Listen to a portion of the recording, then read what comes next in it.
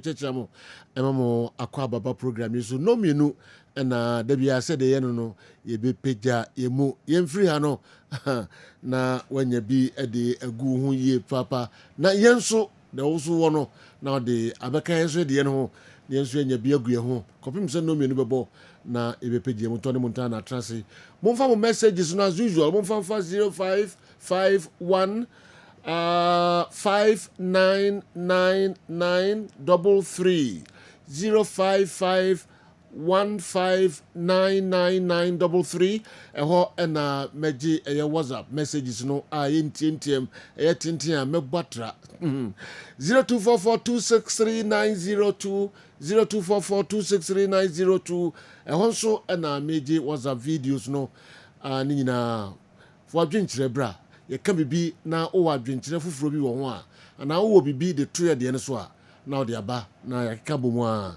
Champions League night ene enya sem kitu akra ewo Anfield Liverpool ene Real Madrid what a game Tony Montana ho ewo so say we any other games also na PSG as we welcome Bayern Munich and then you any other matches and that's some kitu akra club issues p Tony Montana bobo ano odi brain enye eno enko Africa oba World Cup playoff no eno so shase enya some kitu Morocco clubs countries no when ene be wuram free Africa na wawuram intercontinental playoff no na nitie ya otimi akọ World Cup no 2026 no ebi. All right, the moon sensam ya de bebremo. Sanso ana FIFA under 17 World Championship no so ekoso Qatar. Africa modern mono it say and result no epepe free mo by our mo no ba trance na details ni na enso o de bre yen. Enye eno nko Ghana Football Association they to do say Asamoah testimonial game. Omo ya hombobo a say eno so no mbebo de ahye abrantie and so animonyam local stories p ewa ha ani nyina no ya bobo no e de ebrem Kwame Mickey ba betrase na ode ni nyina nso abrɛ edumra ese me kode no ho puse che na Liverpool na sisi omunkwan wonnam no amunam no ese nam do nsem kwan ba nam do we de nsem kwan papa omo nam bia bi enso nkwan yum ya basa Tony. And then okay, the famous interview on Alaji Guza yeah. Okay, so the second Ukraine you control. Yes. Yes, so Sani can say Liverpool. Your second no. Then you control. And a slot pa place pa. All right. Yeah, and then you ready 8 p.m.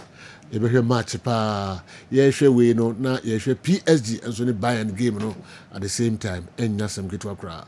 All right, Tony. My head to abo no the brain. That's the Godfather.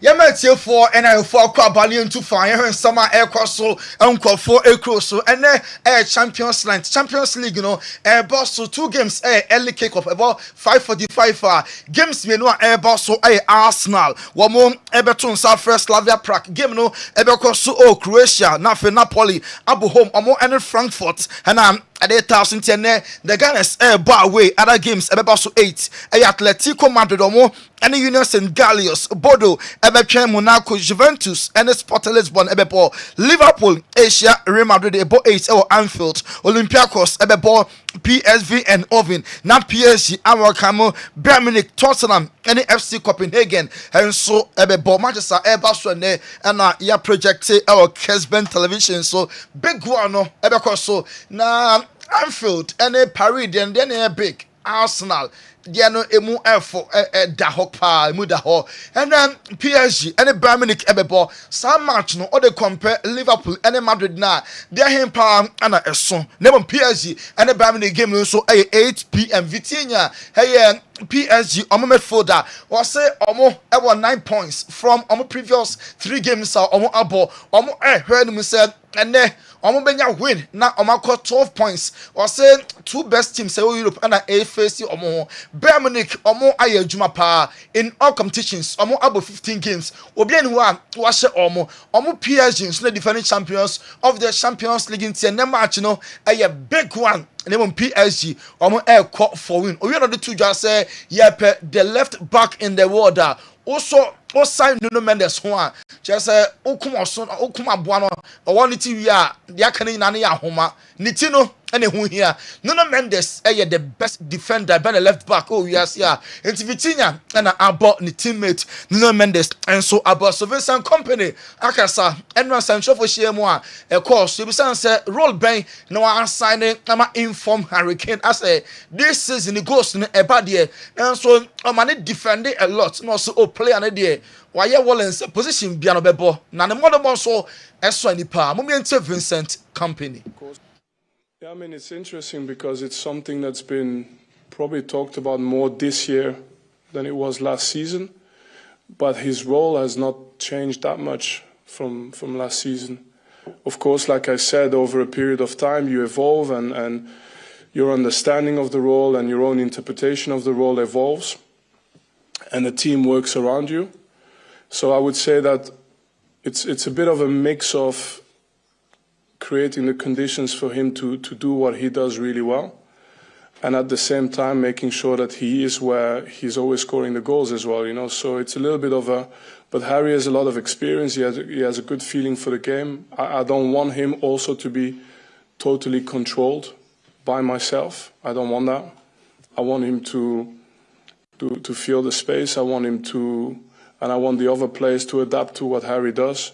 And I'm not saying it because I know that for tomorrow's game, every game is different, but I think it's important to understand that us as coaches, yes, we have ideas, but a lot of the ideas we get are also given by the players, so we have to work around that. Vincent Company, coach, Emma the Bavarians of Bayern Munich, Nebum Troy Deeney, or a former captain Emma Watford. Also, Bayern Munich go for Bombasso, set on way out there. Now, so German League in Tebenkwa, League, best players in Bayern Munich are four, Mama Council.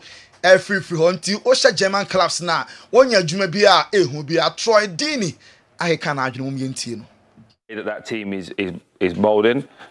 I would make the argument that the German league is not as strong as it was 2 seasons ago.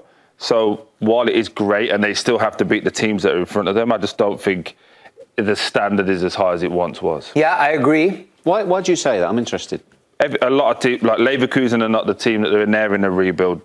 Dortmund are not where they once was. They're in a rebuild. I just think while other teams have sold players, lost managers, and are rebuilding, Bayern have been consistent and they've been really good in the transfer market. And the way that team. Why Troy Deeney and I discredit say Bayern Munich Football Club. So league, Emunya Den say or they compare previously. 2-3 years ago, say the best players in Bayern Munich attraction war. Aside that, Omo money move on so Bayern Munich am from no free Germany Chrome Hoko other teams in various countries. Until league Bayern Munich for no afan for Omo ya de shabaso but then there Omo genemum and the rare test case of many PSG and so abebo and 5:45 Arsenal and then club Omo at the Slavia Prague game so Leandro Trossard over the numbers now Bono when you be born or make impact so free bench eba and our start here or she goal and now assist Troy and so kasa Leandro Trossard e dey atu just say Arsenal ye tagom so omo your favorite players no so edu to musa name omo enye stolen headed omo kon match after match ni kwan say complacency start in Leandro Trossard any different feeling. I think in the last couple of years we have been challenging for the title as well. And we have the same mindset this season as well. We want to win it, and we know how hard it is. But I think we're on the right track, and still a long way to go. But we want to win every game, and that's our thought before every game as well. Our mindset, and that's how we need to approach it. Cool. Art. Hi, Leah. Leandro Trossard, the Ghanaian Arsenal player free Belgium, no, and Martin and Kano, and another big one, about so our Anfield, Liverpool, Kwamo, Real Madrid Football Club match number match. I know ebe din papa 8 p.m. and a game no baso Rand Gravenberg wakasa e afa Madrid bobo kun ho say omo ye team all angles omo players omo ya ade pa nemom ene Liverpool players no aye wollen say omo show the omo suru ebitima just last year omo say Madrid afi we game no a different crowd. The new players? Yeah.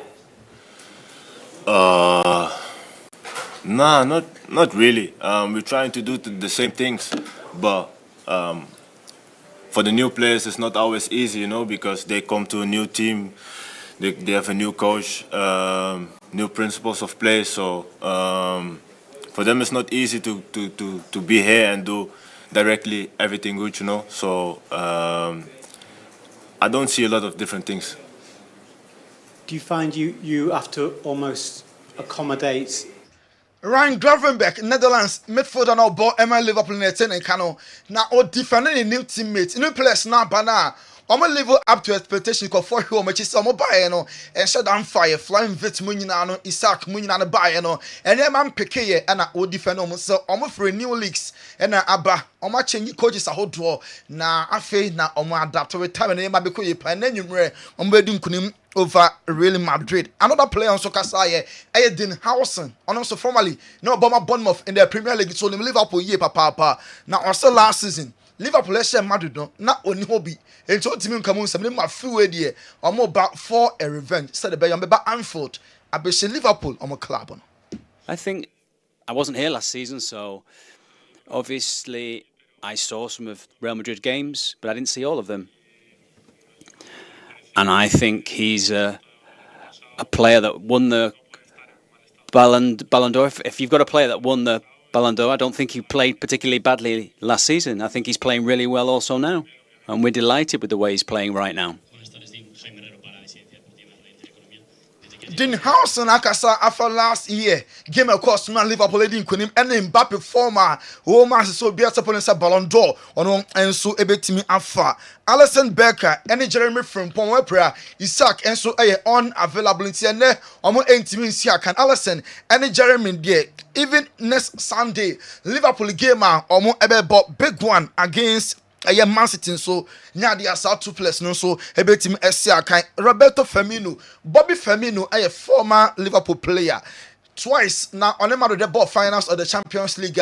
Real Madrid edges out trophy no every omo ensen no the two just say and two biggest clubs in the world and Asia. What's their campaign? Am Liverpool and Empire Power and it's the former club no mum ebedi kunim and then Anfield. The two just say it's so painful so twice almost in the Champions League no omo entimi anji trophy no back kura no and free Madrid also first one no one join Liverpool in the second year no are very young omo everybody nyina Madrid dominate omo kakra na omo ehso second one there na more painful because omo nya chances akese ne nyina omo entimi ambari back pa Real Madrid nya ye na omo share ya omo LFT trophy nti ahadwene and Liverpool enko na omo enkote omo eho yentoa so Thomas Frank aso ya ono Spurs manager Enra e be show videos 2 players of Spurs na omo disrespect manager no wa Abraham Lusu 102 Chelsea Mickey van der Ven and Jerry Spence Enra manager now confirm say 2 players no the apology ban office omo the chopper the more day eba so omo anya ni ye Thomas Frank confirm my Mickey and Jet came into my office yesterday on prompt. Just said, I want to say sorry for the situation. They didn't want it to look bad or disrespectful or all kind of perception you can get in this beautiful media world. So that was not the intention at all towards me or the team or the club. They were just frustrated with Thomas Frank and I confirm Sampa Jet Spence and Mickey van der Ven at the apology Kessie Pa at the Breno Enra and so on office to also and qua FIPRO and upon every project FIPRO professional footballers need na to abano omo best 11 na Cole Palmer of Chelsea will demon tintin by party Cole Palmer and na muhuni se all feature ewo FIPRO 11 no na Cole Palmer china na adwene e dia fa sa listener din appeal ho no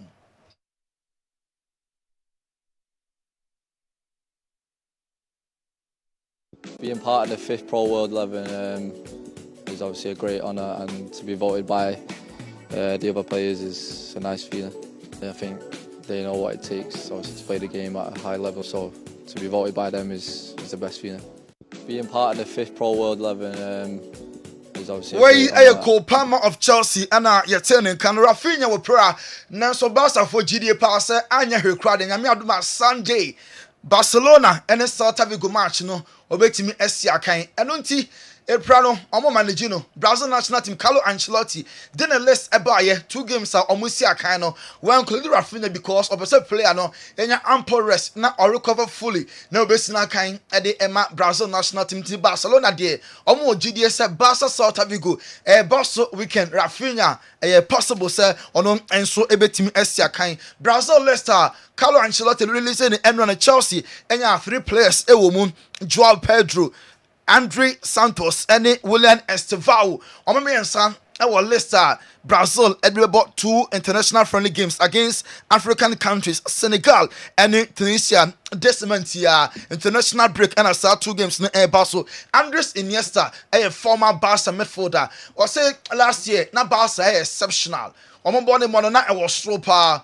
Do the semi-finals of the Champions League. Omo edge double Spain. Since you way and question omo penny because other teams out say unsteady Barca. Omo formations are omo airborne now. Or say understandable say o dominate our league more. Oh, other coaches be finding antidote into very normal. Name of OGD pass afui Barca for omo enye bad. Money mono ebe cross ipra. Aha. Most of Barca omo key players no. Now him say Dr. Ripoll ono a specialist in orthopedic surgery.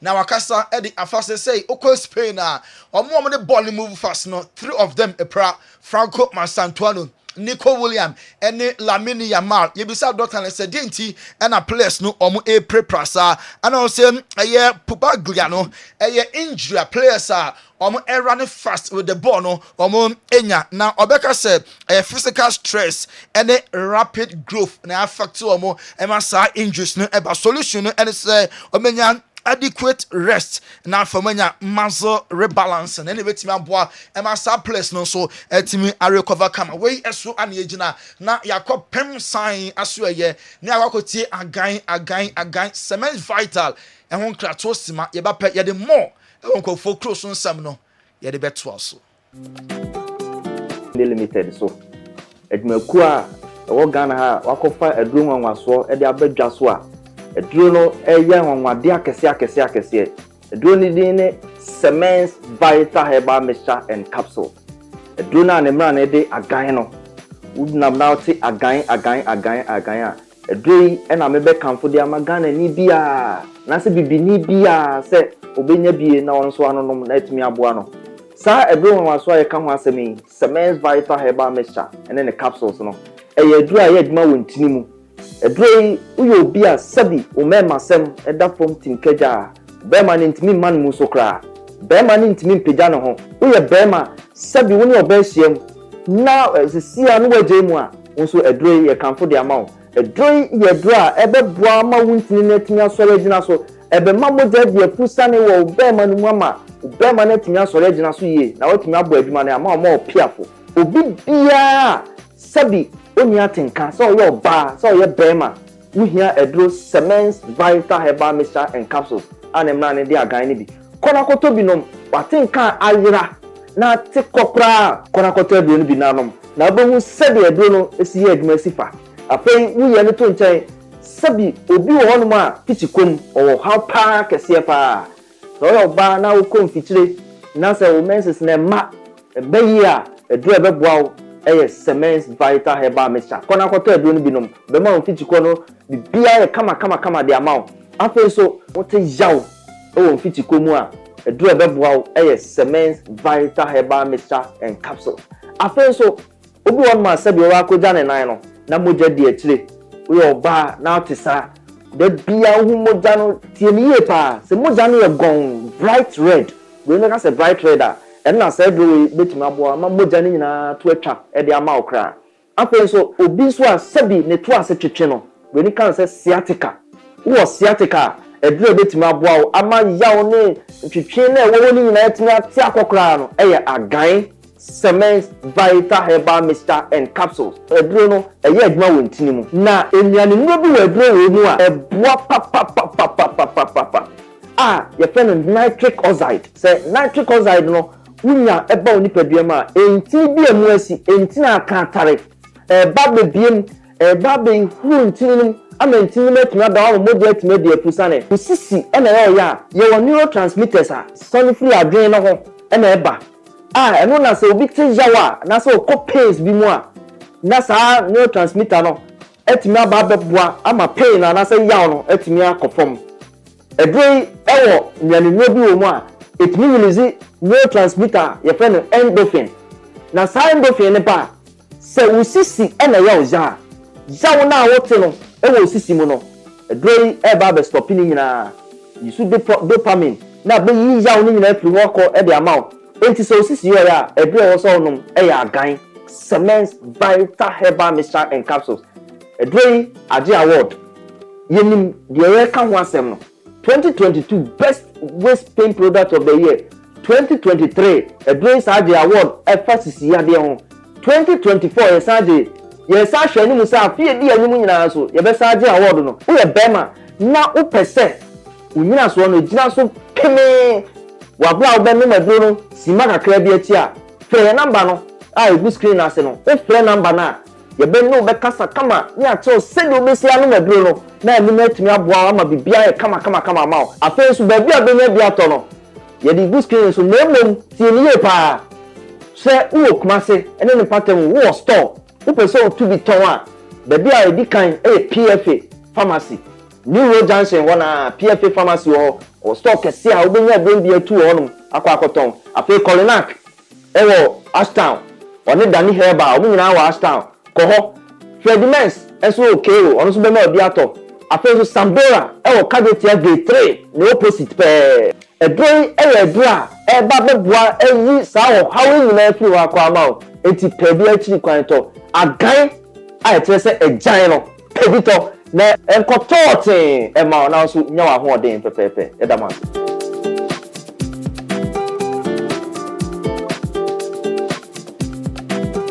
Cement vital agan pebito na enkotote ema ntimi betimi afre permission numbers no na bibia so atimi akoso kama ade ama yentu so Hendrick eye Real Madrid play of free Brazil bae no na Carlo Ancelotti telebia no mana bebo se kura de Jabi Alonso last match against Valencia no man free bench e ba na ka ball no wonya bi embo Man United for by sen komunya na ka omope ne mum dia Man United for enya no ne se Madrid person beto boy no kura Man United person boy ne ba on loan na oba on loan ni wie na me bo so ani a ka Man United ebenya option say ka omobetimi ato Real Madrid ampenisa enu nti ananse say Lyon for ewo the upper hand say Hendrick omo enso ebetimi enya no Man United ho a Gary Neville bash new players no o say bi mo buy omo ya de Brian Nimwemu so far so very good or ya de na afei obenya other players omo Matheus Cunha mu nyina ne buy no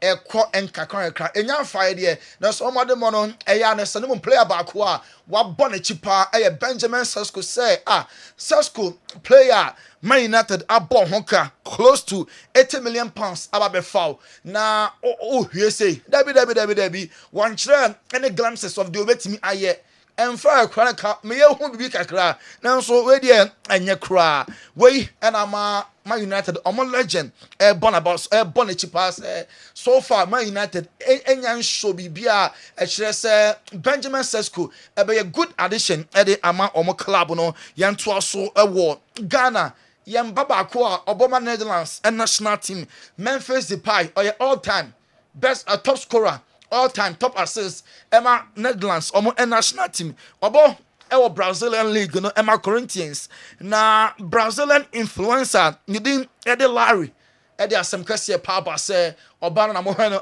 Kessben television so o say on Memphis started say omo twempena after birthday party bia omo call ye in February na when we saw for just last month ya no hu say onyem na Memphis etes asem na sa or distance ne ho so say Memphis afa kwati kwan atwe ne ho afiri no oba no kra because on person obeteki responsibility of akoda na ohye yafunu mu no nemom oba no e the pictures about on tie kire se wa fafuru nti Brazilian influencer Larry and I never to just say Memphis Depay wanyem no anyway in a one person be take full responsibility of pregnancy no nti we and in sama obano e the abetu generation players yi omo be ma no eni mo mo kra o sesi anedomo akọ into trouble nti Memphis Depay edie and amohwe e wo Kessben television see Godfather akoye wonye say don't and wonye say we one side obano na kana say yenti Memphis nso ndo nipa bi me tu oda be shemi it be a match no waji it be a waji but it be so go fon so JJG Tony. O ye fezia. E ma no ma ha we know area. Professor Ba Bebusa no wasem program. We know area. We know area. Your mom your authority e was sa area we. Dr. Beba. Yes, to Ba Bebusa no wasem. Why Mr. We mino. E wo adwuma we mu. To the uncle. Media nsem di gu ho. We mino. Na Dr. Baba ye ho adwuma. You fancy right? And how we bring ho? Oh, you fancy. All right. Montana the Tony, you fancy na the when wa anka unim se waye bi no. So obi kan ho so bi kan ho so unim na wo ye. But o de aba be show. Ti ka be dwane. O ka me nwane. Ba menya ho se obi nso fire ene de medina. Don't hu e me nka so. Me hu dia me take responsibility. Ready. Me hu dia. And just we busa corridor mu asana be. Sana me. Minu pie ko jina corridor mu asana be. Sana me. La mi ya ma papa o ye se ya. Nka la mi empio. La mi ya ma papa. O ne ba no 14 years. O ye se ja nka la mi empio. O se me ba ne la mi.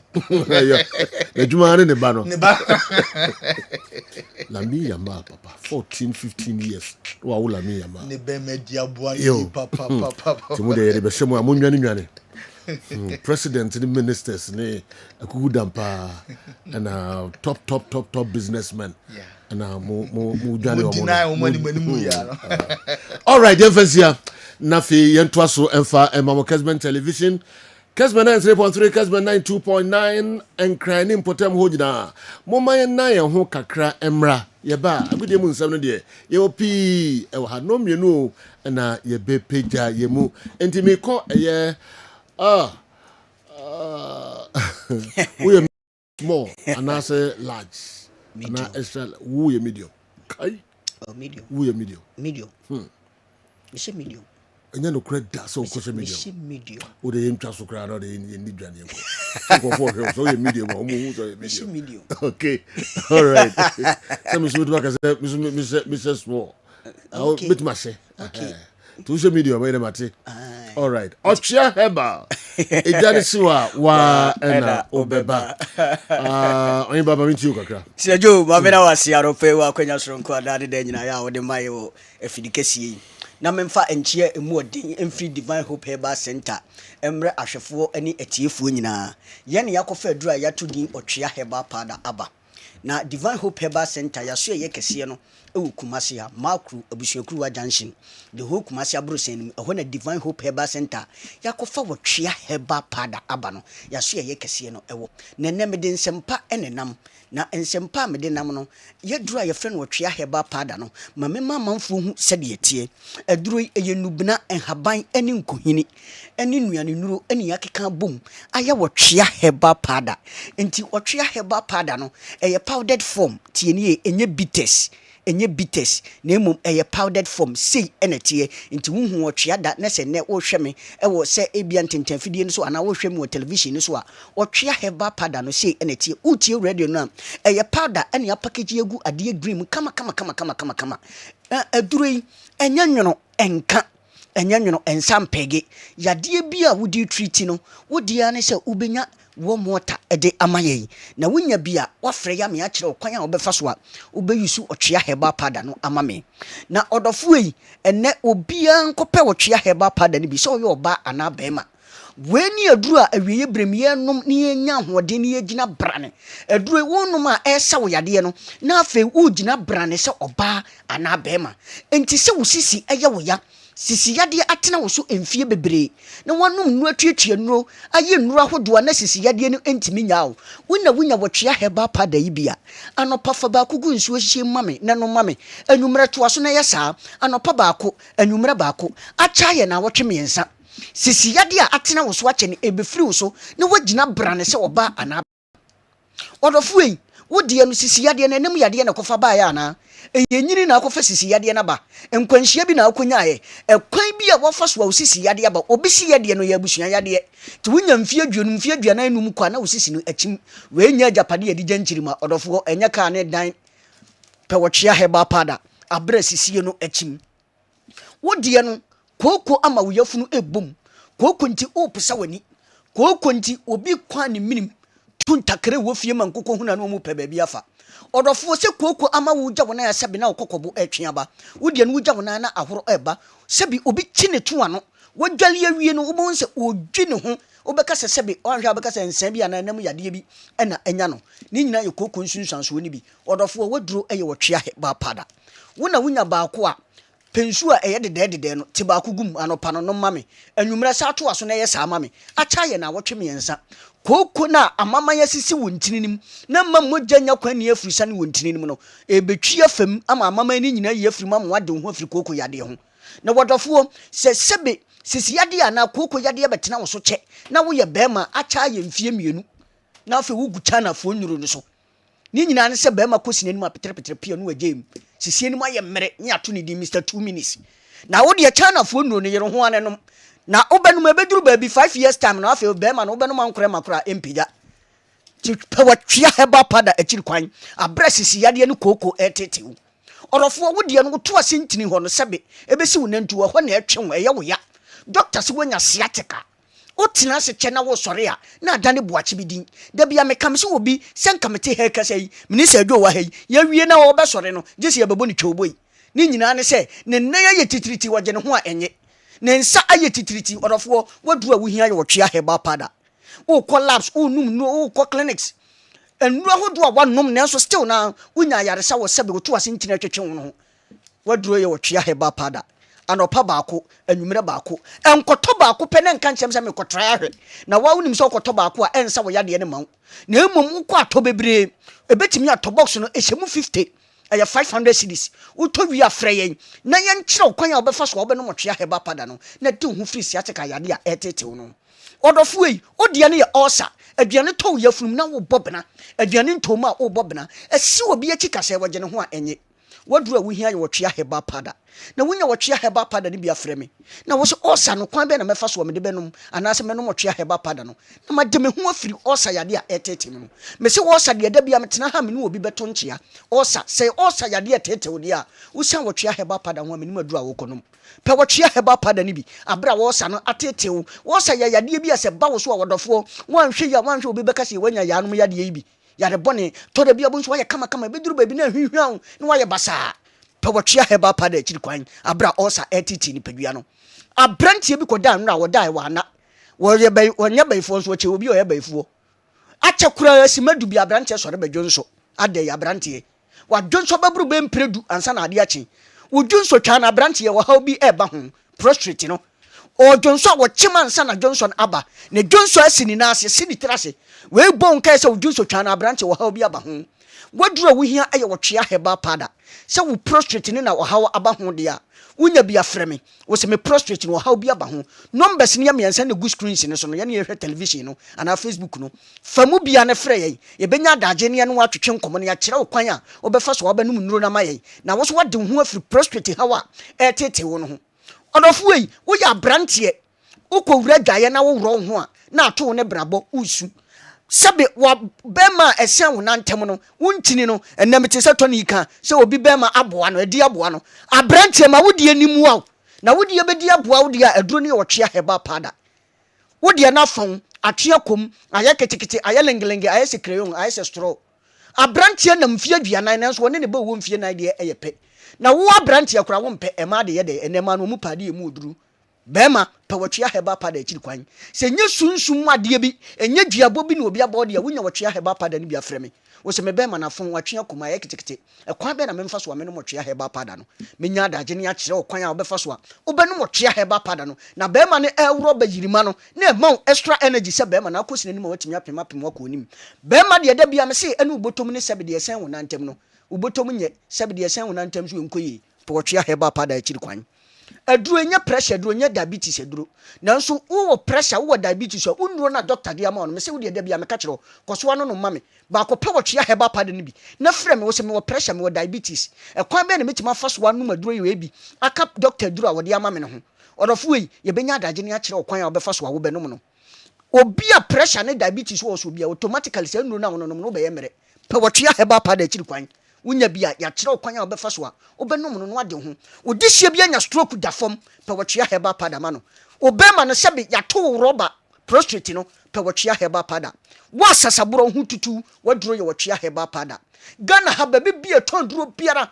ubowura fa ubenya wotwe heba pada ni bia to se heba shop pharmacy shop over the counter ubenya bi ato ewo ho sa kokeo kewo usu upe Simon Fund wato original phones no Simon Phones and home appliances na ho no any school ni na yo city ho no ubenya otwea heba pada ni bi dosopo no ewo ho ubenya bi ato ya so ye kase no okuma se ya makro busuakuru wa junction Queen Bobone ewo Village Junction Madina eya enkran ho na so sa na Kessben FM ho ubenya bi ato Angel TV ewo La Pass ubenya bi ato ewo ho no Abet Sam ewo ho ubenya bi ato Jafeba ewo mankasim benya wotwe heba pada ni bi mumuni awe enterprise wo wa PK Gombila ewo Tamale ubenya bi ato ewo honom soga kope eye ade farmer odalo eye ne pharmacy ana ne heba shop biara ewo nzimane ne mpatam no ubenya bi House of Drug ewo Ashaman ubenya bi ato edosofo no enko Winef Heba ewo court da no Madam Lembeda ene ne mano ho ubenya bi ato Ghana ha de bowura ba bia eto nuro o kan shi drag lane eho ba bia no ubenya bia to minim ba bia otwe heba pada no bi enure oba wo mbese baba ko na atwa eba tuntuntuntum wunya wuti pains na wo bobena eya wo ya five brother shase develop ya fununu pe wotwe heba pada ni bi na mo sa ama no mo mfa nsuo hie na benom wunya bia frɛ me na men kyerɛw de benom otwe heba pada no na wo so gina brane sɛ oba ema me be ma ma oba nka agye wo mpam na oba beka agye wo mpam a new key bia ba enti mo mpa wotwe heba pada ni bi na afi mo mfrɛ me na me mfa new key no enka mo ho gye numbers ni sesi na frɛ me abrabre no aye ebe no numbers no ye 0591 56 55 57 0591 56 55 57 0550 63 90 37 0550 63 90 37 the catch one is 0551 22 82 81 0551 22 82 81 pebina phrase here na yen twetwe enkomo yese wotwe heba pada eja ne hyewa wa ena obeba sajo yamla chen so de nenam kurum okay all right wishi bia no watobi okay abeboa pa yeah na upe obi deny example say ona se beta ata ba cho kame wa fa ho ye me de me am ho na ye wusume de me se sen kame no woti hayi me wi a me sole no na nka dani ase fa ho ye me de me ho na ye yu ene ye wanti abeboa papa Sajo bitia to zufo nyina but sajo munya all right otwa heba ejade shiwa wa na obeba ka ho na kope bi to na ebeboa uye papa mo messages no mo de munya botre mekan enti happy birthday so nkonko ma wan eduru ha enso meye de amamo why Joe Dunko no fin eduru ha meye de amamunya botre mfa mame na me de da mo kakra bi aba na yahwe mo foreign stories no enso emu kakra de amamo meko easy waterproof paint no more leakages na mini kofi amwako enso akodi enkomo kakra kofi say ye the general be I fine the nyakopon asepa I love your tuntum up and down yes so who ye what's your watch for abo no ndu apa hosima aduasa enu pepe easy waterproof paint ma you dey na frame easy waterproof paint no more leakages oh I tell for say you no dey have any any come on Sergio, yes. you ngombe bedi ngombo. Yes. Na ya chia ya maame ne ebusafo mutie. Na mo bibi ache on this sports biggest platform so. Na the mechanic say me maame, me papa, me nua be ma, me nua ba. For numbers you natural no sisi and sakra asa mama o the easy paint 0593 70 7696 0593 70 7696. You can easy waterproof painter. And only painter nese me mama me papa me nua be ma me nua ba unyan tobia oh yeah a very big mistake. If you say odana usi no eden ya obewie me ka so ka bia wa wie wa plaster wie se wa plaster wie pe eden ya obe paint fie no efie de se usi na se wan paint ya wan si krankeye because eno na ma fie ne dance eno na ma fie ne ye complete eno na ma fie ne ye fe eno ma edan ne cheye easy waterproof paint any painter it is say aman wow me can man a unim de message me kire e say twan time and then papa and the paint num it is about leakages on chance na so awe na ache no wo dana se na abom pumpunya ne brofo no ye bubbles wo dana se na aye tantan fro wutimi wo se wo de won sa kakra bi ka dan a na atu ene plaster ni nyina agu nsem se be bone ban enya wo fault eye anwea no a wo de ye plaster no anwea na wo de twa blocks si dan no ene na ma these problems because na clay word as anyanum wo hu anampokura so hu ya na kachiri Messi fo ni bisu hu a omonka ono de hia na ne dodo na obeye no wage ni sika no okon ba bi tawia no bose ya na da na se da na hu nyina e papai eno na da TV no so a Facebook for that so no we ni ye kan wase start say ya start free from cra na foforo basro enonom foforo basro utimu se fie wa painting kama paint papa bia onim bia o de aye and so still easy pe any paint out the ya sao how we nyina e be manako easy pen paint out the painting won chance so a enya dia sense obe muna o sense obe fa hin na ura dem o sense obe ba kotwa kanko e wo uti anje so o anase opop so time ferry mishrewa easy waterproof paint and na me chief painter ti dan so a why say anoma ba bia o si obi chance so a okura dua tententen a odi e roly koba no sa ne ba kala bia o pe no obeji a na mama na ko painti ama o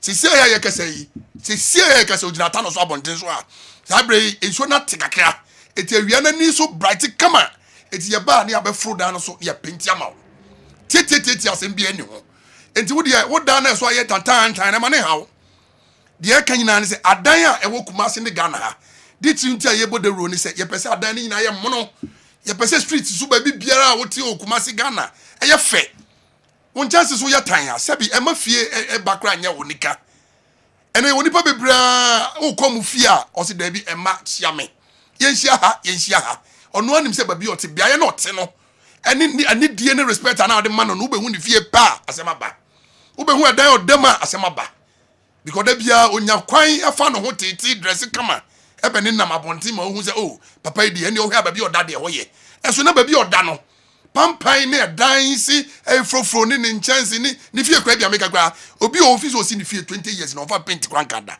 paint ekome koko over nkada sabi enye fine but o easy waterproof paint auto a ummoka mienu eka ba ko na wo bo because auto easy painter ade a odi ko fra paint ne eno ani isuo ya no mo de auto o ma che o say oh this is to bibi fra easy waterproof paint auto a ummoka mienu your sizes ahodo mienu kese pa na 15 liters and that TV no so no box di kese pa 15 liters na say would be maso ni ase maso abon say wa ma paint so keto pa na 5 liters de wa ho din betimi biara e de akọ paint ufie ama na ufie na nya nimonyam wa mo nimonyam so ba usu mu se na uti fie ya kama mu a sebe wa pie na wo ba anase nipa kra mesra wa utimi fa telephone e na ti mo mesra me a che mo mesra me because unim se ba bi ate na ho efe ho anika nipa ba omo de be bo wa baso say iti hana uti hana uda sanete paint de de bia meka uto papa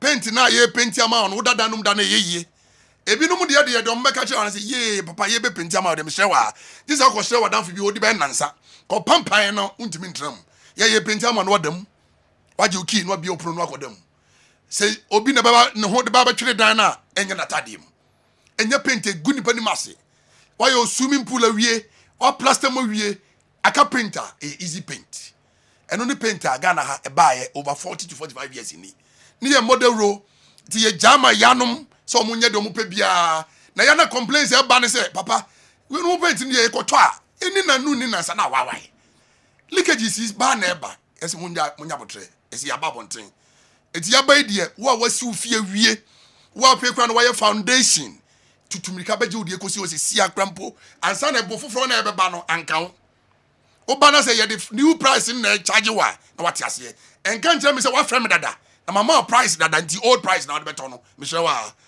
ya the price ye gina ma one good year ni say jo ye fa 1 cedi kranka ho o de ne so ba frame on 0593 70 7696 tutumrika se sia na start to frame start calling even at all say you call waiting na any problem because e bia no be na gina so no tie all kan asem owie ya ye be frɛ number the back your friend want me amfa e bia na wo why busy no asa frɛ back wo beto na oni painter oba no aka kyerɛ within Ashanti region Stephen Wo your painters be so many of them e bo mama ba fie no ma be adwuma na ma wo painter so a o ba mesrɛ wa no di wachi fefefe oba be do office wa ni a kyerɛ no kwan obefa so ni nsu dudu bi o de be mete any of the buckets say be ya enkoje ni nsem no wan ko ka say obeto easy no antimi anya de opɛ easy dia obia so ni wo to ya o de complaints bi abrɛ Sergio besi na make say afi na ba Sergio oda roma obi aka bibia gu wasum abonten unti say obi si easy o to he no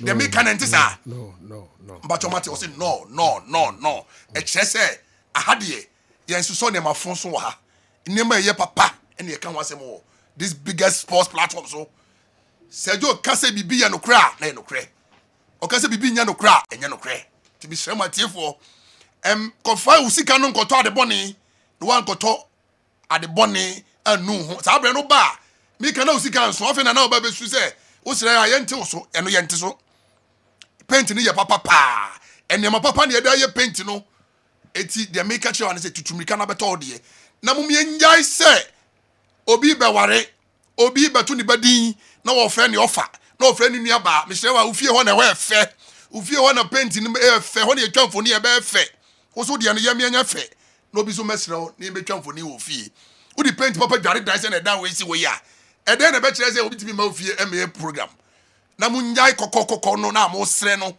obi a ne fie afa bia no and every na ko mo frɛ mo am gaje mo se om goto paint em paint o mo fie ne o mo compound and o mo rooms nyina ene dan na chi na sabi nipa bebrebe obi fie na se o kone na just mase nko ho na nkrama gu oboa krama bia ni ho dan na chi all because edan na chi nyina nye afrofro edan na chi nya nika it is okohu dan na chi na hu anima anim ni na deceive be dan na chi nya nika wo na wato no fa easy paint na bright na so bi fikroti aba waka say efie esi botan so yi efie esi hai efeye efie de yellow ni green mi apenti efeye sa na ye pese adan wo kuma se ne Ghana eye eti me ne me boss de ntia ye ne abra ye kasa no pa wi anwumre ne se ye pese adan ye wo kuma se ye new site na out say ye old site now or relocate it to say you be single room be no current here go for easy waterproof paint and only painter can tell you ye fan goes you ye buy ye twam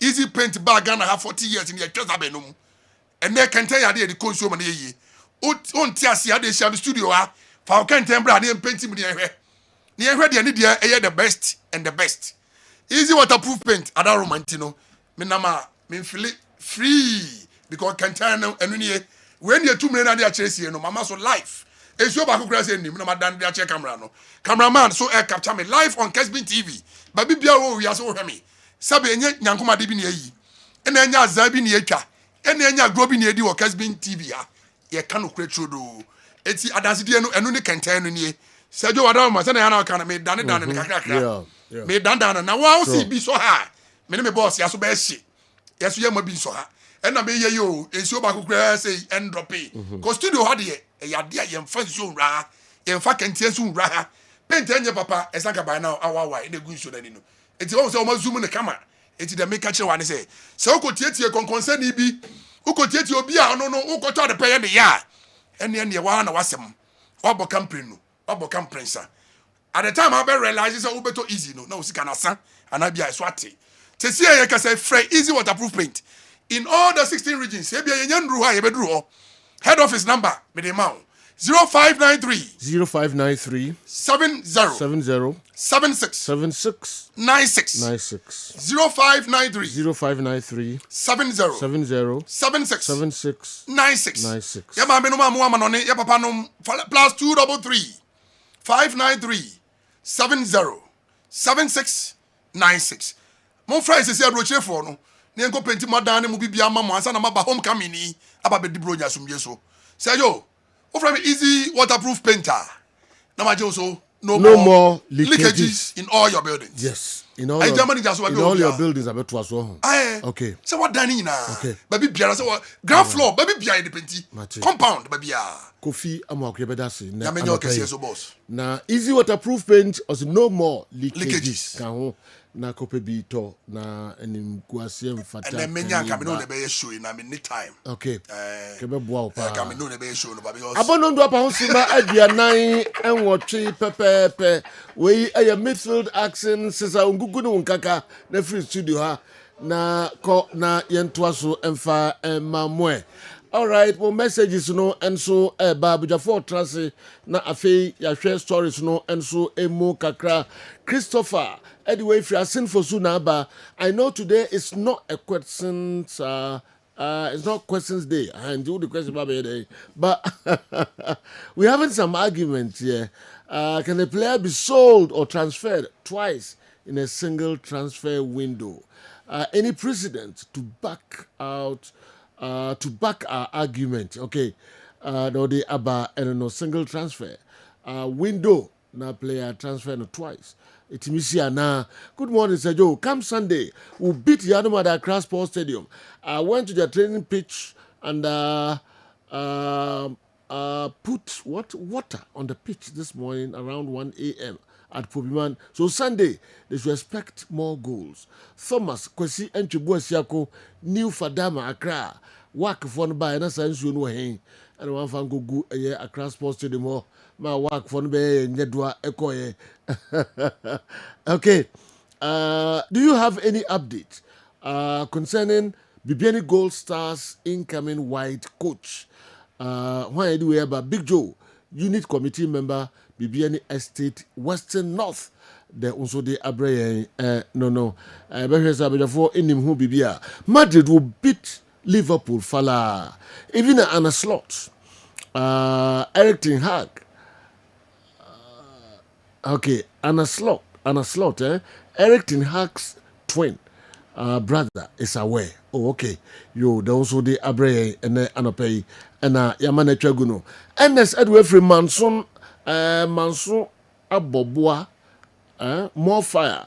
Liverpool all the way. Thanks to my lovely wife Hagar and my friend is it Riata? All right.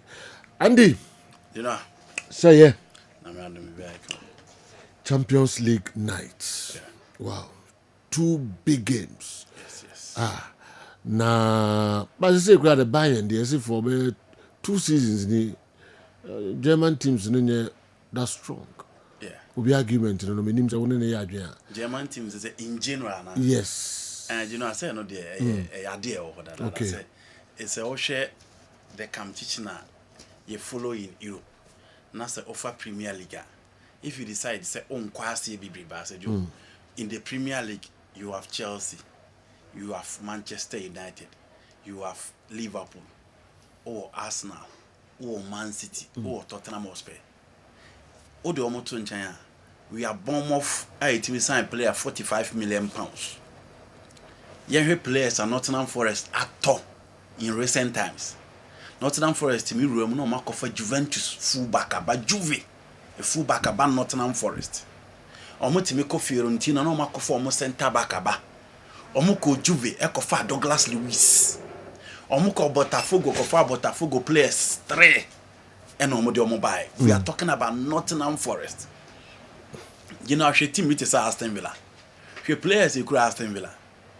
Lucas Dean, Matthew Cash, Pau Torres. The Spanish national team has not been fair to him. Jen Hayes and Nick Pau Kubasi almost better than Pau Torres, but because he played for Aston Villa. Even in the Premier League, you have teams as a Joe. Almost a team ketua, but almost spending the market for talent. Go to the Serie A, Sikenim baby. But you are short of AC Milan, Juventus, Inter Milan. Look at the Gianpiero Gasparini's Roma now. We are talking about Fiorentina. We are talking about Atlanta. Until at least you have 6 teams competing. And in recent times, Atlanta has been competitive. Until I know so many look man go Inter Milan. Omuja Cup man is maniko Juventus, but they find a way to replace him. Go to the Spanish La Liga. Almost Sikasima baby issue. But at least you are short of Barcelona. Or you are short of Real Madrid. You are short of Atletico Madrid. The rest of the teams in a talent factory. Almost searching for players no do ba. No ma grow game no ma kwakoton Until again almost spendi baby. But at least unim say you have about 3 teams almost competing for the 1 La Liga title. Besides that, so who decided so the Sevilla Eco Europa holding? Who decided so the Villarreal Eco Europa holding? You go to France. Said you aye PG nkwa. Inti also come teaching in your tough. Marseille beba bako. No more be compete because of the rivalry between them and Paris Saint-Germain. Lyon for the beba. No more the talent in Ibia but say Ryan Cherky. Say the Bayer. Thiago Almeida. Inti your bosses in you are no matter. But you know for Germany. E almost say you by an old for Leverkusen no more baby Rome and say be there. Again. You're not Frankfurt, Mama Much and Hugo Ekitiki. But the reality is that what is the situation of Leipzig? Talent factory, Yentonko. What is the situation of Borussia Dortmund? Jude Bellingham ko, Ellen Holland ko. And anyway, Isaac ko, Aubameyang ko. Likely says Gugurasi will leave. The Sombe Kwako farmer to play a bar. You'll be or call baby or call born a brand ye. Emery-chan. No more than number. Mr. Sabista no more than number. Julian Brandt and Timian rising to the level of Munya Genius of a quadruno. No Makako Fanaba. Even that, they are hoping the next season or 2 they will sell. Inti Aquaquaye Bayern Munich for and as a Jew, Omoba, Omutimini, other European teams they competing. And what the Ankasa a war the German Bundesliga in terms of spending, in terms of competition. Said Joe. In recent times, impone players in free Dortmund, omuko other teams. There was a time, Nama Tamels, no call Bayern Munich, Robert Lewandowski, Bayern Munich, Mario Goza, Bayern Munich, Manu Neuer, Bayern Munich. And he said, "Do I want dinner in our coordinate team back also? And omune way enough to spend. In the Champions League."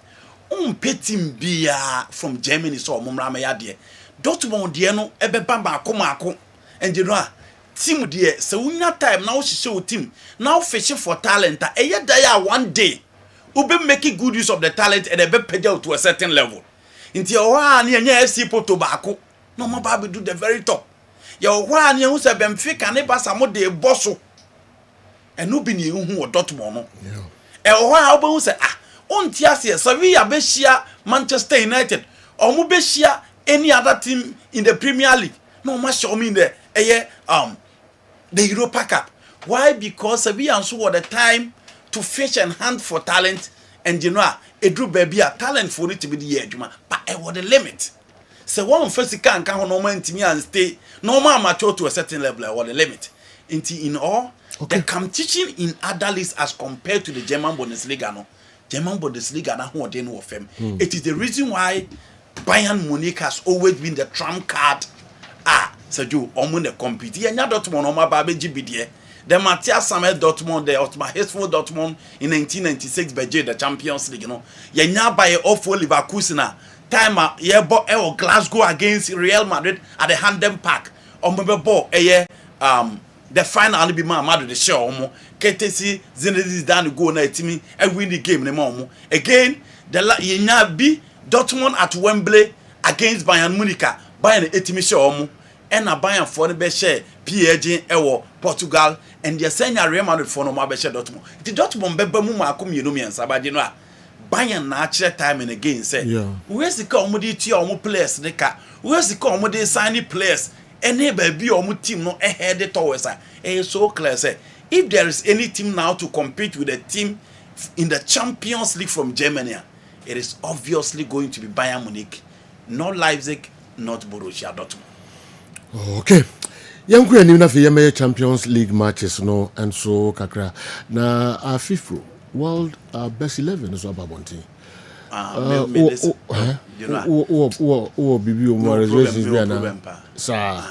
Players. You barely have never Van Dijk ye de minim de omo minim de omo yo. McQueen so ball or body ma PSG and Van Dijk are mobilized. Inti Van Dijk, what is he doing out there? Minim de oyo. The McQueen also the PSG year last season. Van Dijk are yibi. Jude said Jude last season you cried and then you cry. Last season and then you cry. Okay. Jude has no business to be there. I see. And only the only people are raising concern about Kopama. Say or non swear. The Kopama issue comes in with the two competition at Chelsea boy and be the best player in the final of the FIFA Club World Cup. Again, he was outstanding in the final against Real Betis. And only the co-buy. Co-modable in the Premier League in the day. I need news to be. But the two competition at Chelsea not obey participating. Co was outstanding. I agree. So we the FIFA Club World Cup now. Chelsea player who in Hopper was Pedro Neto. But it drew semi-final. No, it was João Pedro, and then Kopama. The final was for Parma. And to dismantle that PSG team at the life, Genoana Kopama dear and obviously will be a slot.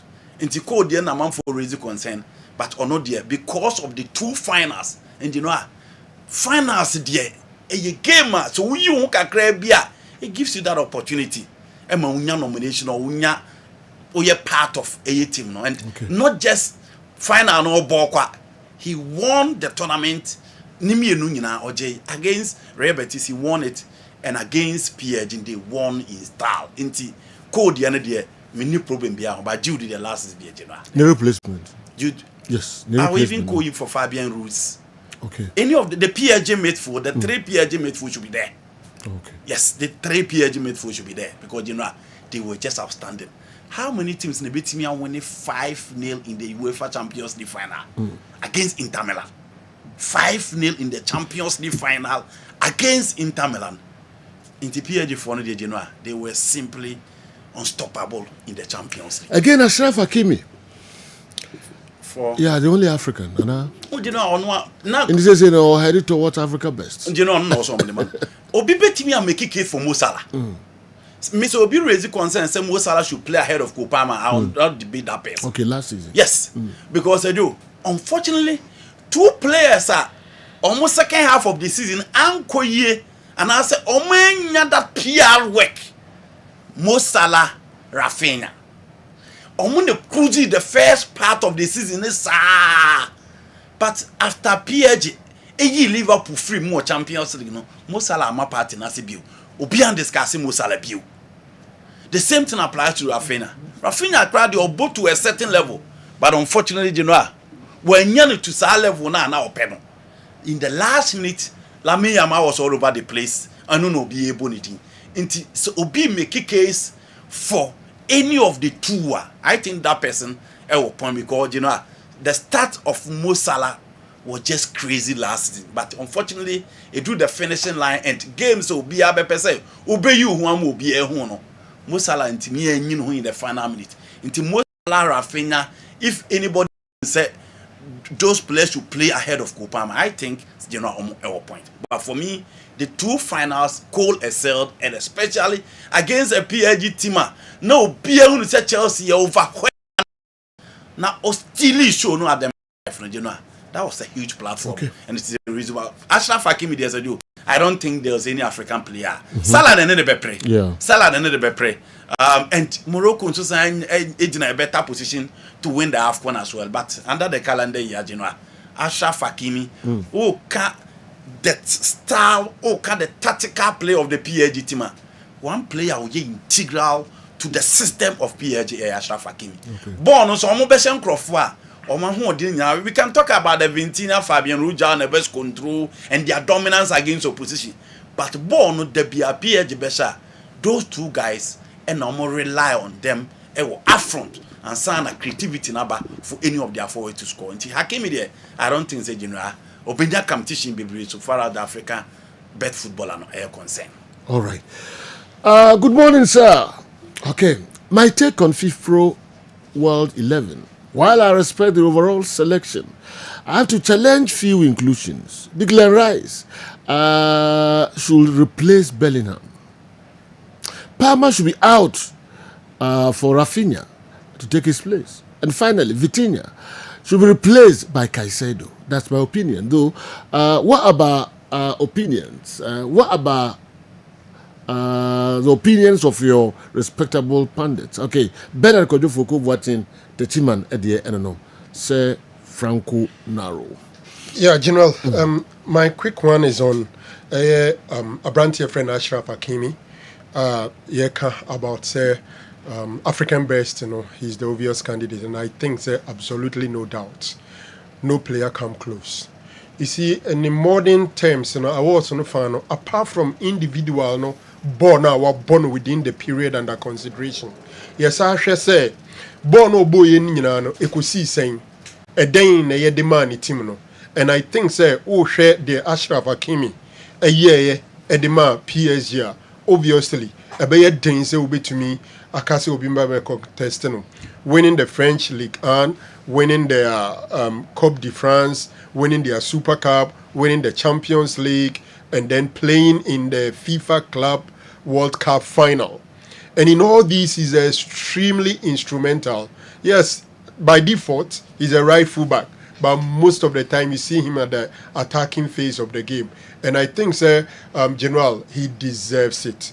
Mo Salah Beba, why Beba, but I think that for me, we are one of the awards, it should be easy for anybody. Ashraf Hakimi is an obvious choice for the African best. And then Yemi say he's also the only African that made the squad, FIFA squad. No, about 170 do baby and honsam kana yedin kakra because sometimes Obeshe will be there no way nekika ekamia kwese maybe Virgil van Dijk position. And then Crawford kakra after helping Liverpool to win the Premier League. Champions League, it wasn't so exceptional.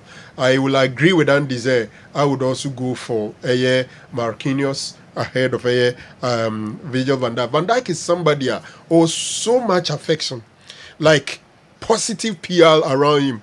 On one kasa and Shedan Kasa, but I think he's got some level of charisma.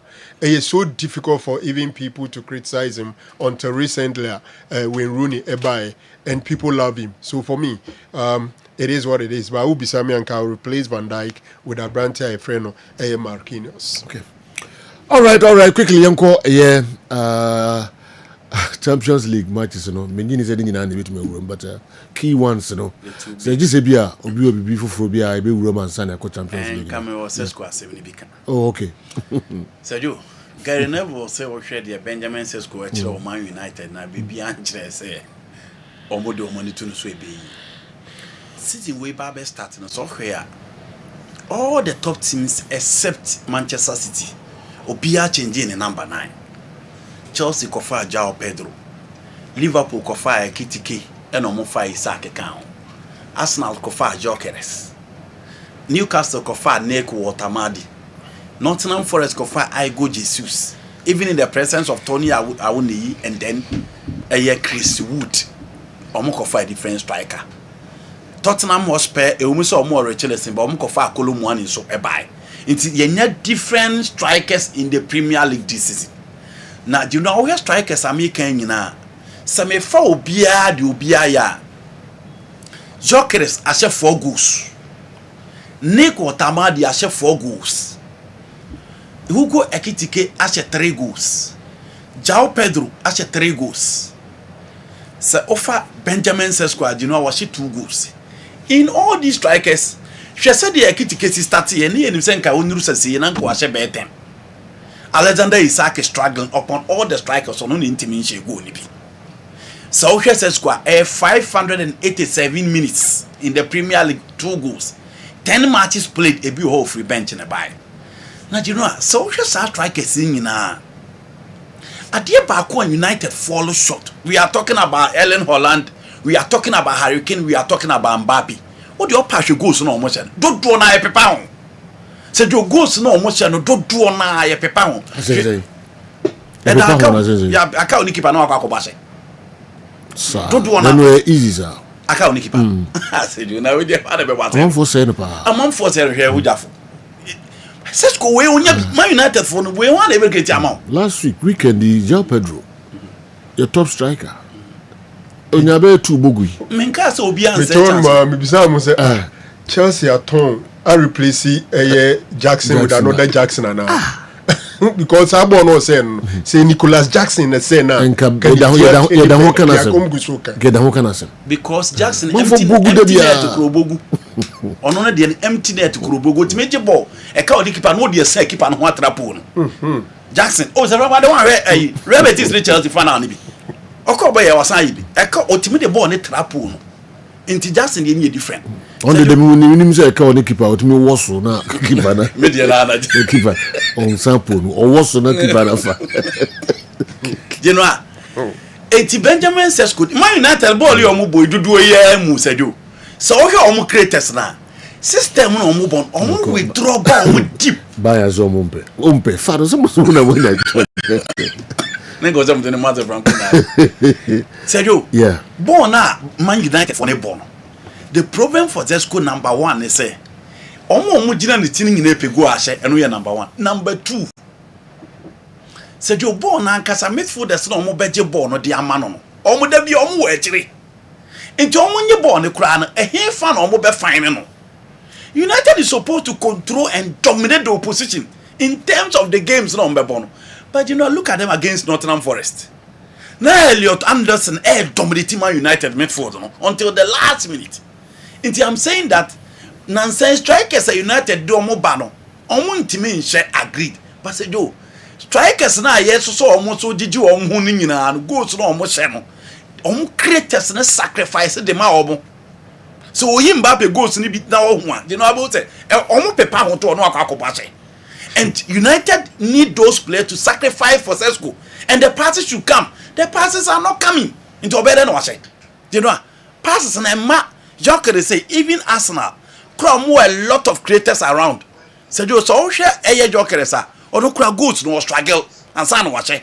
Of for so power because Osha declare Rice be shoot too because Saka is selfish. Leandro Trossard do sacrifices kakra. And Sejo, I think Benjamin Sesko will need time to adapt to the style, adjust to the system, and hoping Cunha and then Brian Buemo and so at the passes never back. Now I'm already a job board and Casaya no Ginetino. Because all Ginetino, you know, the China say, oh, strike and a withdraw. And the profile of Sesko is not like Mbappe, he's not like Harry Kane, he's not like any of those strikers. In terms of footwork and as a transitional play, on quick feeder. He need those supplies. He need those creative elements around him. And who are the channel of supply? Amadi Alojebo no bejina ho. Doguba wontimi. Daluba no be disappointed. And the players around him board no mukurache. And it just could say, this is a check akra. And as I said, all the strikers apart from Erling Haaland, you know, he go to Haaland ache. Nashe top scorers no.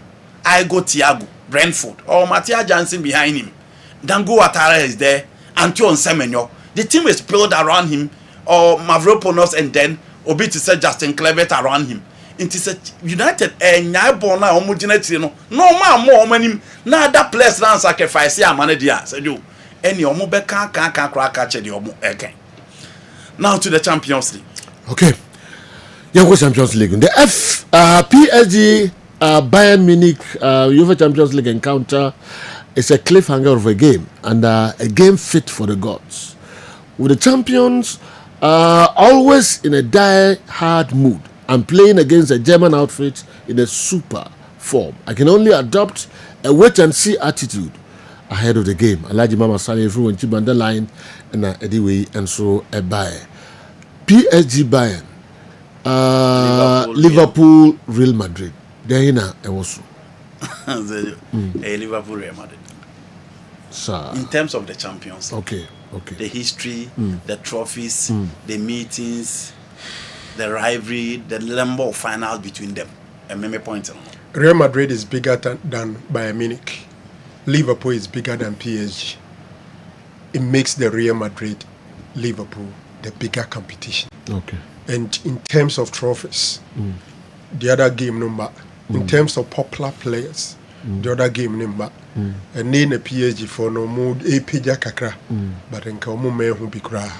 Yes, they are the defending champions, but I think that Real Madrid, Liverpool, and in recent times, Real Madrid and Liverpool and a lot of competitions in the Champions League. I think so around this year, November this year, around this time, and last season, 2-1. It was 2-0. 2-0. Liverpool. Liverpool 2-0. Anfield. And it was November around the same time. So Liverpool and Real Madrid competition general. Liverpool. On current form. PSG, Bayern, Liverpool, Madrid. Current form is PSG, Bayern. Yes. Current form PSG, Bayern. Yes. Current form is PSG, Bayern. Yes, because if you talk about.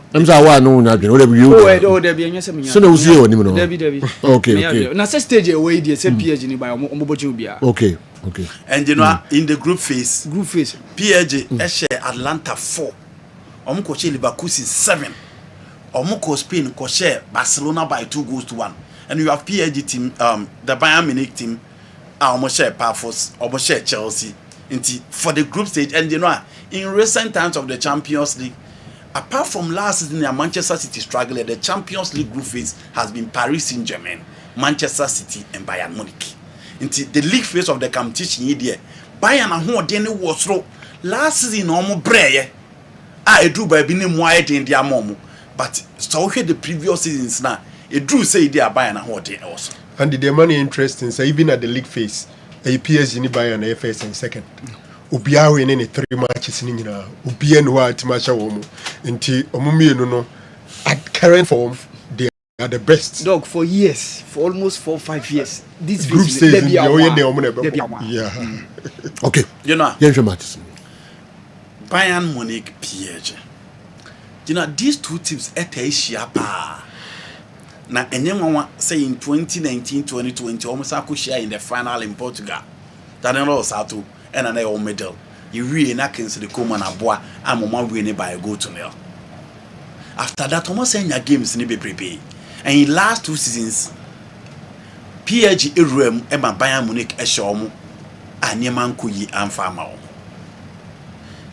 One game will be a Sakai.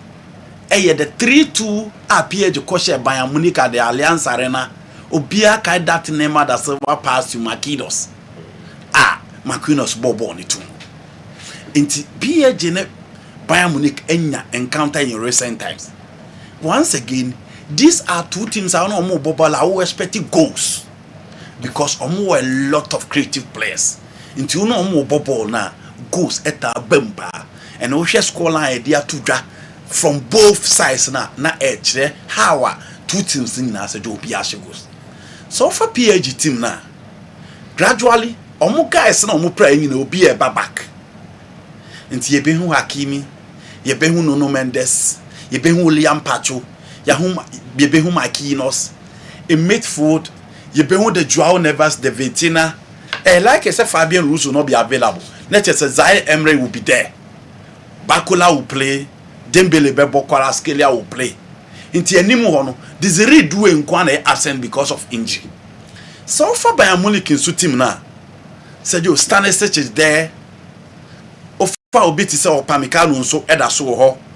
Ofa obiti se Jonathan Tah, and those are the two guys a omo be na central defense na dia Bayern Munich. Coran Lima will play from the right. A midfield of Pavlovic and then Joshua Kimmich. Michael Olise, Luis Diaz, Sergio, and then you have Harry Kane. Now 3 guys no more top, no who Europa fee. 21 goals scored between Michael Olise, Harry Kane, and then Luis Diaz. Into almost firepower na dia Sergio and Wash. And they will be meeting against a team almost no both defensive and attacking omo very good, especially when they attack. Nti ene ye betwele with Diaz against Ashraf Hakimi. A more attacking minded fullback as against a player or you're very good in one-on-one situation. You benya Michael Olise against Nuno Mendes. And another way you be expected say Nuno Mendes a better KG Abranti FN Michael Olise because Sergio Michael Olise is playing very well for Bayern Munich this season. Marquinhos William Pacho almost best stopper, one of the best strikers in the game today in Hurricane. Inti here the attack of Bayern Munich. Now they compare PSG defense na yebenya battles Now in midfield PSG have more control, dominance and cohesion in midfield as compared to Kimmich and Pavlovic. Omodiano Pavlovic is a midfield enforcer and Joshua Kimmich depends so much on intelligence. So no so the benya control and then general Medikaka the Hurricane and the other attack in the bar. Bayern defense no Pamecano started season very well. But once again, so who defend against PSG? Any individual one-on-one and kwana wajuma. But also wajuma in terms of omo decided so omo hit you on the breaker. Over the pace, I'll bet him they are catching the three guys up from because Kvaratskhelia is pacey, Dembele is pacey, and then Bakola is quick. Inti ball no sabe do what ya. A crab be na be fast or best stop wobble. And no any planner will be expected to say Bayern Bay. Once again, the experience of the two managers is key in the Champions League. And we look at Luis Enrique Martinez Lucho and then company. Company performing in the group stage. But you know, it drew say pedigree in a class, the experience is so important at this level, and especially PSG playing at home against Bayern Munich. I was special on beating me IBB. You know one? A match of goals.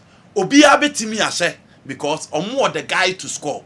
And the measure Hurricane against Marquinhos and Pacho, a battler, may expect cemetery, and it's a ball on the top by and a chair. How Kvaratskhelia and Bakola a deal with them and only at the America. But you know, because it is Paris, Bayern Baha Omutime Besha, Omutime Bomb Modern, Omutim Besha goose. But a game for PSG and you know, at home PSG actually say, Omumo Debo Essay. May call double chance PSG 3-2 Paris Saint-Germain at the Parc des Princes.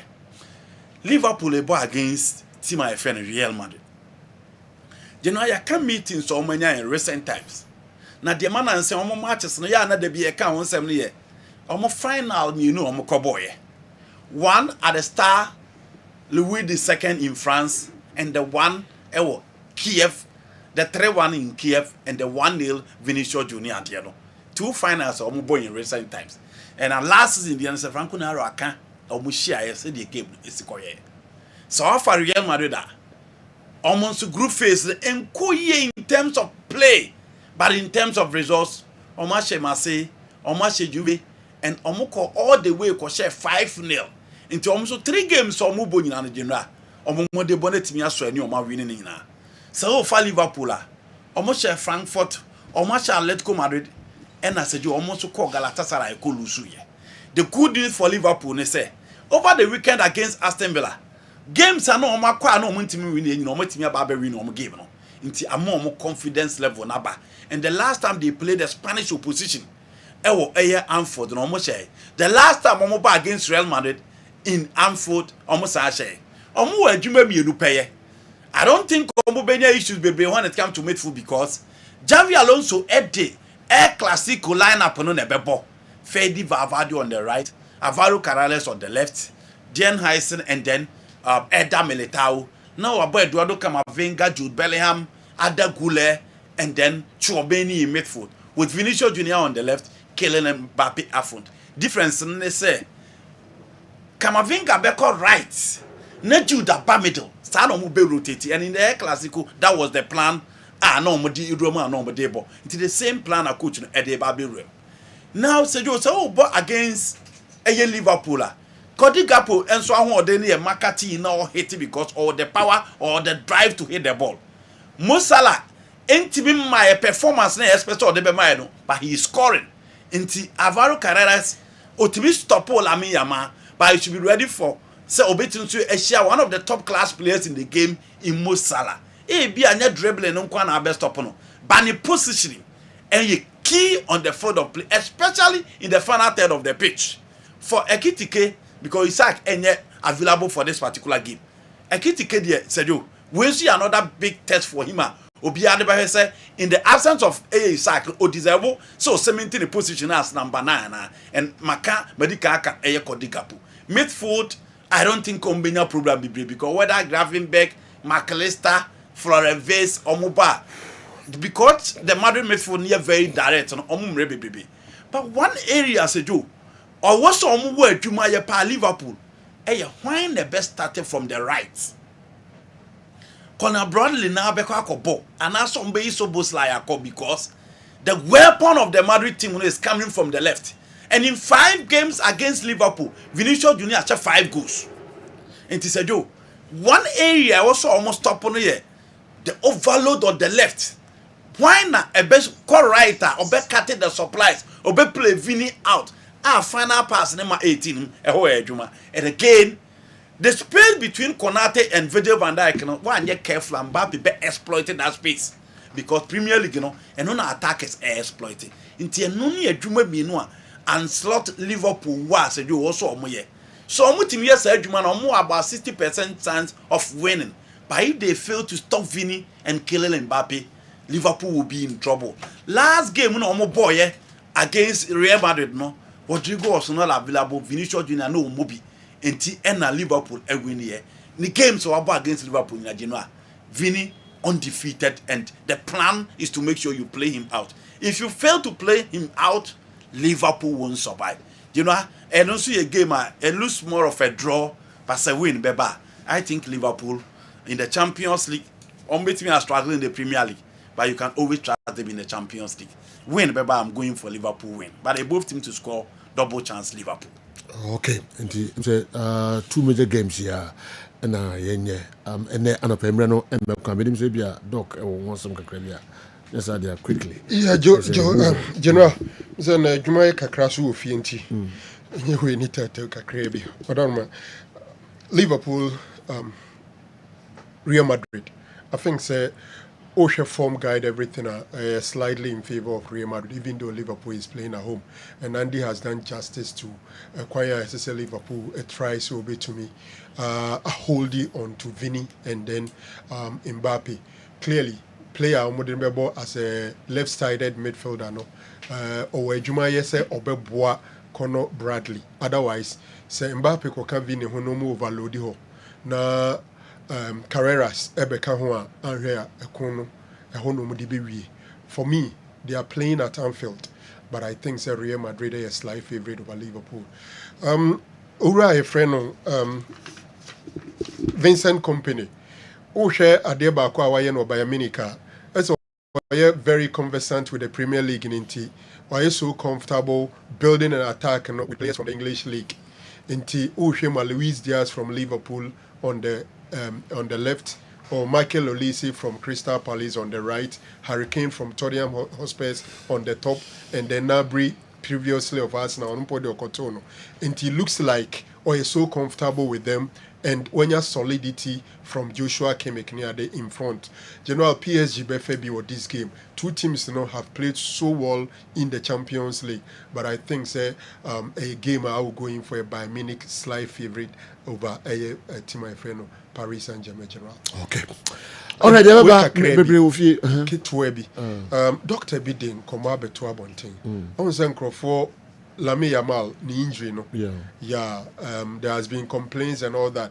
Several reasons are being suggested for discomfort, and I say pubic pains I will go through. No? Now there is this former Barcelona medical doctor, Oyo Mufisio, Wabe explaining situation Lami Yamal. Now it doesn't look good because in common say Ushema, yes, we have picture now top now. A Kamiyako say pubalgia. That is the technical name of the condition. All these boys have it. Master Tuyano, Nico Williams, Lami Yamal. Pains around the groin. Na say players are pacey, like almost speed. Na at once, as from a very slow, not quickly, accelerating, and also what Tumrika no deno. Omuneta say nya problem no.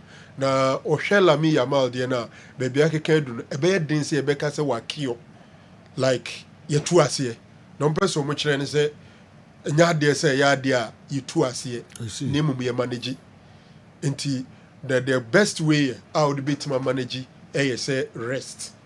Okay.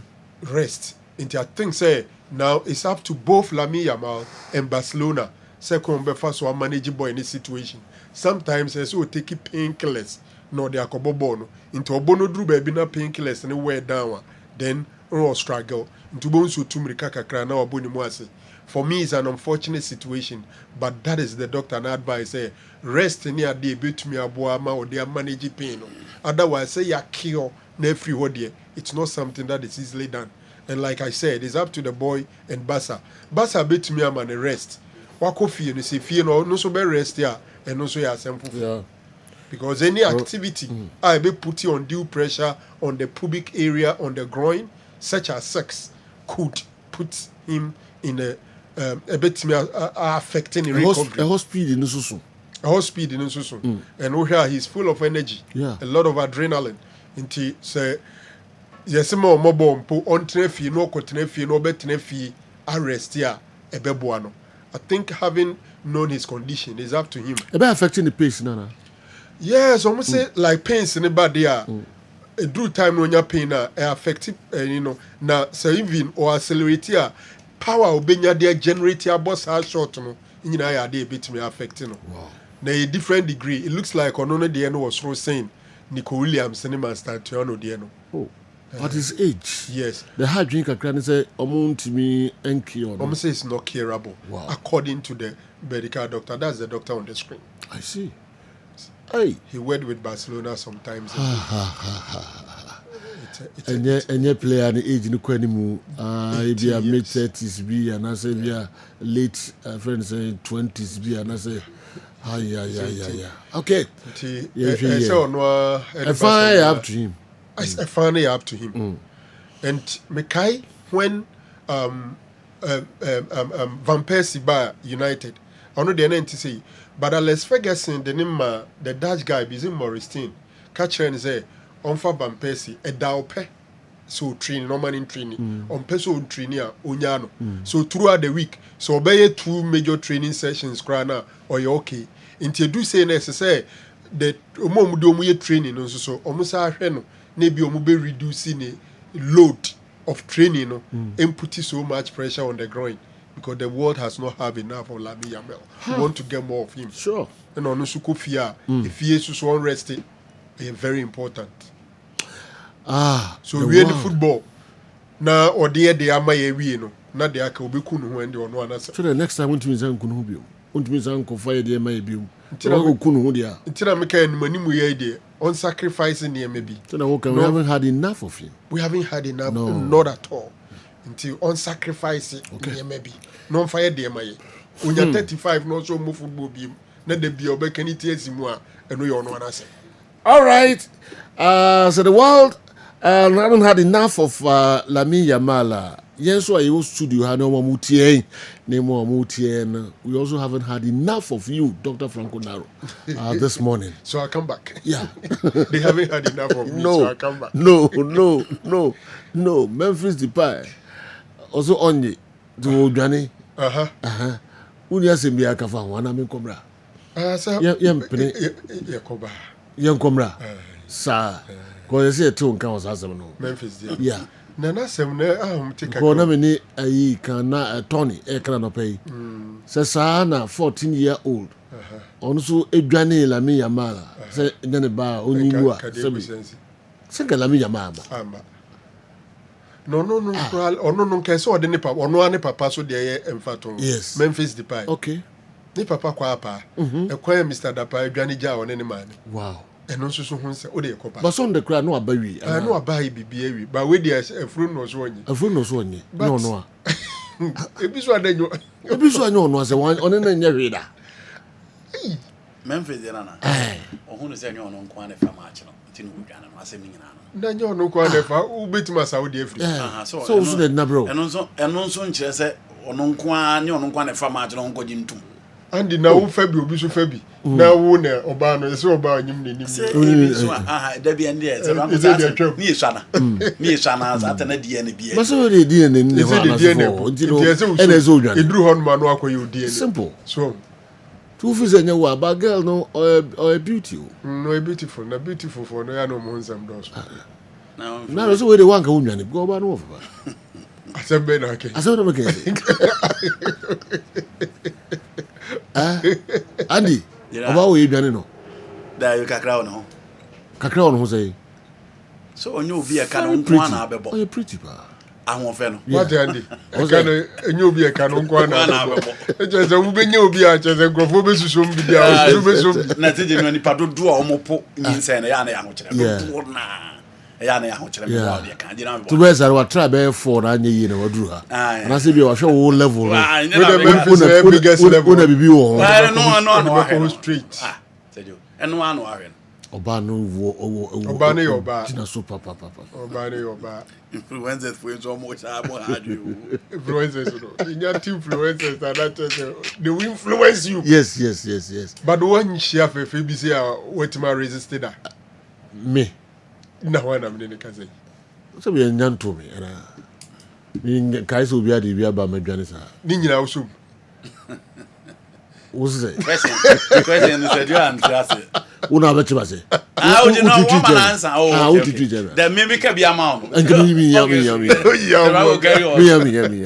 carry on ebi mama onwane da no wa committee ko ye bibia sa da mi ko ye bibia sa obi di bibi ti te ba sa na wo de bebe bia wo so me feel say me ada why not I see Nenka me so nko na ye ba Andy is forgetting the almighty Inter Milan. We are also the masters of the Champions League. Solomon Apre English Amanfro. They also the Abre and Anopai and so no. Sergio, what is happening to Lamine Yamal? If it's in Africa, we'll say it's juju, but this is purely medical. Okay, therefore for the Abanono Captain Chipo Dansuma Nakra and a jai we mu de Abre Yano. Lamine Yamal should come to Dr. Amuzu. Okay. And so now I don't know where Bibi Drew Kakrebi or none what to know. Hello, greetings to you and your pundit. Sir, please, what are your opinions on the testimonial match to be organized for our former captain Asamoah Gyan? Seto, Pechi number 2, the Usuwa Pijade Abreye and Anope no. Where as a place, can you explain the tactical plan of Frank Lampard? Because he's doing well with Coventry. Kofi Men's, Cantonment, Accra. Yensaka also message, and Anope. We say, hey, doctor didn't say anything about Memphis issue. Sergeant Ima inside Mungwa police station. Sergeant, I'm saying message with the Bayache. Oh, okay. We I think Hakimi will win the African Best Player. It's a great day of football in the UEFA Champions League. It's a clash of the titans between my Liverpool and Madrid. This is the biggest game with both teams winning it 21 times. Liverpool is winning, especially playing at Anfield. Slot should maintain the same lineup that won against Villa. And underrate the Reds at your peril. You never walk alone. Please, can your pundits give the combined 11, Liverpool, Madrid, as well as PSG, Bayern, Benghazi, Ablekuma, Oduma, Nakra, and anyway, and so Abreye. Minim Samu drain one, now my drain one. Obi the Ajumabi Baba Shabons, and I'm in Common Name Homra. Combined 11, two, first 4 teams. That's what we are watching my crack, and so am my yang. All right. Kwaba. Nansa a Friday no. Say Michel Komubiasi. On a 10% I call FA honum. Say a transfer player. Yes. Ja na me hu say me aminu madam fo aminu shadow. Okay. I think Kessben online posted it on our Facebook page. And it's generated a lot of attention because there's a conversation, an ongoing conversation. In fact, Sunday morning, Nana Udru Safo was supposed to consult Ephraim. He wanted us to have a conversation on it. But the Ntumia Masu, Ntieba, Wadaroma, Mame Bra, Messiah expanding. Okay. Because questions are being raised about my Okay. submission. Okay. And I think so we'll have to provide further Okay. and better explanation. All right. Awal, yam kom right. Na yeba. Hini yebe. Yeah, of course. Ashraf Hakimi said, a better dream come true, say, or we need the Africa best. Yes. And of course, Nigeria for said you coach Benny mini squad for next week games, you know. Now injuries be a bano a idea, a biana harjane, a biana harjane by the time so be mini squad. Of course, Rulani Mukwena so a benya a homecoming with the Mamelodi Sundowns. Yes. Hey, MC Algiers vs Sundowns. Yeah, because Picho coaching Ali going to Sundowns. Send your fans to know any no Eddie Coffee so and of course you be him Seju. Okay. And of course under 17 World Cup now. Sure. Sure. Man, you say Morocco bit lose. Yeah, 2-0 against Japan. They cost Morocco now. Okay, so where your first game? We first game. The African international. Barcelona lose 2-0. Yeah, right? against Japan. But Japan said, "Yo, omonso yeah, that's more sir. Eban say junior competitions like this." Okay. So said you go by. Yakoba na yahwini nyina enso emu eye kakra. Ede amamo GCB, your bank for life, Hisense, everyday prices for everyday people, MTN everywhere you go. Toyota Company Limited, Ghana Drives, Toyota Starlet, DSTV, your home of entertainment, Jabin Rural Bank, the best rural bank 2023, Chamber of Commerce, Nelisa Basubodiama, Jabin Rural Bank, Balm of Gilead Clinic, Omona Kofa, BOG Vinegar, and so Aba Ijasoba Kumasi, Asida House, Bi Atosanso na Concry. Asida Twin Towers or your Kessben FM ni TV ewono also benya bi ato Ejaba Jewelry and so eka hon editor medi Ebremo Hebersol Company Limited omudimo akotin ye papa Pimsan Company Limited omoka hon medi and so Ebremo Kojak Farmer Patrick Natural Herbal Clinic Ochia Herbal Powder Easy Waterproof Paints also no more leakages Caristic Ventures Piwak for Nakofa 3P Garlic Mixture and so Aba Ejaso Kingdom Herbal Center Sanso and at the Luckiest. Also you have the chance to change your life. Luck is everywhere. Tonchi Herbal Capsules Ghana Herb Omo and Omo Hospital Kama pa Executive Herbal Hospital was Sipet Dotti Ahinfio Yare Bene how Kaho Nafa Winichi Hombe Boa Yi Papa Dr. Amegasi Spiritual and Herbal Center and also Ekahu Papa na yedisa medi Ebremo Ginny mayonnaise omo mayonnaise no creamy tasty delicious de papa na sonkokra for salads o fried yam o kebab o burgers o sandwiches kaho eno na ye kan for dia ma say mayonnaise na opedia Ginny GINNY and ye kan for the amount Ginny was say spreading smiles. Max buy, save big time with Max buy. Omuna kofa Infinix phones, television sets ahodo, refrigerators ahodo, and na fe home appliance nina ne buono ewo form na echeye papa kanwe Max buy. Omuna sisi ubia ebo omudi. Me kopim sign. Na makodi enkomo kakra eho junior. Young. Eti say nyame adom sedu edi nyame asepa ana on outfit no me kan be kan de no kra me ho so wo bi wa no akasa se wow kan be kan de no ba me hwe sa kama no kra ya fom saboko nyame adom sedu edi nyame asepa na wo ba so nyonko na ba yo mini aba na ba okay me ntimo nkaka kra yes Pimsan so Joyemfa Nchiaka see in Pimsan Company Limited from Ghana for Moshe Kessben Sports and pay every na Sergio Yabanesa no dia na ya pomde hon common ne oba betwetwe and I'm say before say ama me no wan se no eno ene yare and before say swai cry swai eyi yare na chese yare wo ho say banipa ho a ma de bia wo ye bia no entimi NCP eno nti na Pimsan Company Limited yakofa adro agan Siemens Vital Herbal Mixture and an capsules ediaba and have a pre-care natural powder pre-care powder for strong immunity so person wo ho ye den awieye bremu na wonya hoden ade beko nnwuma so day in and day out ho den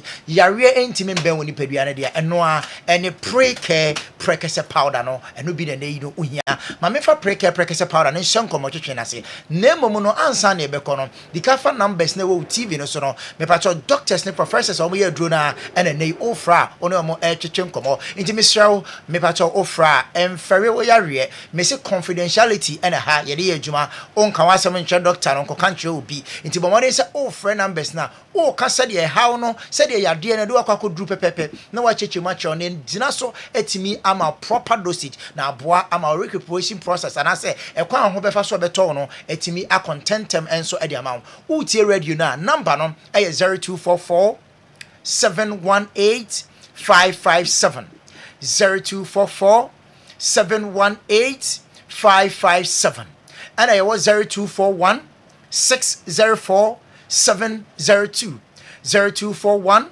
604 702 Pimson Company Limited numbers fresh here me no ka say na ne doctors ne professors are ye dey adro one so we abaja so no encheche enkomo say jo yemfa pre-care natural powder no enche enkomo cheche na say dey your page so yema me da no but modern say the pre-care natural powder and our prekese powder image no ebeto TV no so dey be obi a wo hwe bia no obetimi ahu say dey adro no esitie na ye bia ye ba ye ka tro say prekese dey me pa tro ekuta phytochemicals eboa ema ni padua no ne dwumadi edie ni na no etimi esi pina fe esi esita enam se prekese no me pacho nuanu no ewom no eboa ema akoma no ye adwuma me che the cardiovascular system akoma no ene dreben ni akoma no eye adwuma ni na ne timi boa ema ne timi ye adwuma yi ede manipa kai hunu se nipa wote ase na ye wakoma na ye wo engine so the moment akoma no ebe break it down no na che se o ya kwa no no nti bomade se wakoma no behiam na akoma no bebe ho ban a eno eye pre-care natural powder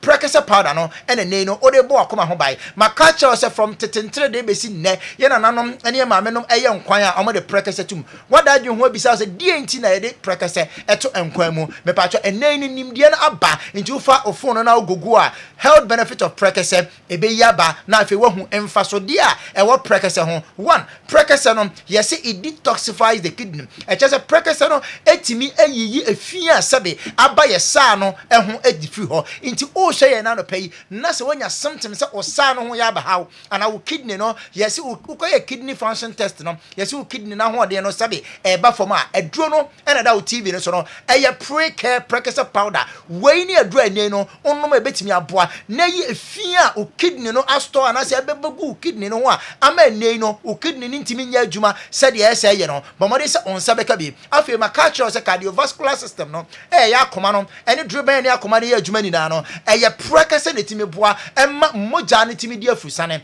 de bia me catch say akase obi enya moja broso a eno no nkyese se be ni nipa ni moja na woni yem no ana e woni mu no ayema abroso dodo enka de bia nka konfano chefo en solicit for kan say blood donation enka obi betwe moja ne bebre ne de agu na mom no de e kire ne se eye asudi ababeda koma no so no na adoso abroso enam se droban ya de moja ne ekono mu asisi eno nti akoma no koma de moja ne kwa na moja na san ba back to akoma na the pressure ababeto akoma no so eno nti ne nei no yes obi anya pressure no bomade se wo hwe na no pay na wo de no high blood pressure yes o BP wo so a on sabeka pre-care prekese powder ya eda wo TV so bi na afi aboa ma bibia nso atimi akokama ebia na won so yes o sugar akosro excess glucose ewo system nim bomade se on sabeka pre-care prekese powder enei eno ne aduru a mepato eboa anane ehikira na se dodo a ewo wo yem no afi ho ama ho so atimi atọ wa akoda na jo bedwonso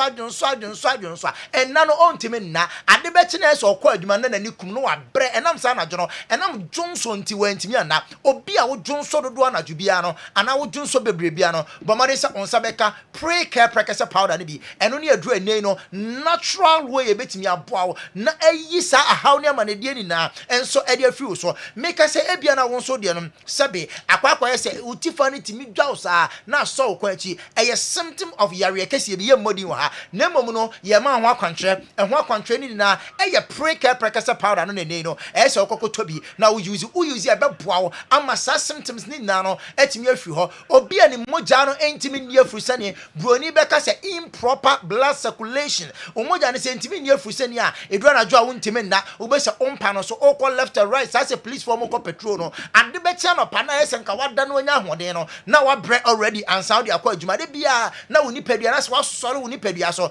on saka preka natural powder eno ne aduru ne beboa anani moja no enam se ekuta phytochemicals eboa ema moja woni pamu no etim nane na efa bloodstream nim na bibia so ekọ kama enti o hwe na ye nana wontimi na de bia asa wasore wodua so wa ye basa wonkasa onyare so asa wo yare honam ni na ye oboho ye bisa sa de ne ye wa wontimi nchiremu amobi ate ase a aduro ne ye ba akopɛ eye pre-care natural powder ne ye kan fo dem bobodi so onsa beka bi onsa ka aduro we bi aduro we ne aduro ne no ebetimi adi wakadwamum na afi aboa wo na yi wa free sa ohawa wo komu ni na pre-care natural powder a natural immune booster makachro se ene no opeso detoxify our system no kan hunu se ni padua no ekwan ya efin ene awuduro efa so koyemu eye mframa ye home afi aduane ye die ene insu a ye nom ene no aduane ye die insu a ye nom akoye chemicals nko a bomode se onsa beka pre-care natural powder ni bi enam se ye se ahobambo atrema oi eyese ayaresa bokitima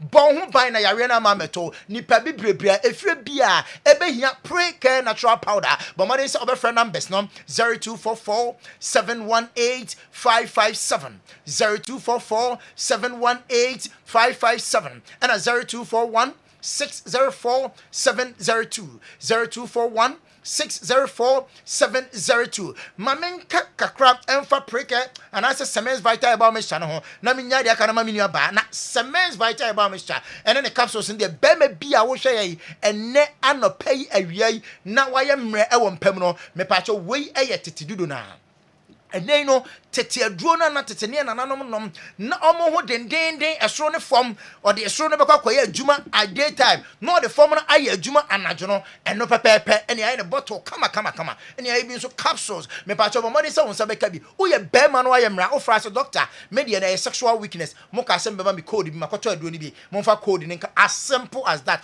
unya wo pre-care natural powder mienu na afi waje Semens Vital Herbal Mixture 4 no waje capsules ne 4 formation no aye 442 formation unya ji wi anu afre doctor ne a kire kwa befa so abe usisi ya wo ya eye sciatica bomari se wonsa be ka bi eye rheumatoid arthritis uhunam ni na ya wo ya etwetwon wadayi bomari se wonsa be ka aduro ni bi na entime moa emma na sabe momensis emma no minia eje wa akode edemode na eto aso Emmanuel Momense Samani nyina me kan for Semens Vital Herbal Mixture ene di amount na emom hye ne so say water Semens Vital Herbal Mixture ne capsules ene ensuo no na water eye pre-care prekese powder ne bi e di aka ho oba bi wo ho a ne menses no emma ye e background so a enhye densisi so afen so ote ya power mra wabu ne nsa ekoba ne sa na fia wotimo ne de na dane timetable ene e wo behu yes oh sister asumesi na etiamu ene is that time of the month enye kama bomodin Semens Vital Herbal Mixture ni bi ne nonom afei pre-care prekese powder no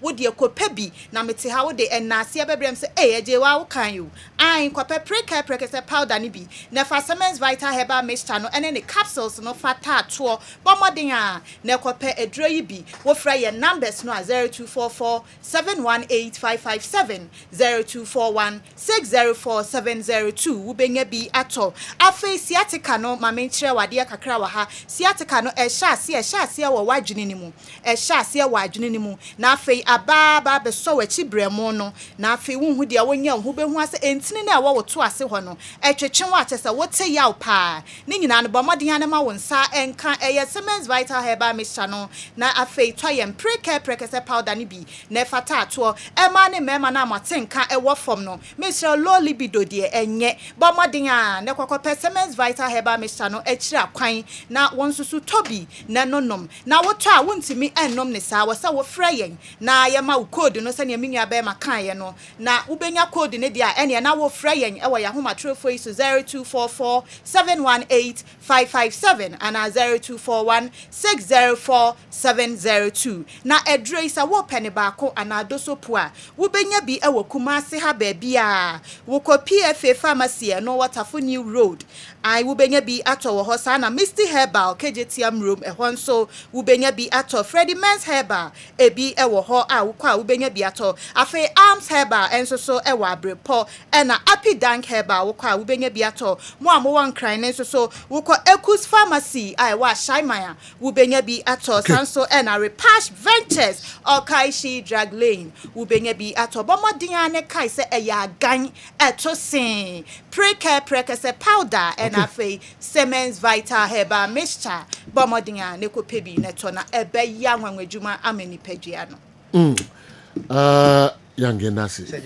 Yede masipa for coming nano pe. Mpamcho mungope no binto na ebeboa mo ye papa pimsan again etosin. Ebede masi young na eze oba aboajiwa. Ajiwa. Okay, yebasai enemo edi enkomo biem etosin.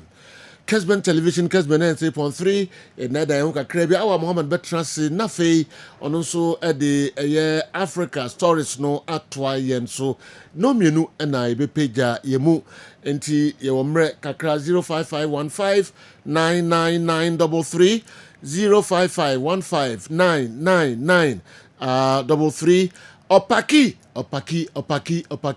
obasa na bia atadi when say was tomo say krum we obia ma menche oye papa na oba na obia baby afa Opaki collections. Welcome back to Kumasi. All right, Pacman no yes Pacman ba say the well talk okwa no afa no say akwa we okay. Sergio. Yeah, fine. Yeah, Nyameboa next week. That is 13th of November. Yebenye who the playoff ebebaso ewo Morocco. Now, interestingly, in 4 countries in a room. Meka the Super Eagles of Nigeria, Obeka the Azingu National of Gabon, and of course, Yebenya the Indomitable Lions of Cameroon, and the Leopards of DR Congo. We money the 4 countries are. Omo etimi enya the benefit of being within the second playoff spot na moko remu ewo the World Cup playoffs na ebebo no na interestingly 4 countries ene ebe peki na yehu omo bebo no mo bo wi a one of them ebe kwa korepo Africa or intercontinental playoff no last week yehu DR Congo omo de omo 25 man squad aba na Nigeria coach Eric Sekou Shell is expected to name his squad probably by the close of this week. Now, interestingly, Sergio, there are injury problems. 4 countries, no say said 13th of next month of next week. This month, next week. Yes, next week. November. Yeah, November. November. Yeah, and then 4th. So next week, no. Yes, 13th na 2 games na day. Ebe baso. Yebenya DR Congo omone Cameroon bebo. And Yebesanya Nigeria ni Gabon. Almost bebo. Okay. So the winners of these 2 sides, Ebabe Congo into the final. Okay. Ni huni obe winning. Your winning are no akwa representing Africa. Ewo intercontinental playoff. So Sejo, Ubekaya Nigeria Victor Osimhen hat-trick no ene boamo alongside Frank Onyeka. But Sejo, coach no enyam fan squad my there are key injury issues one of them Meka Hull City defender Semi Ajayi he played an integral role in that game against Benin and the influence Ebuapa during the game or the back line and we only seen Terem Murphy and also Esiakai within the French Ligue 1 one of the guys and also injuries and of course Olua Fisayo Dele Bashiru of Lazio. And Sergio, these guys have been very key within the campaign of the Super Eagles of Nigeria. But Sergio, Victor Osimhen has been the most influential. And out of the 10 games now, Sergio, only 5 games per. Or we see 5 of those games. And that is the reason why the Nigerians were saying, Osimhen Timinya at least 7 or 8 of the 10 games now, Sergio. Kenya said omoda breni baby amodei because they knew senk the presence bia o wombia Sergio se wan sha oboamo mo hwe and check that game against Benin na oniwo ewo the Ofoibuanyi Stadium the 2 games against South Africa no oniwo and also the first 2 games against Lesotho and Zimbabwe Sergio the absence no ha omo pa the games are boy the one against Rwanda home and away, of course the one against Zimbabwe, and then the one against Lesotho in the second leg, and the one against Benin, which was the last game. No. So on Kwame 5 of the games, and Seju, the influence in the Seju, a team no by the close of the week, no coach no head in his squad beba. Cameroon so nyane mo squad. The same also applies to the Meka Gabon mo squad in Yama. But Seju, interestingly, next week they you better games between these 4 countries. Who picks the ticket to represent Africa in the intercontinental playoff? Seju Ashraf Hakimi anopana muset na moka and ose ohunu hu se ase ebeye dream come true se otimi winning the Africa best footballer of the year. Seju ase this Africa best probably could be one of the years me wonu se ade no de on shedan hu nchinwahwe bi se bia who becomes the contender. Closest can probably be Salah based on the exploits within the Premier League, no. But Seju Ashraf Hakimi winning all the trophies within the French territory. The French Cup, the French League Cup, the French Ligue 1, winning the UEFA Champions League for the first time with the Paris outfit. And of course, making it to the FIFA Club World Cup. It was just unfortunate there, say Omont Entimi and Chelsea on his part. And Seju, I think he has done enough to win the Africa Best Footballer of the Year. And who's the Africa Best Footballer of the Year? Didn't say Oben defenders. Say Omont making inroads. Mekai at a point in time, Samuel Sekufo almost won it. And even Sejo, like indication about say, well, we need Adina Kranisa. It was South Africa. And later on, the baton was changed. Then it was given to El Hadjousini Diop of Senegal. Because Obie who exploit and a modern boy, Samuel Sekufo, Edima Bayern Munich. Odiko ball that modern mono Emma winning the UEFA Champions League in 2001. And so it's been strikers, forwards, and midfielders almost here influential, especially more motivation goals like the likes of Yaya Toure. And so you tell who defenders making inroads within those awards, no. And I think say a better befitting if Ashraf Hakimi gets the opportunity to win the CAF Best Footballer of the Year 2025. Say you, I think say a better good for especially defenders. Also, more than recognize you. May you happy say within the Africa best no at least yenya goalkeepers omo wini bi da. Okay. Ebi any Thomas Ntomo Nkono and ebi so any Baduzaki former goalkeeper of Morocco as say coaching Nigeria national team no. But even Castle mind wide net even the main awards the Ballon d'Or. How do we even recognize goalkeepers? Sejo almost more modern. The same also applies to the defenders. So Sejo Kobane say Ashraf Hakimi ya modern say now the manner make a carve best now say you are right in the place. Okay. And I think say it's me ban is out no so be the list of Moroccans say you Morocco your maya yan sure also with regards to how award winners every year Omonkwa of 4 award winners when it comes to the CAF Best Footballer of the Year. Okay. Because Ahmad Faras was one Yehu Mohamed Timouni in 85 and of course 86 Baduzaki and in 1998 Mustafa Haj and also then Morocco national team, a player for Coventry City at a point in time also winning. So say Ashraf Hakimi say to me become one of the listed Moroccan players. Rulani Mokwena the current coach of MC Algiers. Now say you interestingly no lead the Morocco the Algerian league race no. After almost games or almost 10 games he leads the pack and interestingly more than more ordinary with me any opportunity to be in the group stages with the club MC Algiers CAF Champions League. Yeah. They said MC Algiers was one of the oldest winners of the CAF Champions League because after Ismaili in 1969 they became the second club from the Arabian land or northern part of the continent to win the championship in 1976.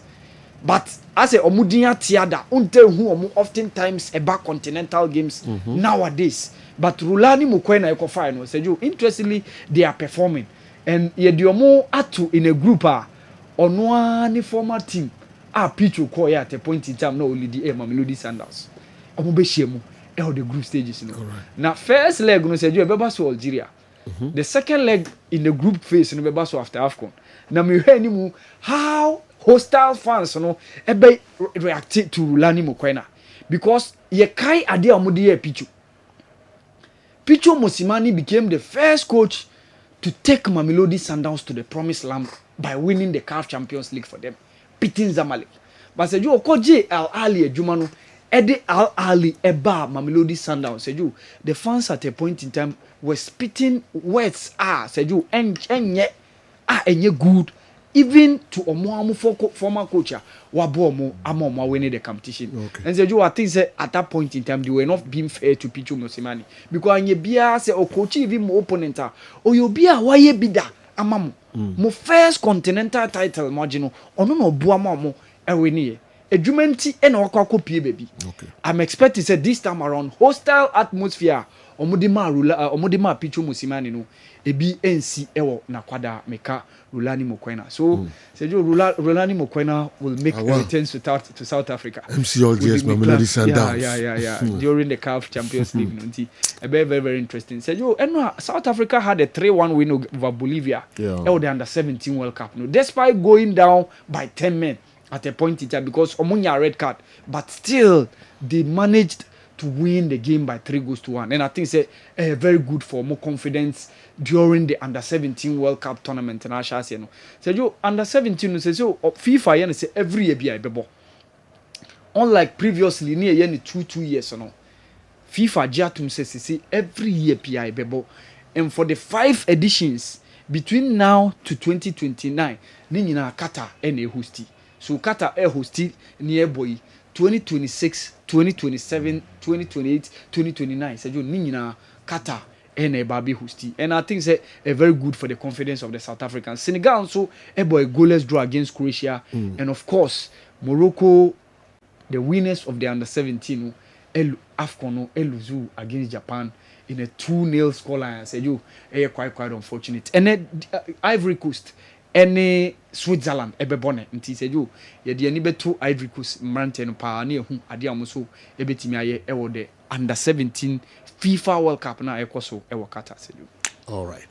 Awal Mohammed Yakoba minim sa Samoa Jande no pese obe o do one over very befitting. Say ye mano that testimonial game na ye share in place anymonyam after very brilliant careers omonya. Say yo a man for me the mun say ye my in place no good send off.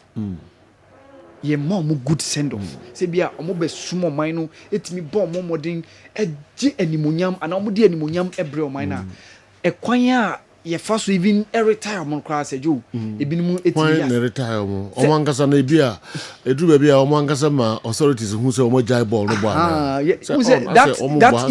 that issues no ho as a player bi wa amanfo no say oh on calling a quit but e bia no on calling nti all those issues no but I think say eju a very very very wonderful thing FA de be edima Asamoah no I think say a very very good step in the right direction. All right. Edrumre ese Kwame Miki betrase na the local source no enso ewurem krankra ede ma mo. Please it's is it not fire on the mountain at Obuasi? Got 2 clubs all claiming to be ash gold. Is it the GFA that is to be blamed or the Registrar General's Department? Number 2, since the IUs joined the Black Stars, has there been a call-up without any of them? Utu Berima would we a free UK and Abekayensa and Avier. Oyibo watching near Behi Minsaka also message, you know, what is say? I can't wait to watch the clash against Melody Sundowns, the clash between Sundowns and MCLGS. Okay, Rolani Mukwana and Tina Okasana. It's a delight to watch. To be a delight to watch that game. The actual men will be separated from the boys. I love African football. Ibo watching Daudi Abraham and so I don't know. So the reference to Dr. Franco Naro about Lamine Yamal's situation, I think he should limit his sexual activity to only cowgirls and maybe wheelbarrow style if he doesn't want to worsen his injury situation.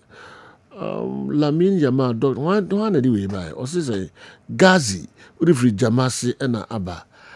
If you limit his sexual activity to only cowbell and maybe wheelbarrow styles, if he doesn't want to worsen his injury situation.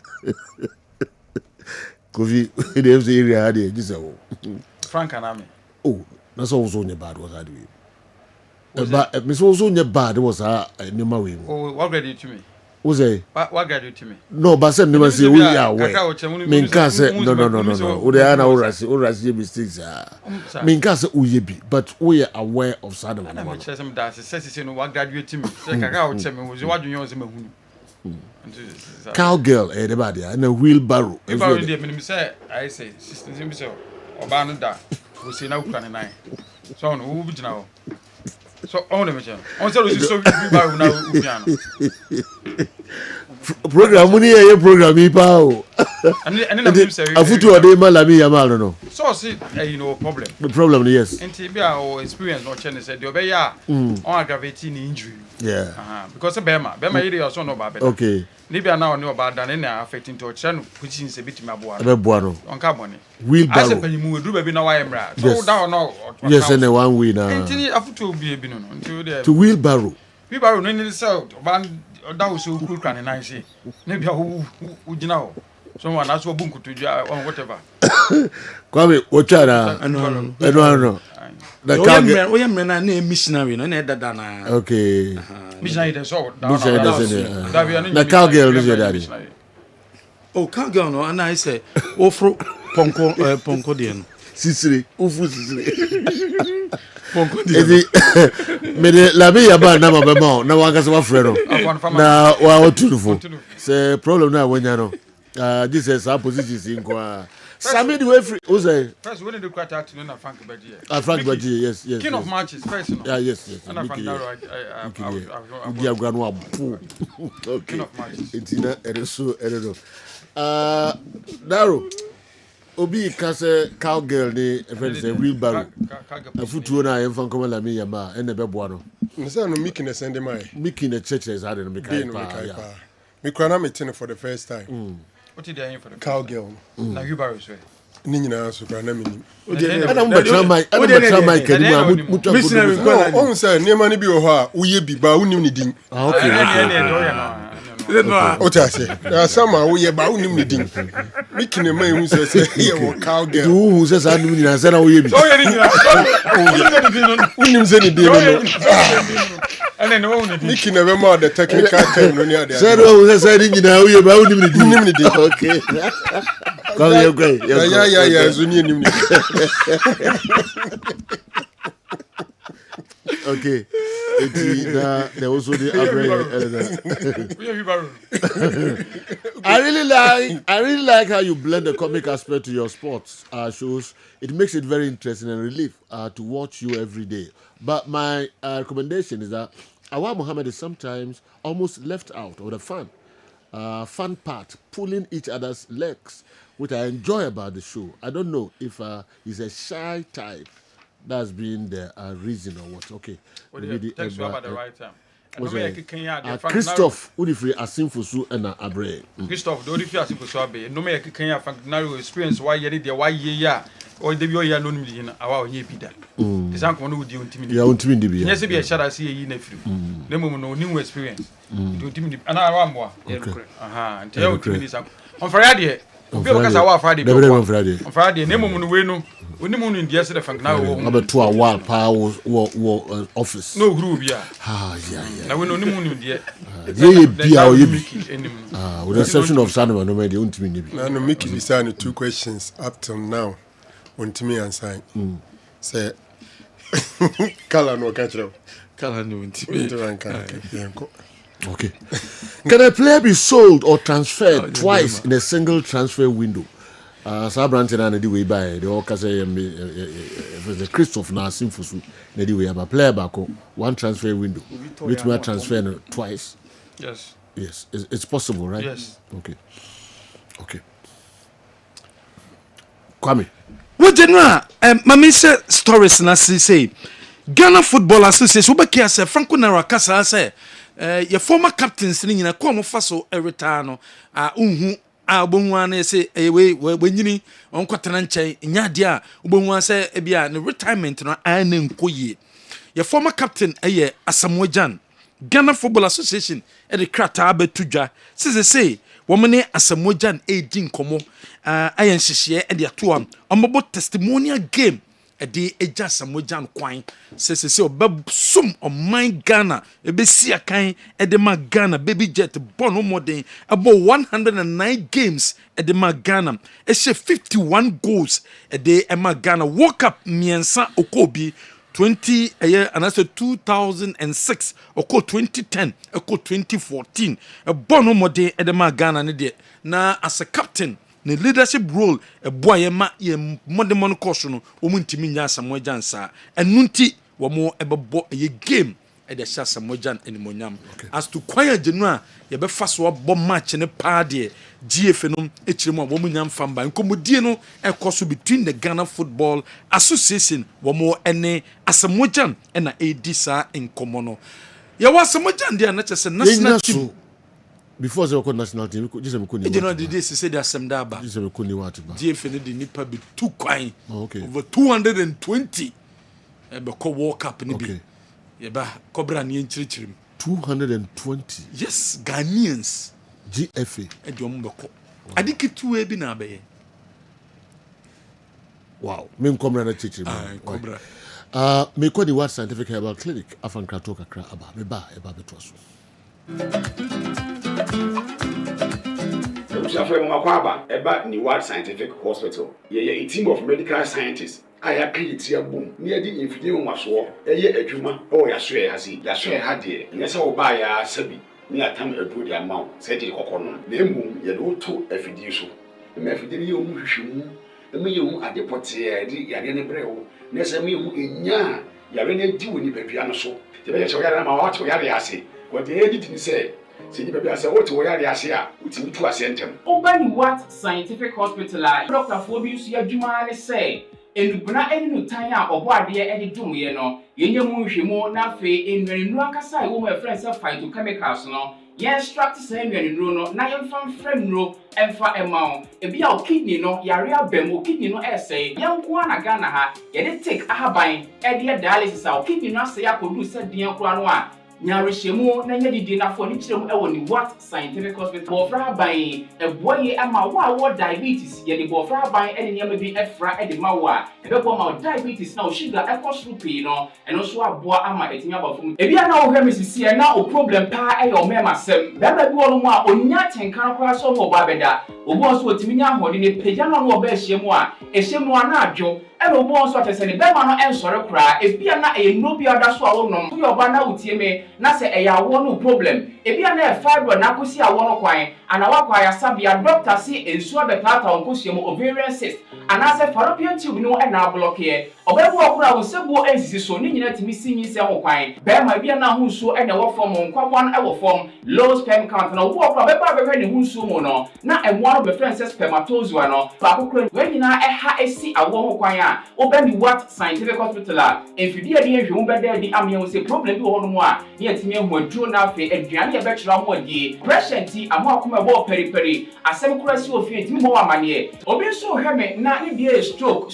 akawa tompam ye kwa wo ye ba wo so ntimi o kasa na pampan boni bi akire ye frɛ no halitosis yade ba ko a ya no wanyi obi opɛwase obetimi akade akire wo a ade be di unya o kasa bia no obi atwene hwene okoda na nyimre o da o junso antentem e papa mo mpanifo no e free 40 50 60 years e kwa ni mo no o prostate na e kese prostate enlargement e ba sa o da o junso antentem o junso be bransa na ade ache e mane nka achi e me nkofa catheter ahoma nkoto ba memo abusuafo bi ebere ni nti manya adagye amo ya de di a nyadidie se ni What Scientific Hospital Ghana ha de o pa ya sabe ya dia ba fim die fidie e de twe enubena e na afa hode ni efra haban mu e de saw ya de ma wo a na e ni What Scientific Hospital yi wo Kumase Atonsu Monaco Junction ya Dansuru Bank no ene bie ni mehwe enkran so ye o ma 7 ye ben Janet Corner dan no 0244 087687.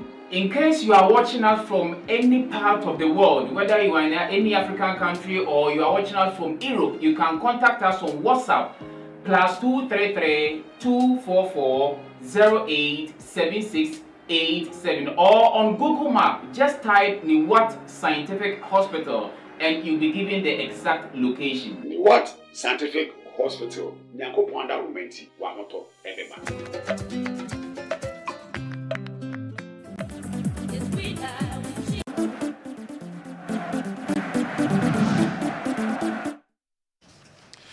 What general, you fear some more Jan and San Samno, Obeke out, you could break me to da.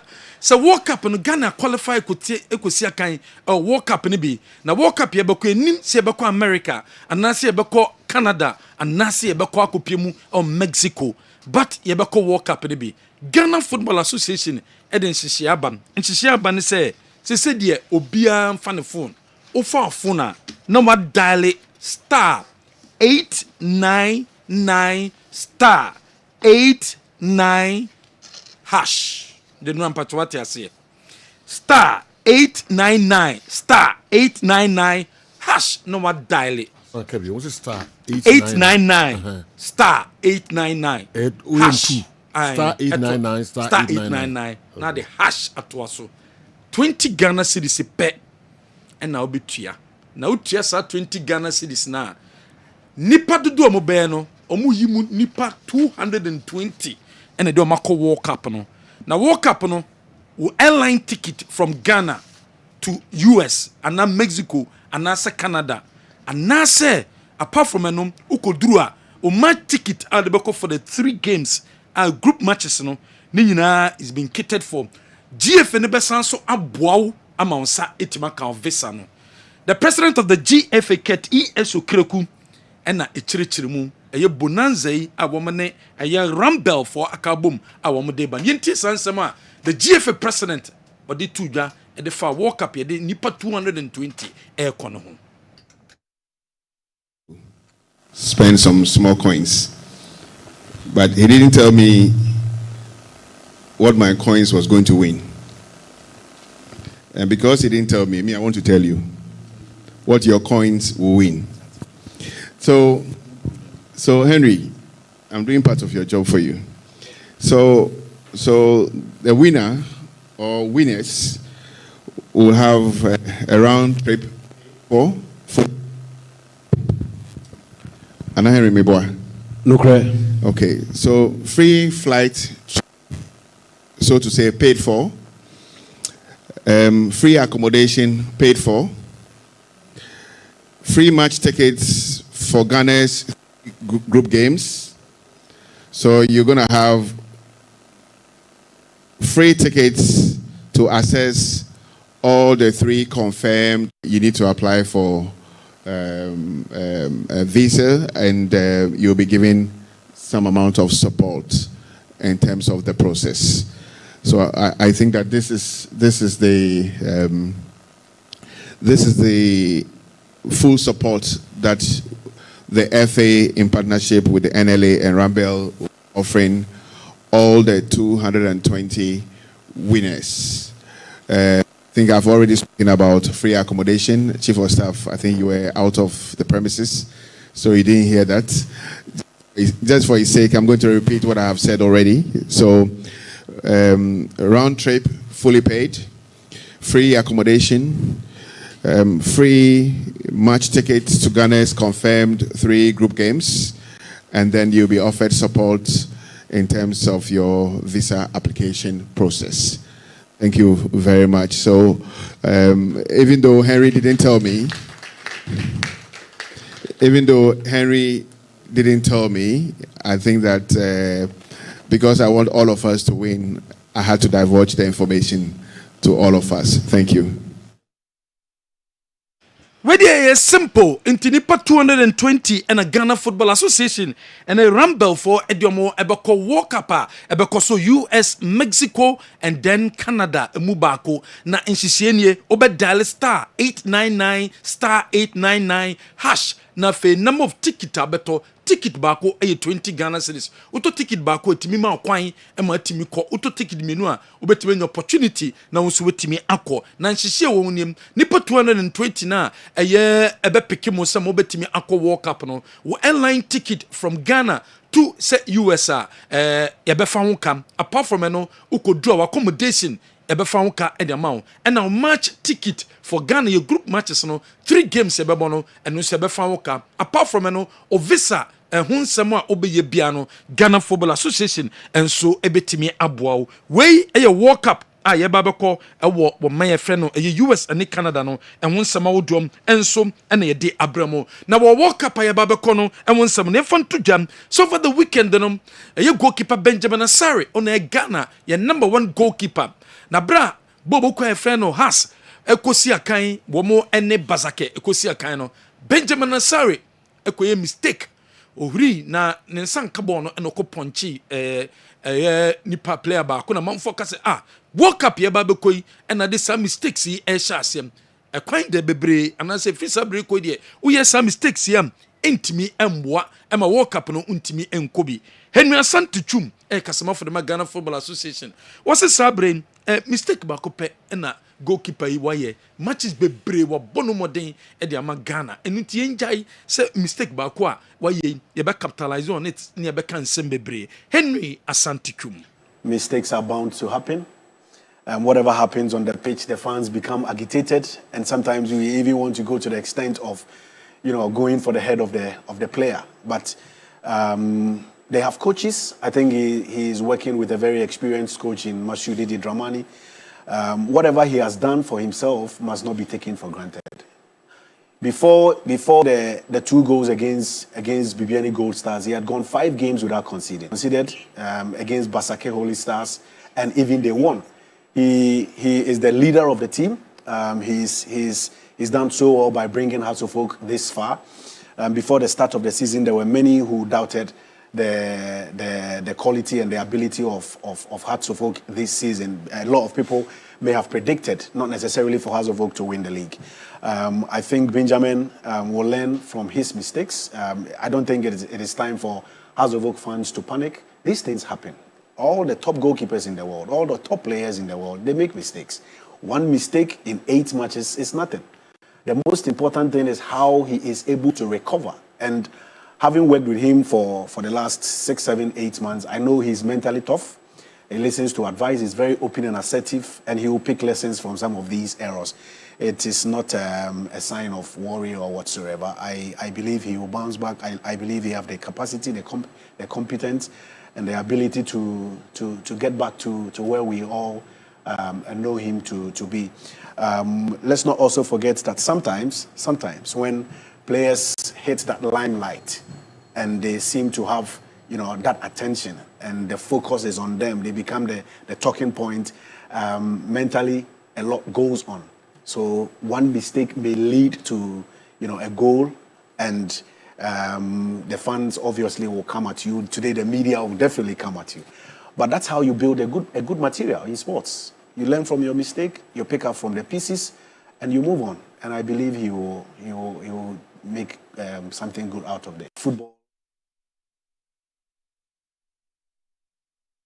Wey nsema Henry Asante Chum oye kasama for the Ghana Football Association what they atuja yento so wada stories they know wey Benjamin Asare mistake oye ya e den sem bebre e dia babro ne Basake Holy Stars e boy no e na opie ye ne nsan kabo no e na ponche e ye e no musida bi untimi nya sa mistakes we during World Cup na nsan kabo na ko ponche nipa de e nam so ma penalty referee penalty edema eye Basake Holy Stars no mo de eteka no na mo teka no baako game ni endi 2-1 enso ewo hom yetoasom ewa that stories Yusuf Alasa Chipsa wakasa PFAG into amanfo ese Asare ayede say mistakes so why mistakes and no World Cup no ye babeko after game na House of Oak supporters no e complaining about some mistake no ye no and na Henry Kase we wabo 8 games World Cup no mistake qualifiers no wanye mistake bi anti mayen shase nkeka sansam no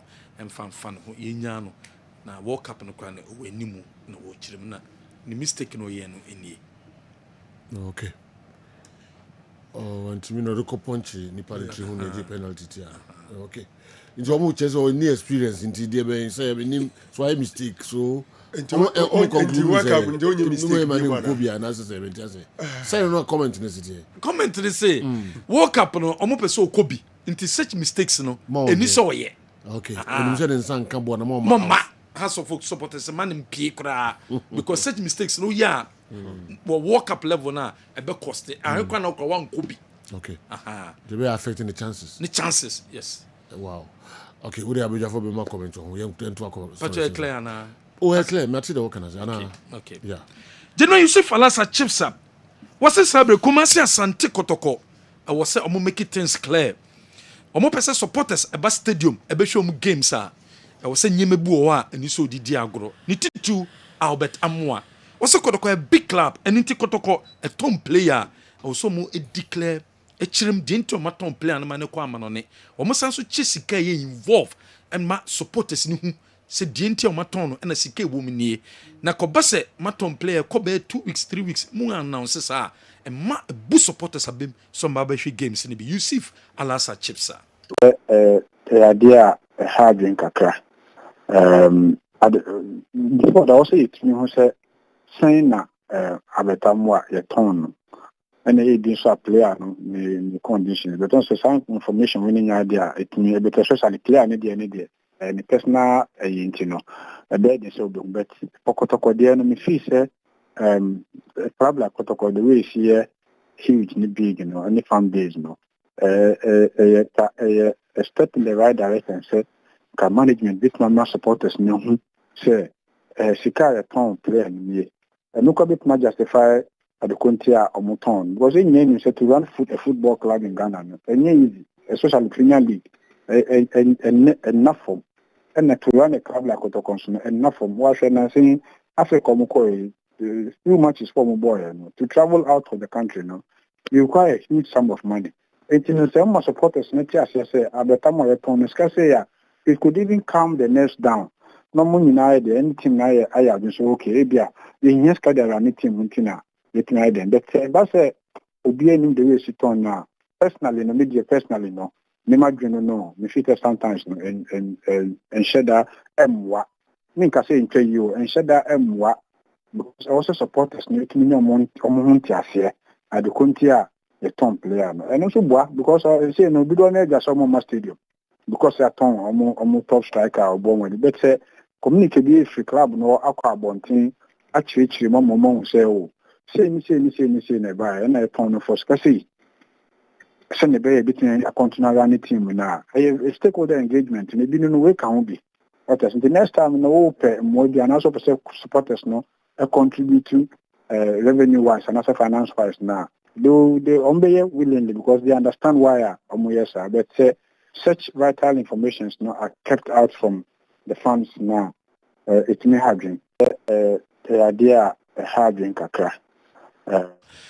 When you some Yusuf Alasa Chipsa or your former player at the Makumasi Asante Koroko, what they atuja was also Kasam at the affair a year players are a year clubs in the tone, one more tone, not GF at 10%, sa 10% no, now one to move 5% at the Aquacoma Gaka, na GF no, and so for move 5% no. Was it a big Gaka den the welfare body? And unti ubetama justify say was a clubber who contributed to the welfare body no, but 10% pa na move 5 eco GF what there.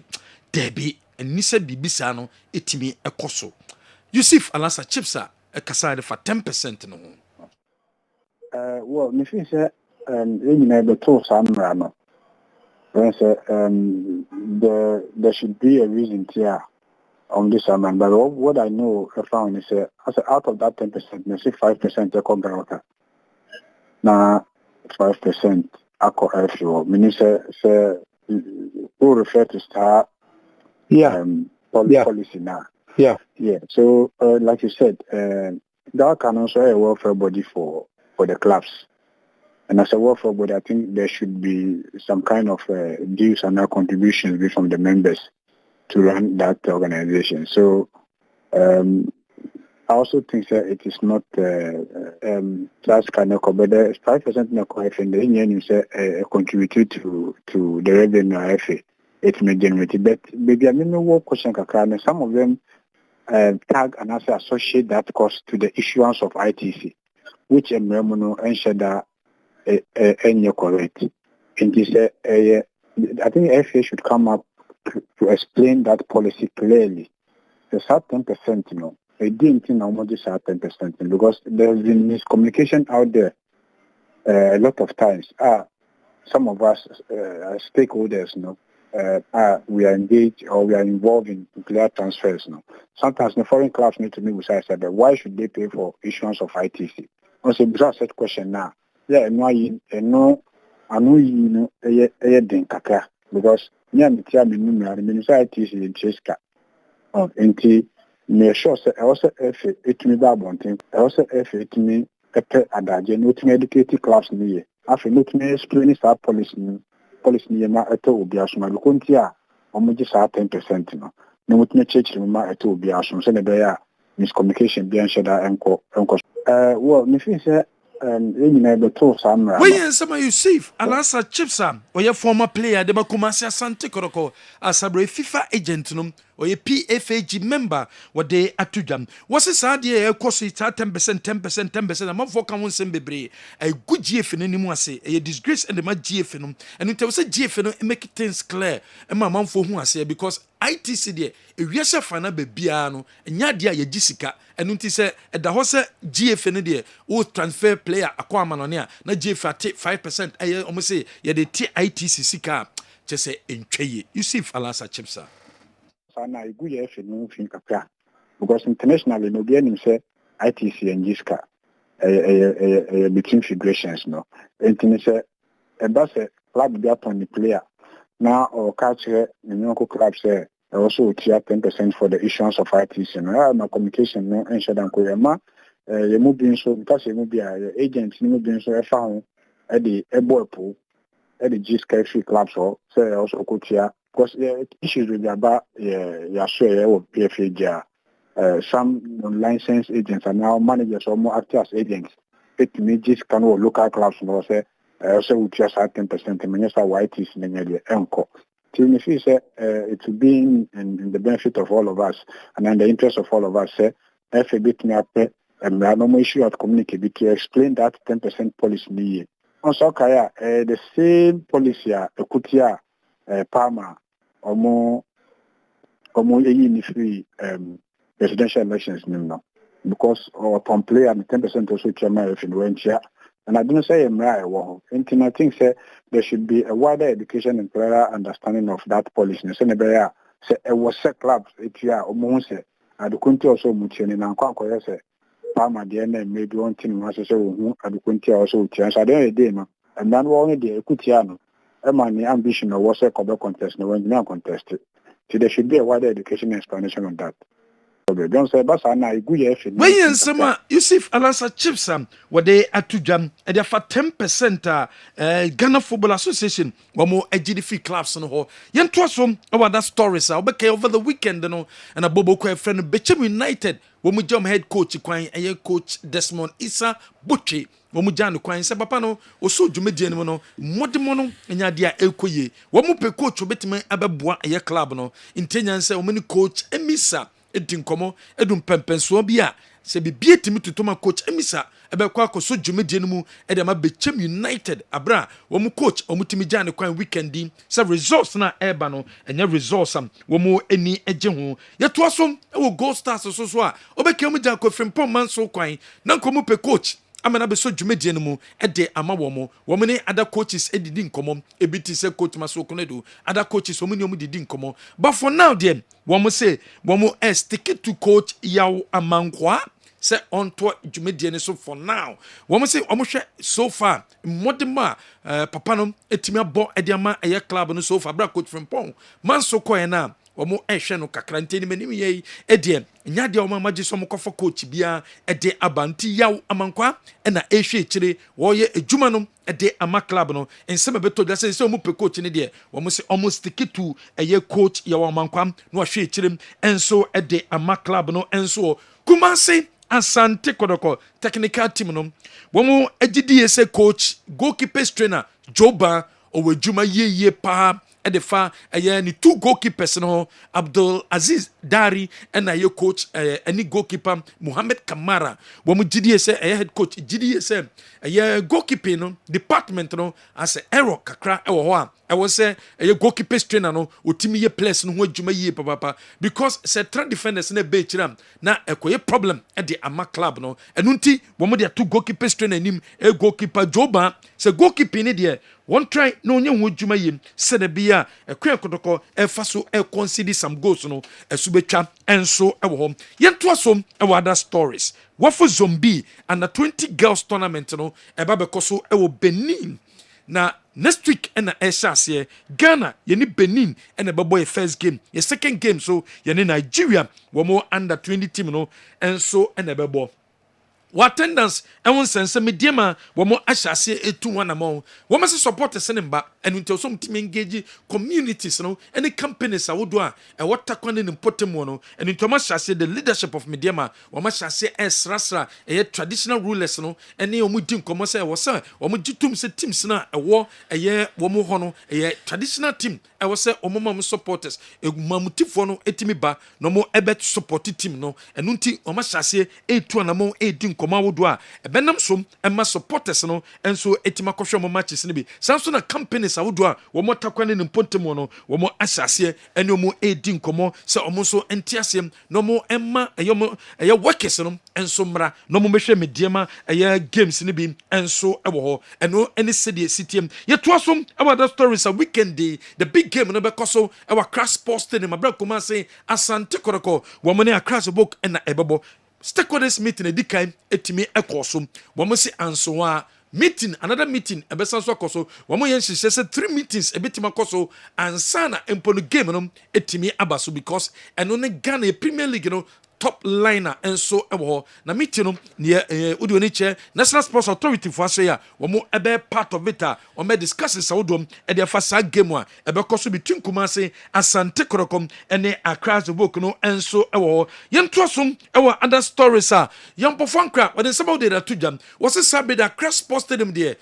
wo ma ye djuma ye ewo ho ye papa resetting agenda no asha say the fear Crash Sports Stadium na wo mo emane nso a wo mo ebe to aso de akọ other venues no ama other stadiums no enso standard no etimi akosro babayara esipon Cape Coast Aliu Mahama ni nyina no wo mo ebetu wana mo se de bia eye standard no ebetimi akosro na matches awdo na yin koba se Crash Sports Stadium nko ene ebetimi si akan enso ewo hom ye to asom about that stories Mr. Lazanda Menu wona ye Kumasi Asante Kotoko Central Regional Circles Council no chairman o se eye poor attendance ne de embo Kumasi Asante Kotoko bobo no kra o se supporters ne tiasem na Kotoko matches no wo mutimi ba no mo behwe games ne bi wo mo ba behwe games ne bi na benam so emasika etimi aba ede ama club no enso ewo hasbok omo NCC no omo launch operation 1 million supporters omo register 1 million supporters omo so mo de omo nkoka so mo 8 million 7 million supporters there be omo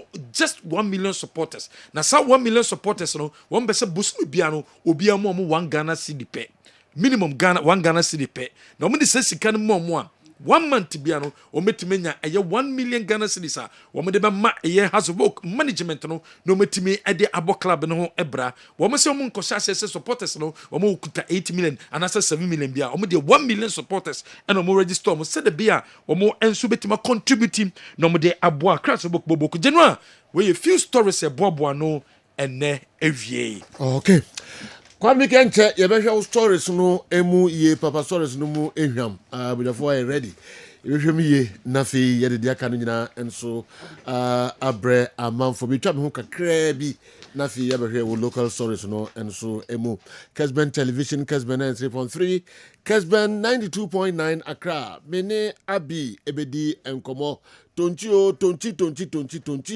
tonchi heba yene no eni enkomo kakra na fe yemfa de aka nyina enso entoa moso abi se ohu eye Chris Adam bibia da boko okay de miasi o mike ni bie kom na de o we bunia ye papa ade o na ye popo na make na de bebrebe sei ketu e bi na shara black ne manante sa komo de And the Obama Bema brew fee papa more bag Jesus maybe 2 weeks crowd of you. I will call to be natural and party feature. You're great, what with you? That's Bemena. Eti for any other for Semitana see and a memon in any aje. It's sans a memon in Ampana, enemy Abnenia quamity hay, a memon in Ire enemy, and a memon in our judge barco pet enemy. Mitnas and a mema comutia to Mukonho. It's sans a me baby D. And Mema asem ama womo. Me Bema was in the terrace apajanity. Bema was in the tradium aye ha aye boho. Et a say abrewako to drip me babe man and mo aye den. Et a say galam say for cham fine. Say Bema say wood team that's all Bema summers in tracia. I was all your barrier to say barricas in chachara. Messer so be me. Now mature quine power be fashion. Ama wapom de edgina brane.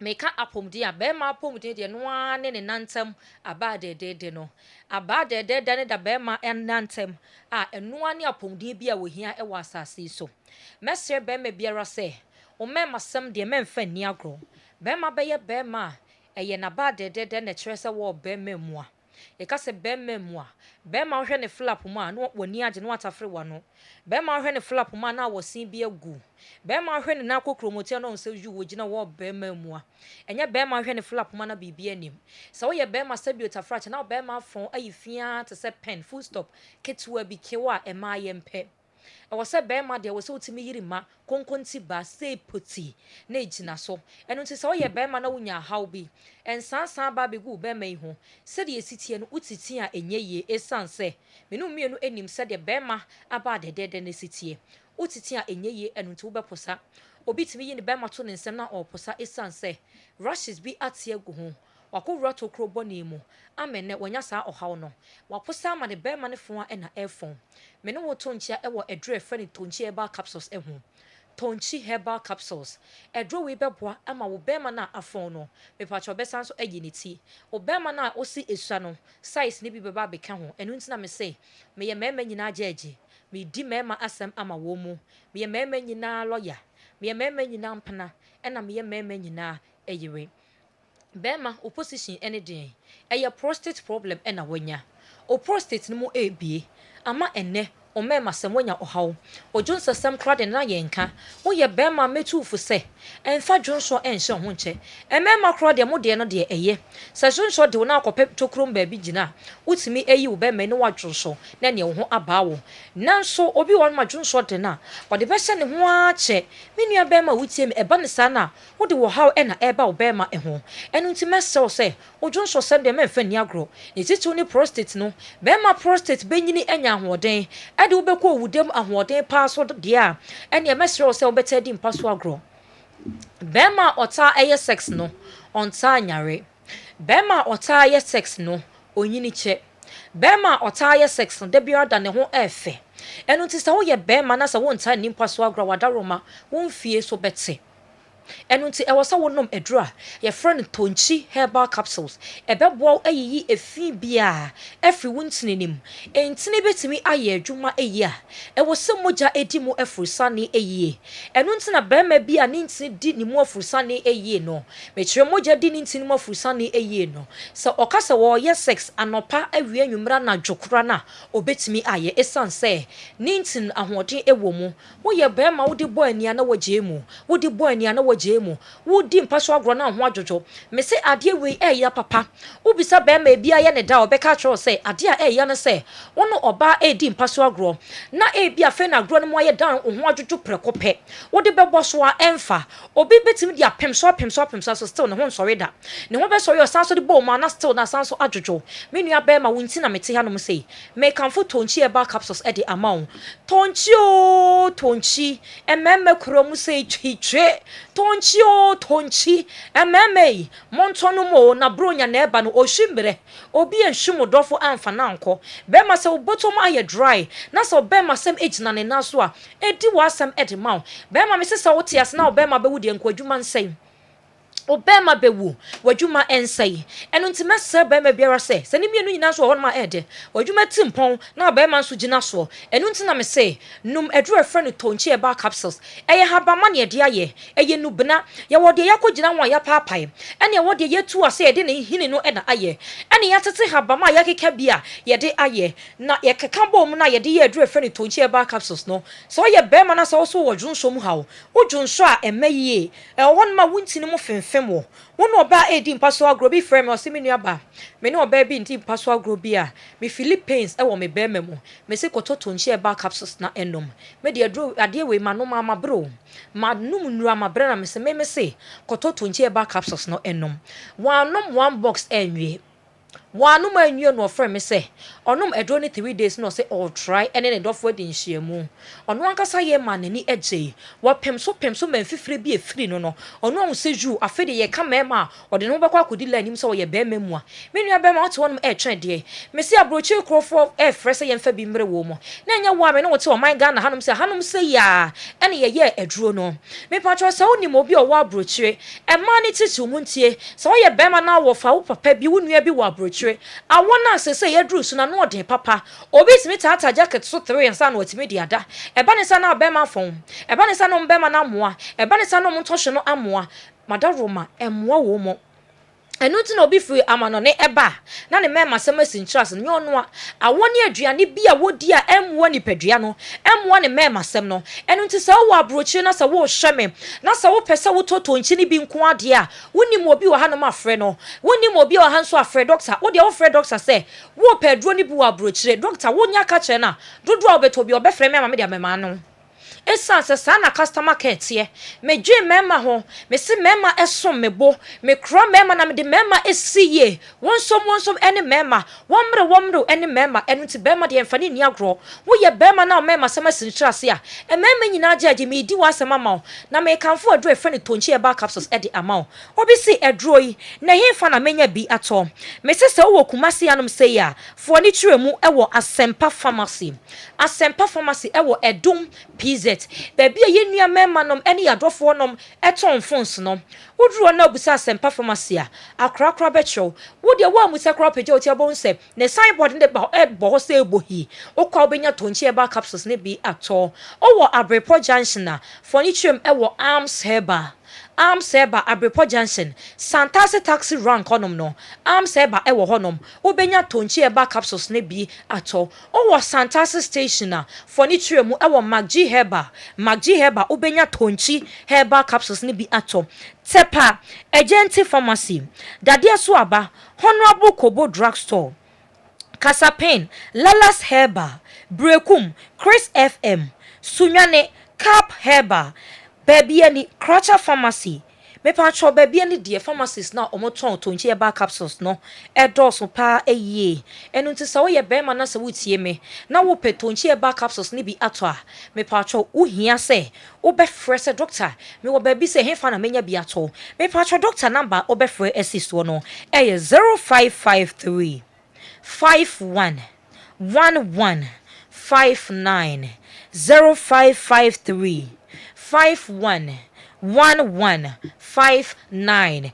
me patcho o akran so a na wa frɛ 0248 850081 0248 850081 akrafo emfrɛ number no me patcho so wo tiem na sɛ o papa bia me patcho enadwunso nsɛmti wakadem obi adwonso de na onte edro we me se minim de etimi eyenti na me se me ye edro we eho jeje na me didi mema asem ama wo mo me di akukudro ene eden so kasa cho se o papa bi enyini mu no wono de adwonso de na onte eno ane sa adwonso na pia ba abonten eye nim guase ade pa eno ntima se obeto tonchi e ba capsules ni bi ede ama no edro we obi to obi enam sa problem ya me mention sisi tie say so obi adwon so de na onte no eno ane say aba abonte no o se ne papa ete wheelchair mu ne nai baabi nka ne nsa baabi enka o hye ase say o de adwo we e ma na enam ne dwon so semti no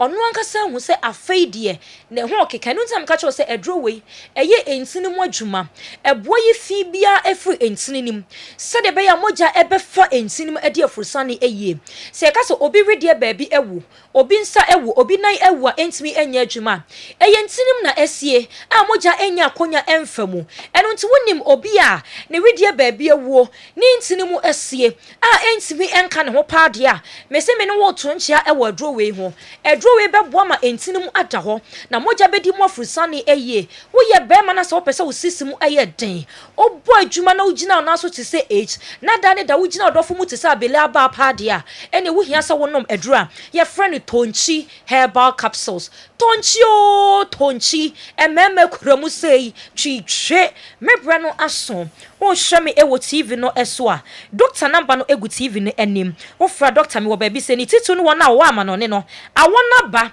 enu ntimo mane tonchi na mo nonom na mo ntini mu enna ho wo so a wo bi egu abra wonom tonchi herbal capsules bronya bo ye adwumaden ye didie mu nkoyie yanhya se enye ho aduro sabre ne etimi adidi yie yanhya se enye ho aduro sabre ne edrof ye ne edrofo etu kwan a yetimi akwakoji ye ni ekwan pa so doctor number no ye 0553 51 me patro bi tie mo se me watermale ukọ Parquet Pharmacy a ubenya bi ato na Parquet Pharmacy no opesa ofre number na ye 0244 953237 me patro ofre ya ye betro baby a obenya tonchi herbal capsules ni bi ato o wa brochi a so bi nom na dance a eba adrowe mu no edi twam me do bi bra so oje be no hwe me emema nyina mpana ene me emema nyina yere ene me ye mpana sade na ma ye yere sade na ma sanso adi wasam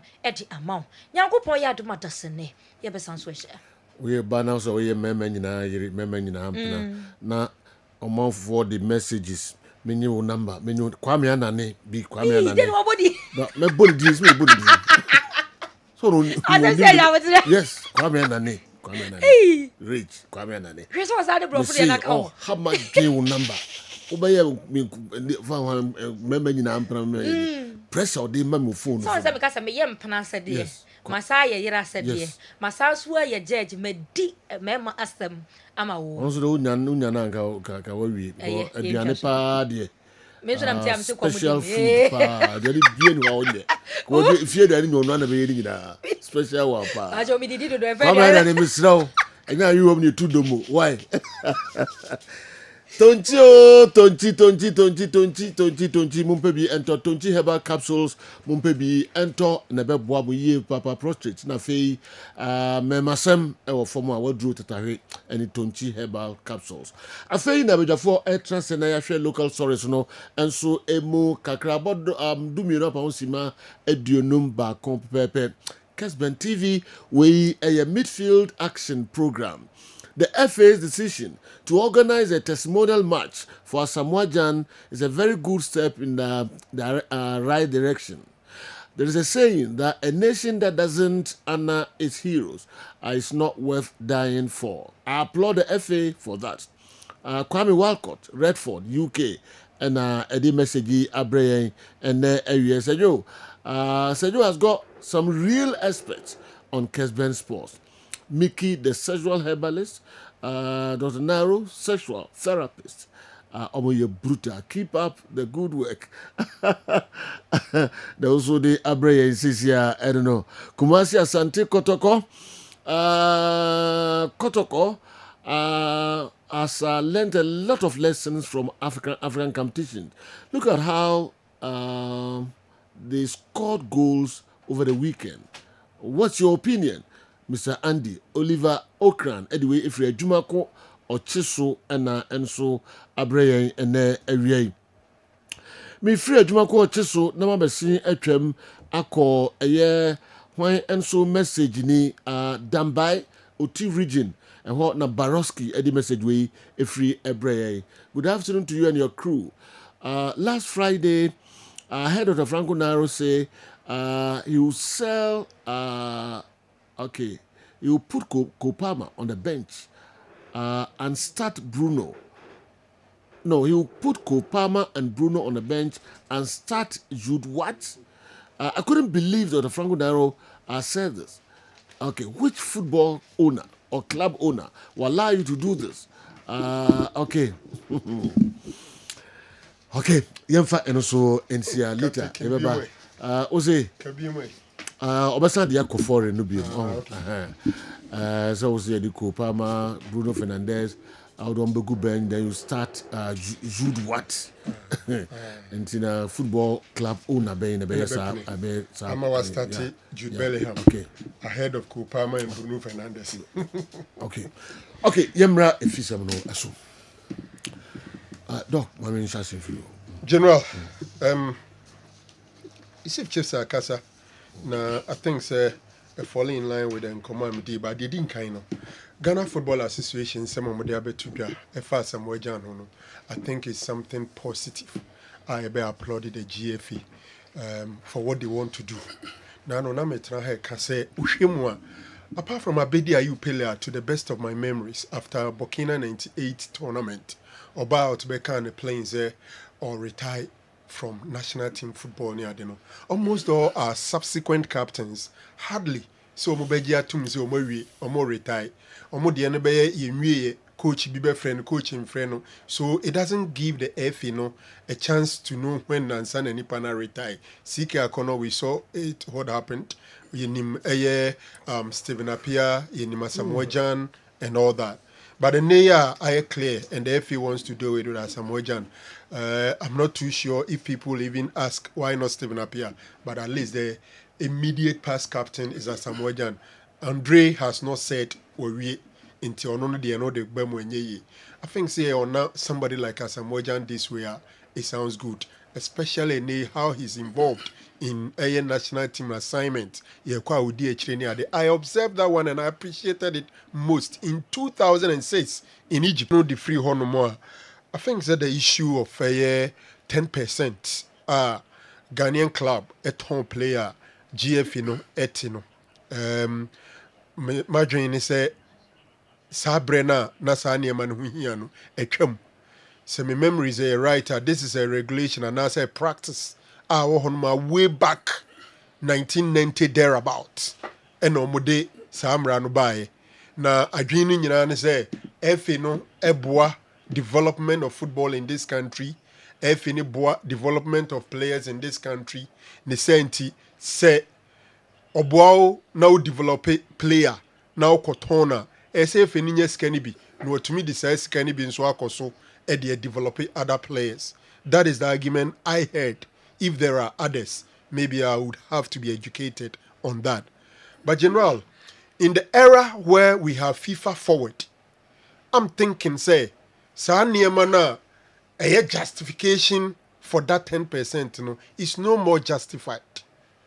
My reason is say unya butreshe FIFA forward 1, 2, and 3.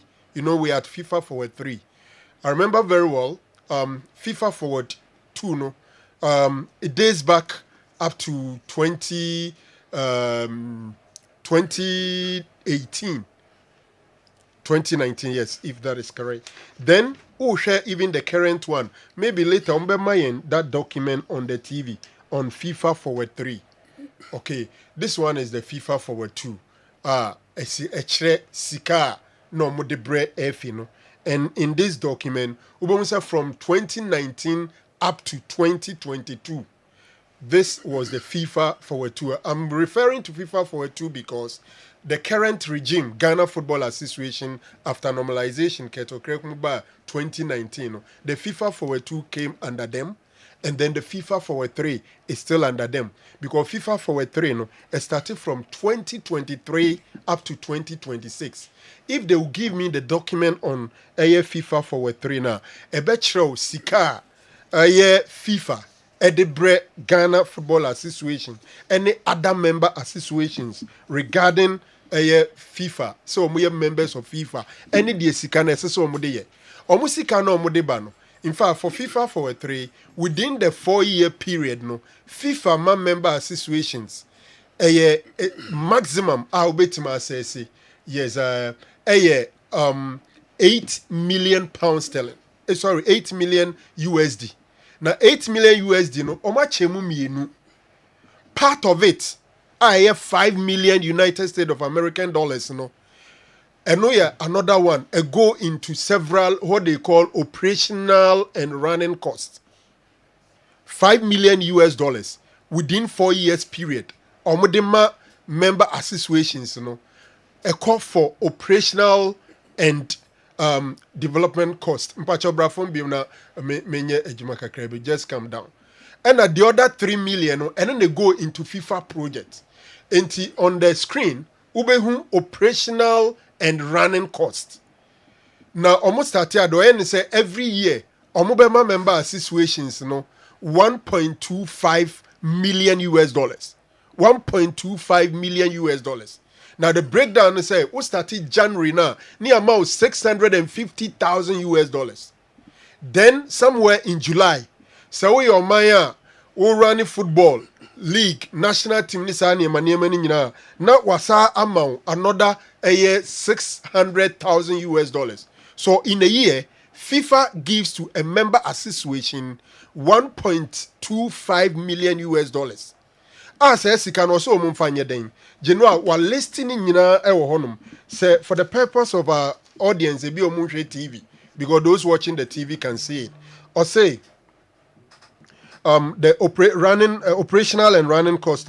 The first installment of 650,000 US dollars shall be paid to member associations in January of each year to cover their operational or running cost for recurring routine activities, including but not limited to organizing domestic competitions. Se GFA, Sikane Adebano, it sounds like organizing domestic competitions to say Ghana Premier League, Division 1 League, any Women's Premier League, all the local competition. Training and participation in matches for various national teams. And to say FIFA say GFA no set play national teams need training. Any more participation in competitions. This money is supposed to be used for that. Organizing training sessions for football stakeholders, such as administrators, technical staff, referees, and volunteers. And to say GFA courses, I'm a referees, administrators, and this FIFA says it be and organizing committee meetings and general assemblies. General Twaso Bebre. Settling utility bills, managing financial oversight, including audits, they are there. Plenty. Obia and Niji football. Now, are you interested in knowing this? It's a public document. You can just go to FIFA and look for FIFA Forward 3 document. And this is a public document. I'm going into this because I'm saying, say, a baby a chem. Ah, Moshi shares Amrano. Na FIFA Forward. And it says, Sika Wina and Ma. Enti. And no man who could hear say, and your auto player, Sikan Fabi Bray, and your obo matcha who get process for a be a bray. Now, I'm fine, yes, I do because and only FIFA say FIFA will scar. In fact, we read the preamble and then the preface of the document. Or Obutimi Chairman could do say, even associations are among full members of FIFA, they benefit from this. So, my argument is that this practice has outlived its usefulness because Saint here now mutiti says ikano sa Saint no eye football association and as people in the football ecosystem omo papa a oye FIFA na nkasa no what the sika ba say omo mfa nye say adwuma ni nyina enti say ya papa no the sika ba say yemfa ni say adwuma we nyina e dey nti na wo sa betime say sika no bio. That's my question, and I'm saying that 10% are players at all clubs at all players are mutino. It has outlived its usefulness, and the percentage is also so huge. General, there is this research from an agent which I chanced on. Also, currently Ghana offer player transfer. In fact, about 90% of the players are transferred from the lower divisions. you can't lower divisions now. Obviously, we are talking about the first year being the Premier League and then the Division 1, which is directly organized and supervised by the GFE. The other competitions offer a beer Women's Division 1, offer Division 2, Division 3, and the juvenile. Almost all of these competitions are under the supervision of the RFE. And you even ask yourself, say, assuming there is even a justification for deducting certain percentage, other than those low RFEs, you know, says can some percentage and come on. And I'm saying is that there should be a conversation on this particular practice. And for so ni should be. The sentence say, Rona FA planning no, or mother body, FIFA no, the secretary day aba. If within 4-year period, for example, so 4-year period, no, you amount $5 million. For between to your workers or more offices, or utility bills, all these things have been listed out. Basically, everything is listed out. It even raises questions on national team competitions. Ni pesa buying no disikaba. Because if you read this document, it tells you, baby, also then organizing training sessions for football, training and participation in matches for various national teams. So the practice has outlived its usefulness. It's no more important. The simple question now higher. Senye goal project now. So kana na FA deserve size kana na 10% no. Na go deserve senye sa intervention na. Okay. Na nka FA deserve 10% na. Because who feel say no scab free FIFA ba into no 10% now was not deducted from clubs no. Yeah. And who yes. And some boa clubs no. Yes. Into says kana nka FA deserve size kana na. Yes. And come deserve. Come deserve. Say Bren ntina me kire mu say Bren na omo share sa amra no. Na FIFA mfa say sika no mbre o. Ene ya FIFA forward. On say FIFA forward ni scan omo chemu me no. 8 million na ode be Bren member situation in within 4 years no. Emu 5 million there. Enye no na odi koye project. But the other 3 million no eno na odi koye project eno de agisa wo F no wo kire project kura wo koye wo justify bibia ansa no watimi assess. But the other 5 million in there, who started season in January, man, 650 aba. So we organize the league, national teams, or mama justification, which we qualify for almost all of them. So in July, the other 600,000 comes in. And the question to answer it, senye FIFA forward now, mo de bre member situations, in this case, GFE now, and komo g some percentage from player transfer, and can harding, it sounds say FE no running. Mpachotma say, but nam say sika ba for sanya many nyina no. Ehu hia. General, obi say, my question is what role, what kind of development are they contributing to players? Look, who share your national team here? Right to dream forward about 50%. You ask yourself, say, right to dreams what do omunkro for show on to aduane do mo mu di akoniaba, FAP agent, mo mu be show mu players, transfer mu deco. What has been the contribution of the FA? And they are say division or the saying juvenile teams, you know. They are demo football, one football. Ne boy be 300 Ghana cedis. What do you find say 500 Ghana cedis?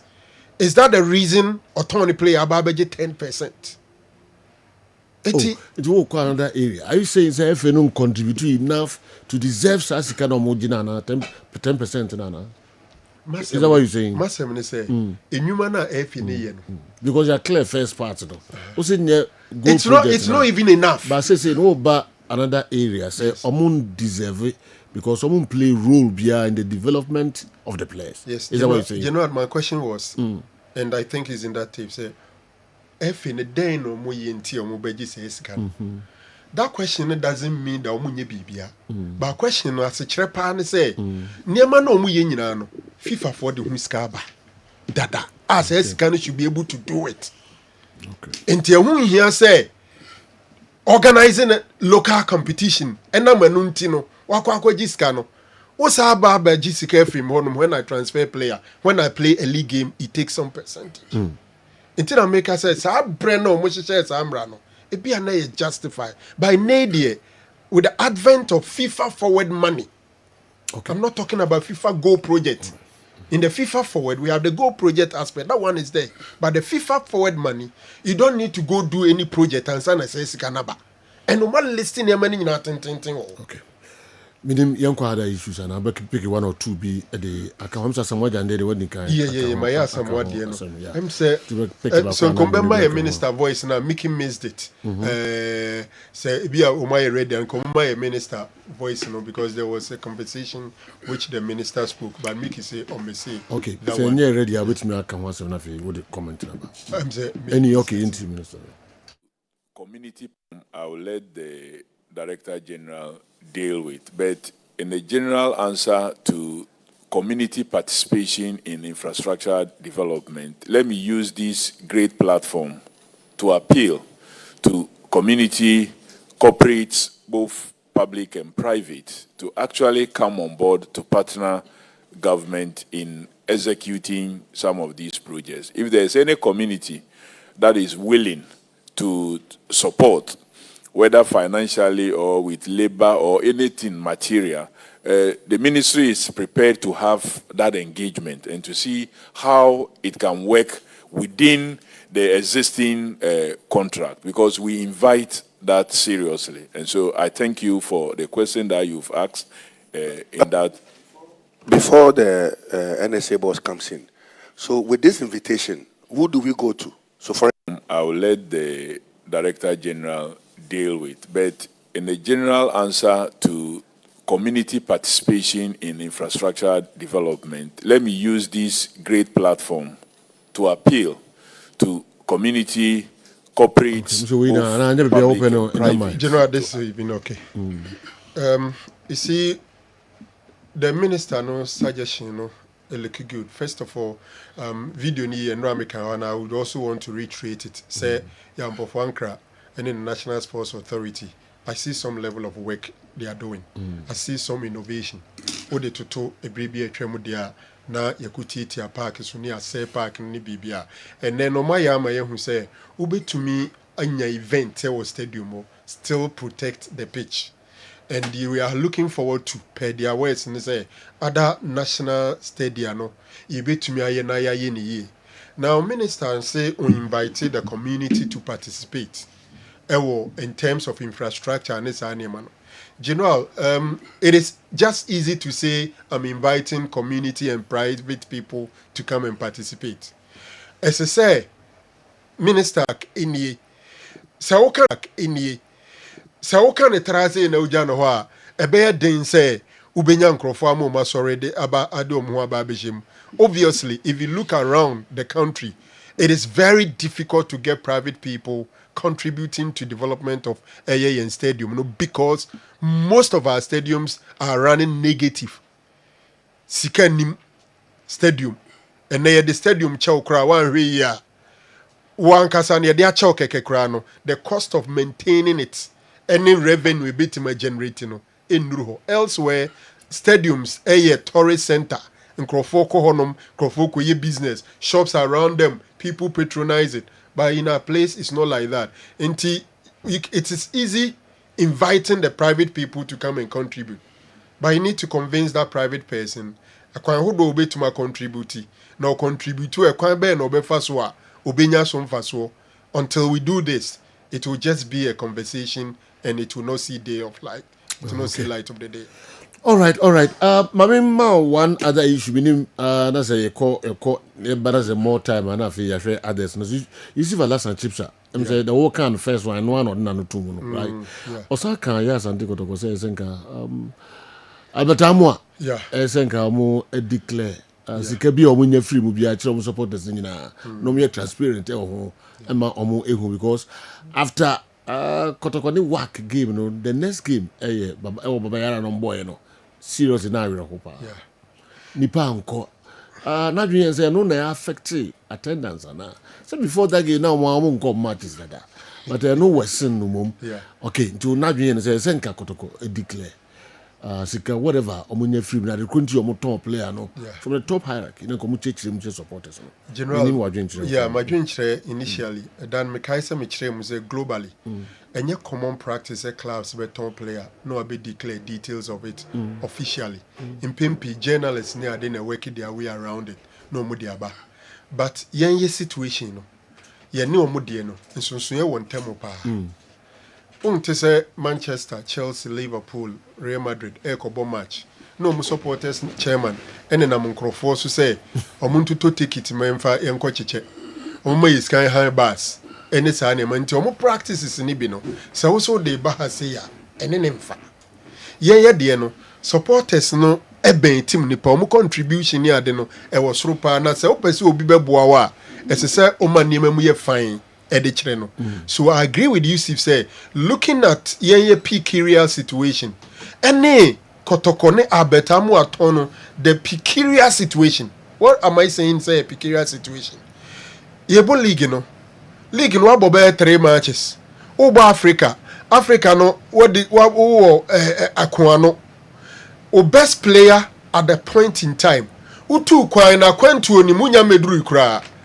No one answer aka kire say what on player no ene na be say bibi pa na press o e man ntu toss a player no enti in such situation as say umma supporters ni hu sika ewom ebi asa sika we de abrante no se chinchina ye ma ne nko na ye wo abakosem ho no ma ye key players omunya deal ya mo ma nkwa omukọ yanya mfaso bia wo so eti ni de no sika no ba ye no ani bia abcd nti yesusu se ebeye se ebeton no ne de anya sika no esen se ye betena ho ama na kokwa na players ne duru sa abre we a ebi mpo a wan hwe ade wo pa afi ne ho no unya mfiri ne ho na afi de waboka agu yensu ehia sika nti abrante ne ton ne teku ana simple for me it shows so much respect to the supporters.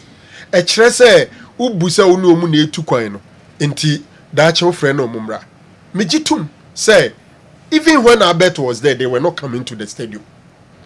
Enti ohwe from that angle Albert so Albert nye nti no mama ohokra no and kotokwa akwa Africa yakọ shan 5 in a film nkrofo abembebu anu nti no mama, but I still think that enye late to general because the transfer no a process. I still think omube to me afa kwan bi so aka kire omo supporters no how much he was sold. I know those who want to get it will get to know. In fact, the Olympics as we speak knows how much the boy was sold. Obi or access to omo transfer omo system no can easily find out. Enti idea won to me fancy forever ebepi. So why don't you show them the respect and show it to them? Okay. What am I saying? Yeah. We could have the better to say commitment to your crack and was a Kotokone Tima players Bema Yema Muntu Kwai and Yem Ton Womo and scare other players. I hold him a corner him in your chance. I'm in Continental Ubana chance no Nasa no Kotokopa. It's me Tom Mauko. So mediums out the point. Sir, the positive thing is team we first no dey say Kotoko de okwa akwantu ba ye ma unko no aka, but you use it as an example. Say Obana with the right money we can let you go. Sure. Me can happen say Kotoko should have their policy right, know immediately what they are doing. If they think say current situation the next 2-3 years say team no player will be paid they should communicate, and the moment that is your position we will near in that direction said the baby bit me there do the opposite. I agree with you, Steve, on that one. Okay, Kessben Television, Kessben 93.3, Kessben 92.9 Accra. About your Echegu Live, and so our DSTV and a Go TV, pim, actually DSTV 364, Go TV 121. All right, undoubtedly, the impact on the development of these players is minimal. As explained by Dr. Naro, the GFA needs to review these decisions. Sadly, the football administrators show no interest in having these debates during Congress. Ohinba Kwachi, Cologne, Germany, and so Abrayan. Is Dr. Naro saying that clubs should not pay dues to contribute to the welfare of the association.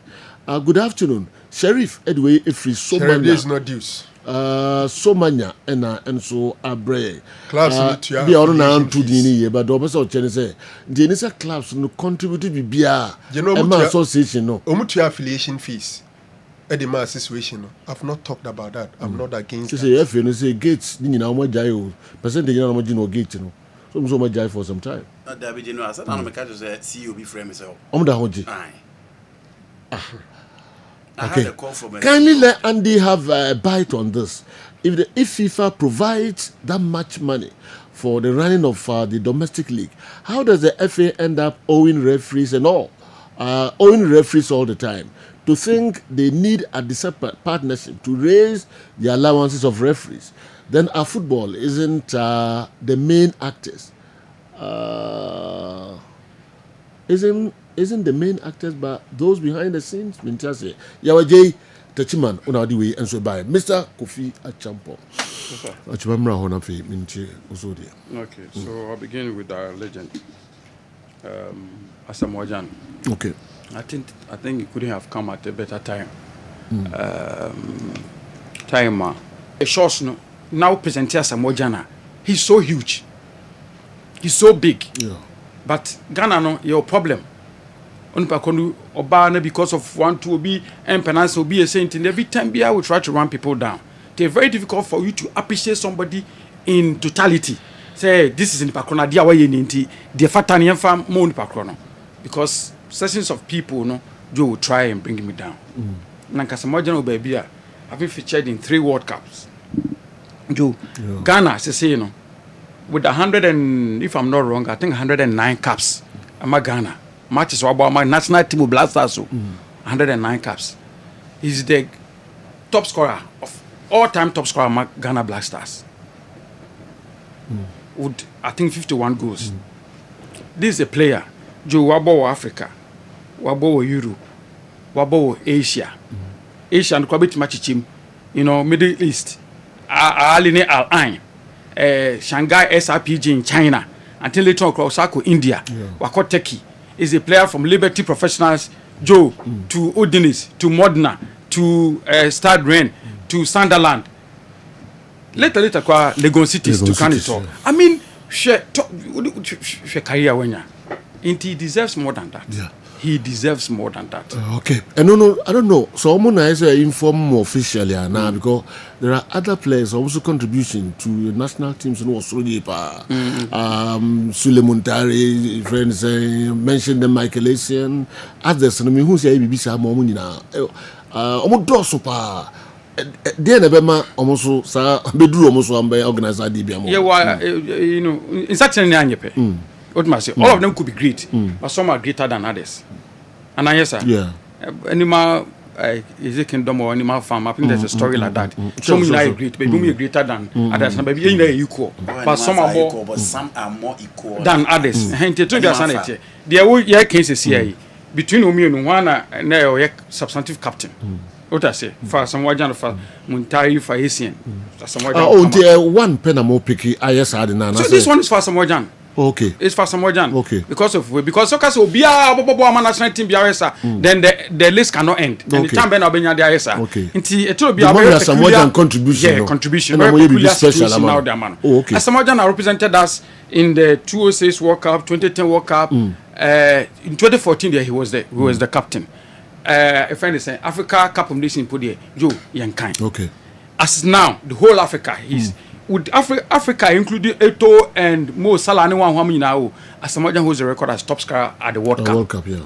Joe, those are 6 goals, eh? Yes. Okay. So no, make Africa continue Eto. Yeah. Cameroon abo World Cup abo, Nigeria for you abo World Cup abo. It tells you in all the 3 World Cups as Samoa Jan ebo ni no, or she goals.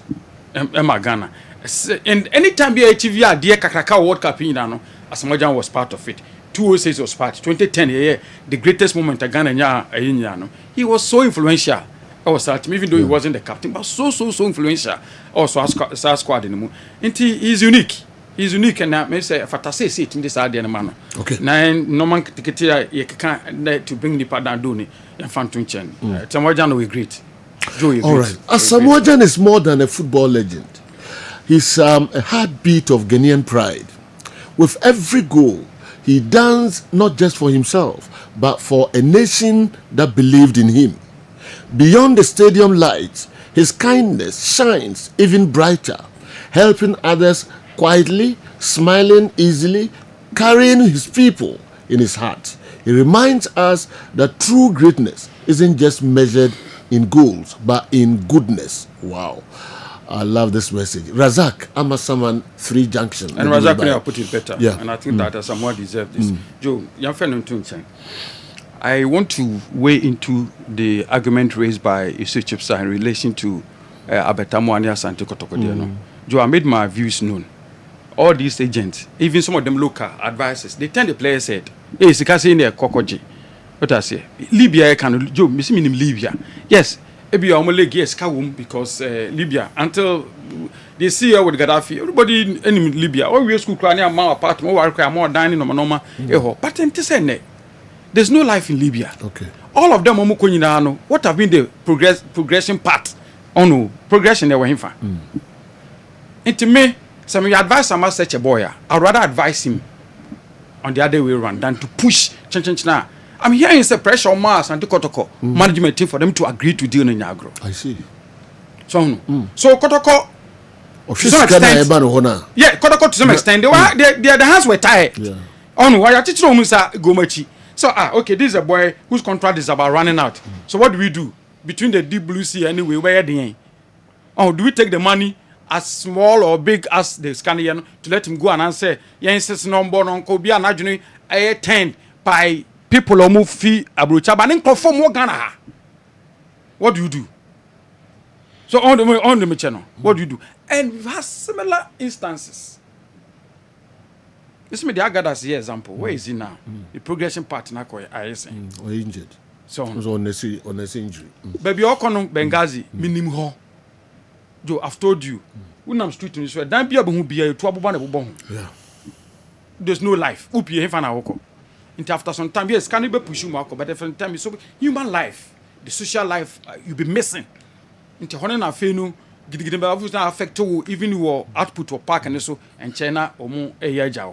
They make a can in our church or talk. If you Ghana wasn't a bit turning down, sir, offer if was about between $10,000 $20,000 a month. Ghana for maybe zero to turn it down. But we are talking about a player now or prospect. I'm told said they even made a proposal, say opportunity to go to the World Cup, where our global stage, what I say, and get better offer for other incentives to come in. And no, niti 10 na soko. But do your management a Jordan Abbey. Now the entire I created problem kakrani. I think a honor. That's where Kotoko I think didn't get it exactly right. And this circumstance nearby how they transferred him after losing the match against Wakan and Human Animal Issue Statement said this has been transferred minus certain duties. On the mission. Say baby, Ali Benghazi for release your money and tentem. Tina is a Kotoko yen fast. No one here man for source and Ali Benghazi. So this is a problem. Yeah, but someone starting negotiating. The time when I born a car, some penetration, some German on renew. So there's been negotiations before finally Omo agrees. I remember those days you were at Fox. Some of our working with a GCR. Those days I have a contact here. Okay, number Pamon is it Rav Zumdik or something? Number Pamon. Have took the decision in Numeno. Or take a decision and you may say about Pamo Zumdik the following day. And opportunity to Muhammad called us. Sure. Muhammad the NPR of us and Kotoko. That guy. What I said, this is the situation. Yeah. So as the media guys, how do we handle it? Tell me how to system. Oh no. To try and get the psyche of the supporters. Interview any boy and such in Shobokobokono, Molikama media Nakaka. A boy no Kotoko things also about Libya. Hey, Kotoko spot and Befre. Obako Kotoko strikers, Akaraka, do the Blamina boy from Abokoma. By the time we German are connected, decision of the supporters and not you. Abu Fonu Bakofom. But what I say, but the blinds are nobody expected the bomb. And with limited information. And then a criticize do. So I think that the PR around boy and sale no do never form. Yeah. So what must I say? Yeah. Or propaganda, if I have to put it that way. Sometimes you need football. I don't want you to media. You need to spin. England. In England, political parties or spin doctors. Na spin it saying, as somebody say, "Say no buy a man for dear the man I dey." What you say? You remember the Herbert days? So, inti. Mikaibra, this defender, Oriba, Joseph Hendricks, how many free South Africa? Yes. You know, Vodafone, na Kotokoba, how many hearts of folk? Yes. They was put on a but they say support you more they'll brief you and how to present it. Until Ababa no crowd supporters na GR did that. Yes, now crowd player, no more crowd SU. Yes, in the bar, I was say the decision of the supporters and not management. So Herbert was so conscious about the psyche of the supporters. Said, do you be what would the supporters think? It is the end That's why some of us are not afraid. When we saw about time Muhammad Afani, a phone afraid, me Kofi no afraid Laka, all them big people in the system. So, how do I put it? Agenda in the system. You can call Congo. Dem go far when it's not. You go far one so. What you change hotel in say. Hotel is hotel no dey is a no true. Yes. We are calling the name.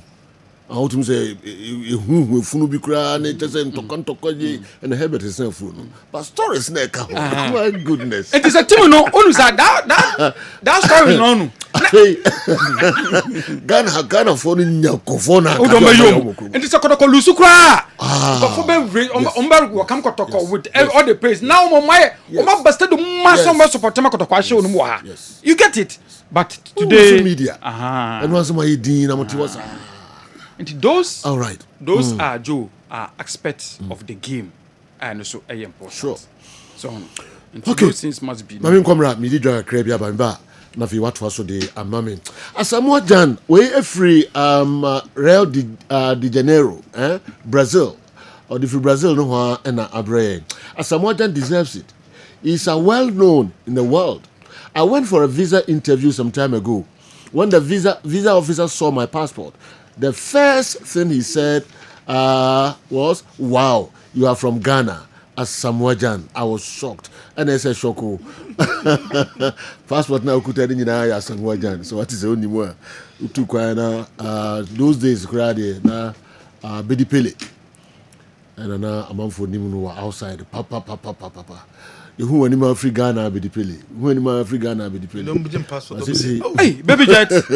Rather, me say English press back after Equatorial Guinea. Okay, sir. AFCON 2015 AFCON. Yeah. Ghana Algeria. The next morning, the Sun newspaper said malaria. What malaria? Yeah. That was the headline. Go no share because Moja malaria. I think against South Africa in 1-1. No bomb match. South Africa and Senegal. Into we are say game no. You lose a film and a border of crime say a film AFCON mu. Na Asamoah Gyan ebegyina mu as captain that time no malaria what malaria that was the headline Emma newspaper no and na ezu waka so ne twa cross number no Asamoah Gyan dey share sa go no jo me to park so na me run the commentary sada ma ina permit mu in the Equatorial Guinea mongomo and they run commentary no na Asamoah Gyan share sa go no na dey Ghana call ya all the way to the final in Ivory Coast on the penalties Asamoah Gyan jo oya big. I deserves it. The Moyamani Biano Asamoah Gyan deserves it. Papa. Kwame Mickey. Yes, make him come back. Come passport. Hey, Laka. Dausu.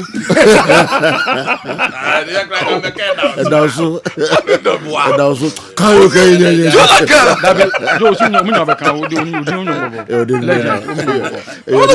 come on, country be legends. Country and we're dying for. And we in the media, we in this space, no. When I walk space we in the modern day, only more contribution. Laka commentary. As a man, yes, I tell them what you be. Oh no, I'm being honest with you. No phrase back could be. Laka, Maria Majuma.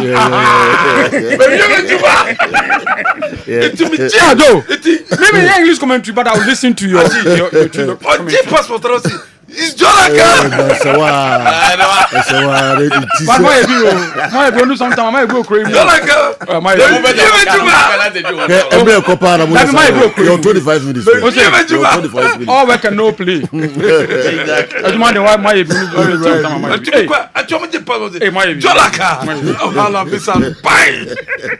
Na me am go di lie.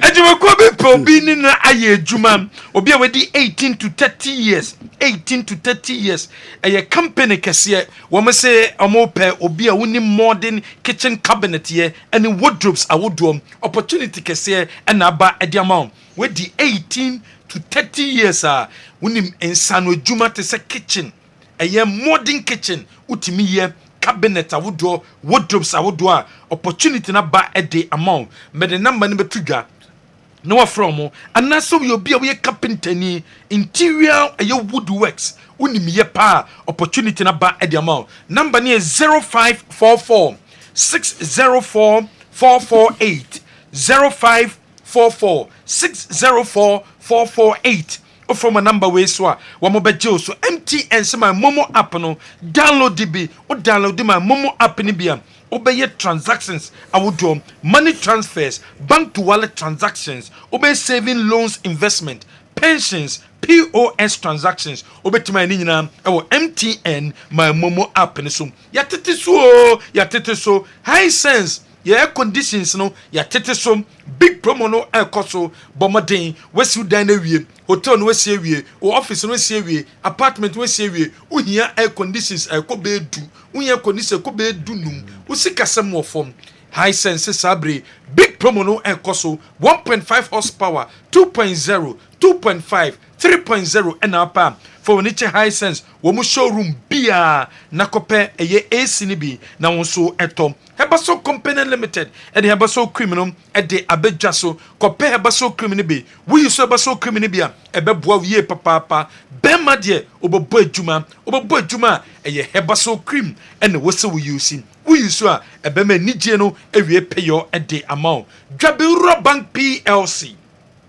Daburo Bank ban say bomadena bro maseye asempa loan no ewo ho bramna unsanka asempa loan ne be ene ede obatampa loan scheme no enso ede abedwaso kope obatampa loan scheme ne be na emboa savings account current account microfinance shares susu ne na so beko dwabin Ura Bank PLC Kingdom Herbal Center woman the Kingdom Garlic Bitters no e de abedwaso kope Kingdom Garlic Bitters ne bi nom na boost immune system stress no enko Kingdom Ginseng Power e wo dwaso unya Kingdom Ginseng Power ibi nso no ma e beboa ma bema wetimi abo adwuma tremendous capsules e wo dwaso kope bito nanom we ndro Kingdom Herbal Center woman de abedwaso Laka me de adwuma no abane wiye Asamoah is a legend. I'm proud to be one of those to own a signed photo, a signed copy of his autobiography, Legendary.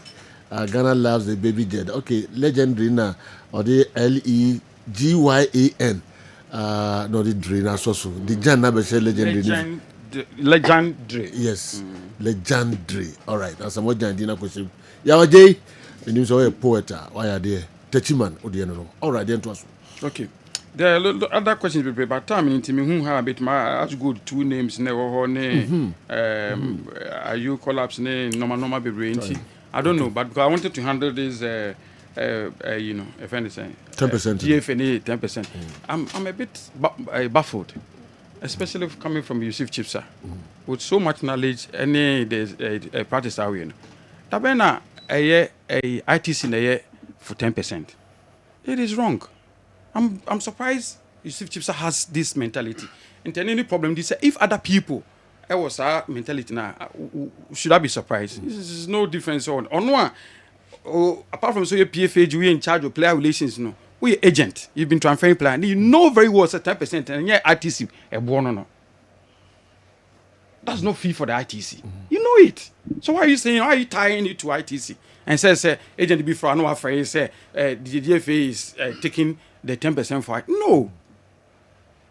Also, agents we permanent free the office also because of that. Yeah, I'm surprised he's saying that. It doesn't happen anymore. Yeah, it must be take you as Yusuf as I know you the knowledge, what you do, and education. No. And now I'm presenting here and agent chrono. And I'm sorry, sir. Say not no one not need him there. Son of a catch and and they keep on, you know, telling people the wrong thing.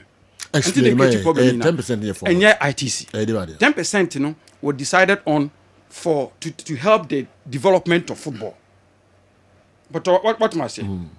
To help with the development of football. And yet the fee for ITC. FIFA Go Project, FIFA Forward. Before Forward, even the 10% to that there was Go Project. Go Project now metamorphosing into FIFA Forward. In think I said because FIFA Forward Abentino. Sebi project. Sebi Pokran Zero to Gum. Sebi because FIFA Forward one. What tells FIFA Forward is coming by now? It means all the projects of the federation. No, I'm sorry. In England, 2024-2025, the government of England is giving the FA 125 million pounds for development. England, all the sponsorship, all the revenue streams, the government, the UK government, 125 million pounds to support grassroots development. Very recently, FNA distributed brand new pickers for all the RFAs to help with grassroots development.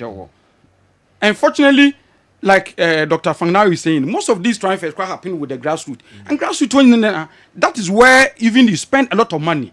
It's easy for you to spend what is $600,000 or what is $10 million, what is $5 million. It's easy to... No! Joe, if you but appreciate... in a part of the world, do you still need that money? I just told you England. Yeah. This is not Africa. Clubs. Yeah. So where you won't get that, you then decide on how a bit England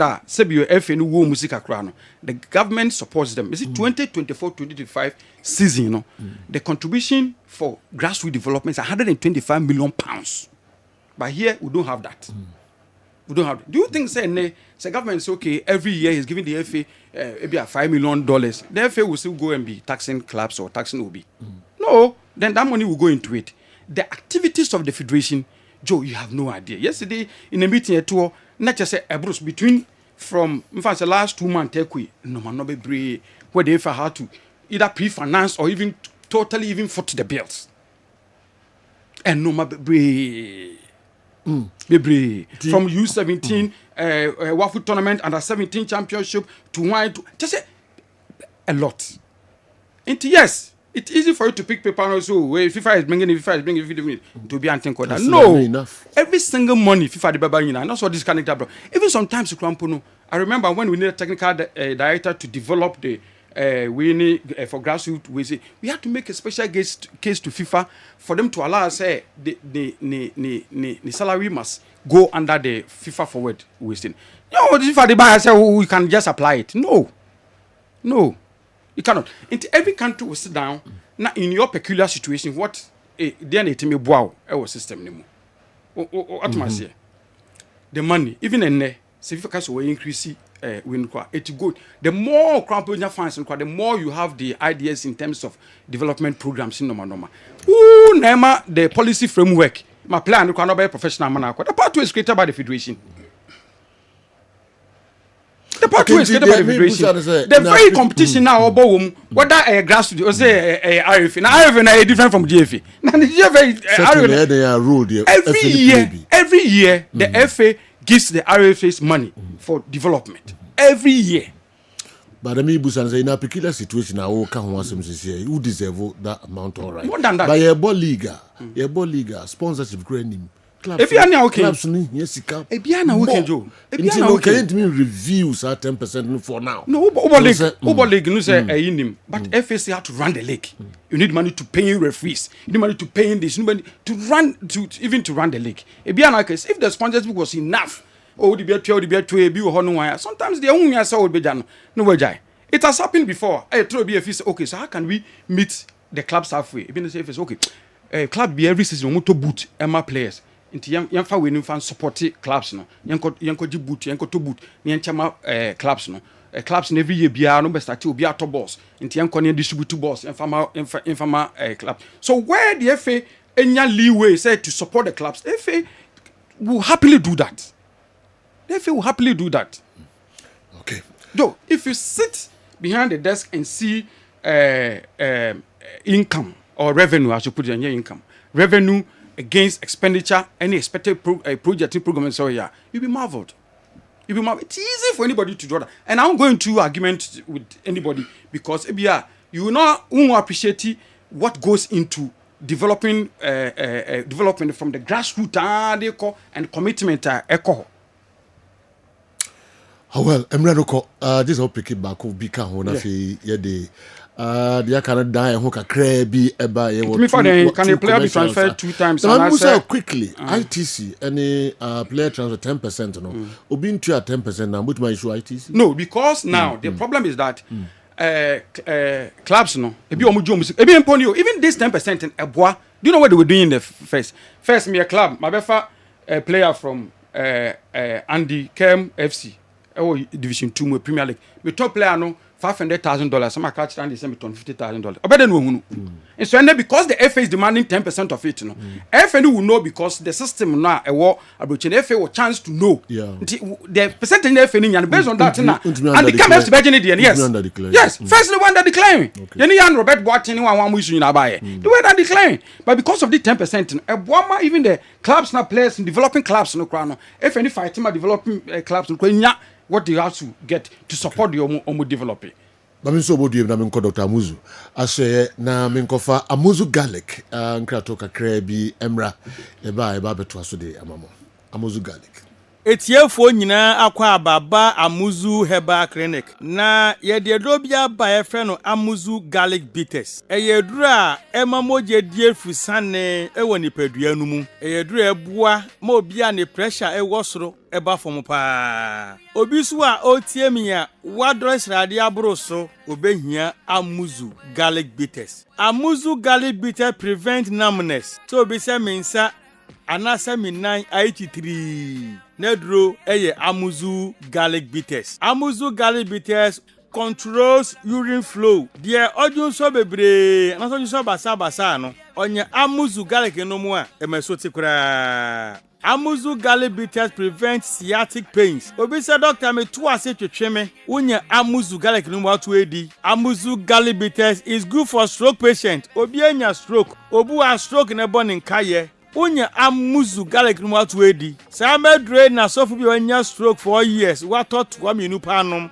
I na wetimi asore ananti waka. Amuzu garlic bitters boost the immune system and fight infections. Say utie me na say uyo chembewu yare biya ba bekra wa. Kopa Amuzu garlic no mu en ne mo ho ye dene. Na kutie nyarewa. Amuzu garlic bitters prevent body weakness. Obu ha ahomre woni so. Amuzu garlic bitters dilate the arteries ebiabia intinimu mamoja ediefusani yie pa. Amuzu garlic bitters support the pancreas. Amuzu garlic no pancreas ho ya de ne modidi a ekotwetwe sugar na glucose na mu no me so te mass sugar eba normal. Amuzu garlic bitters improves vision. Obu oho a ne pressure was with man de hunu wo form. Onya Amuzu garlic no mo ebuaw ma friends we ni na ayi wisi no we hu ade yie pa. Amuzu garlic bitters prevent palpitation. Nipa bia home ban sese home no was bebre sa kope Amuzu garlic nenom. Amuzu garlic bitters prevent insomnia.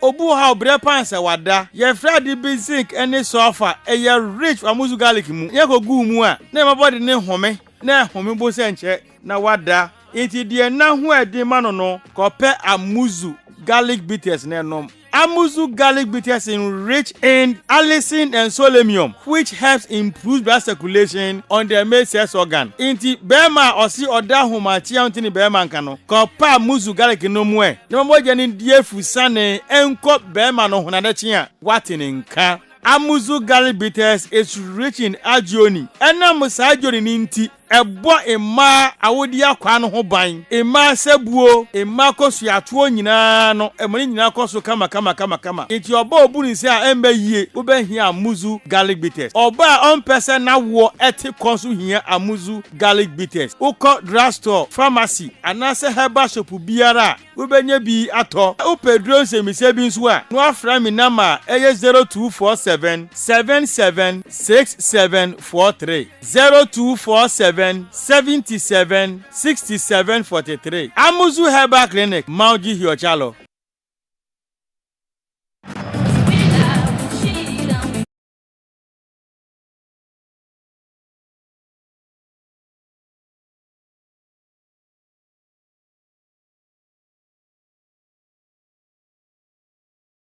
Na Pakakra Emetwaso Mamo. Kessben TV, Kessben 93.3, Kessben 92.9 Accra. Joe, does Fred's presentation this afternoon about the role of the media in framing the native and cotton supporters' support and sympathy as concept of mass communication vindicate listeners who usually suggest that he uses his presence in the media to support the GFA. Dr. Moses Agawina, senior lecturer at the Montfort University, Leicester, UK. Anyway, Abba. Yeah, he's not wrong. Who uses presence in the media? I mean, the media to support the and FA. especially because I know the regulation. Me, I read the regulation. I read the statute. No, because it be different. I go to Congress. Maybe standing orders is referred to. Then somebody will come. There's no standing orders.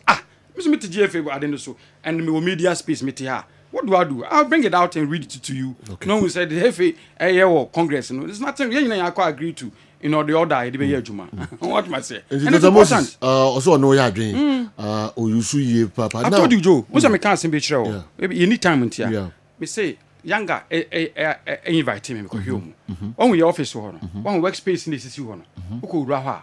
Omu media department. Or communication with a small guy being a young communication director, fair guy, is a friend of mine. But me go, everybody needs Mumbai. So much to player. Player require ton of company. Available JCB, I have 3 and back with Mafa. Then on my opinion, what the debate, Twitter, Facebook, wine, streaming. Said just in Ben on share. Then the final committee bomb, one sana. Final much you see no bobo, or much you see the Ombaye. Or more office or no more creative page or how would go post. We're about to take pictures for them or the social media welcome. Joe, they will raise you. Oh no. So the buzz they will create around it, you have no idea. And it's important as to why. Now Tanzania football everybody. Joe, catch them. Tanzania football. The national team, shit. But look at club level. It is because there's an effort. There's a decision to do something. National team Tanzania football, national team. They know me by club football. It's because the people running it, and make a decision. The same thing a bit Messi or Ghana. A bit more Messi Puma Hats and Kotoko, Ababa Bru, GFA, Scar Hats and Kotoko, a resin Abba Bru, what the GFA is been getting.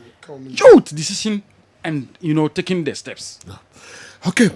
Mreka crack can more about 2 minutes be obi starting message busy there is fire on the mountain blah blah blah. Me say Obwa says 2 clubs. He use the same name. Meaning that's why you more what what's going what's happening? I've been following it. The original name na Ashanti Go Sporting Club. That's what at the Congress na Kane West, the Congress took a decision to export it from the Ghana football. Until we because of the name as good never Crawford team, not to say. And in this case, these 2 clubs now are looking at something we call branding. This is not the only team we do. But we say the name, the brand as good is so huge. So what did the club are now first now I think quite aware decided to go to Obuasi after speaking to MP for no. We say no move dinner about to court support. Yeah. But the ultimate first are a dinner which is now banned. What is a banned and export? Instead of Ashanti Go Sporting Club. No because some as good FC. Omoko register general no be so register as good FC. Boaswa. Register general. Okay. So what you okay. So register general the company kwa my time no my research. Say dinner offer no be fire and san omo dey okay. So that's what they do. Okay. Toko no be omuafa.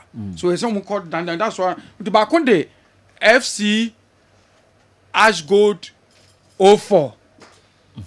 What I say? Yeah. No, because the Ash Gold FC. Okay. What I say? Trying to circumvent the Ashanti Gold Sporting Club Limited. Are you getting? Whilst the FC Ash Gold 04 no Division 1, Ashanti Gold FC no Division 2. Okay. So what must I say? So the Ashanti Gold FC no, people want so within the Obuasi, almost person car. Decide in the Eba Bobo. No more do a channel later in the case of fight to try and get the original name Ashanti Go Sporting Club now my baby is deciding. No one was so aqua register FC Ashanti Gold 04 with access to the Obuasi Clean Stadium.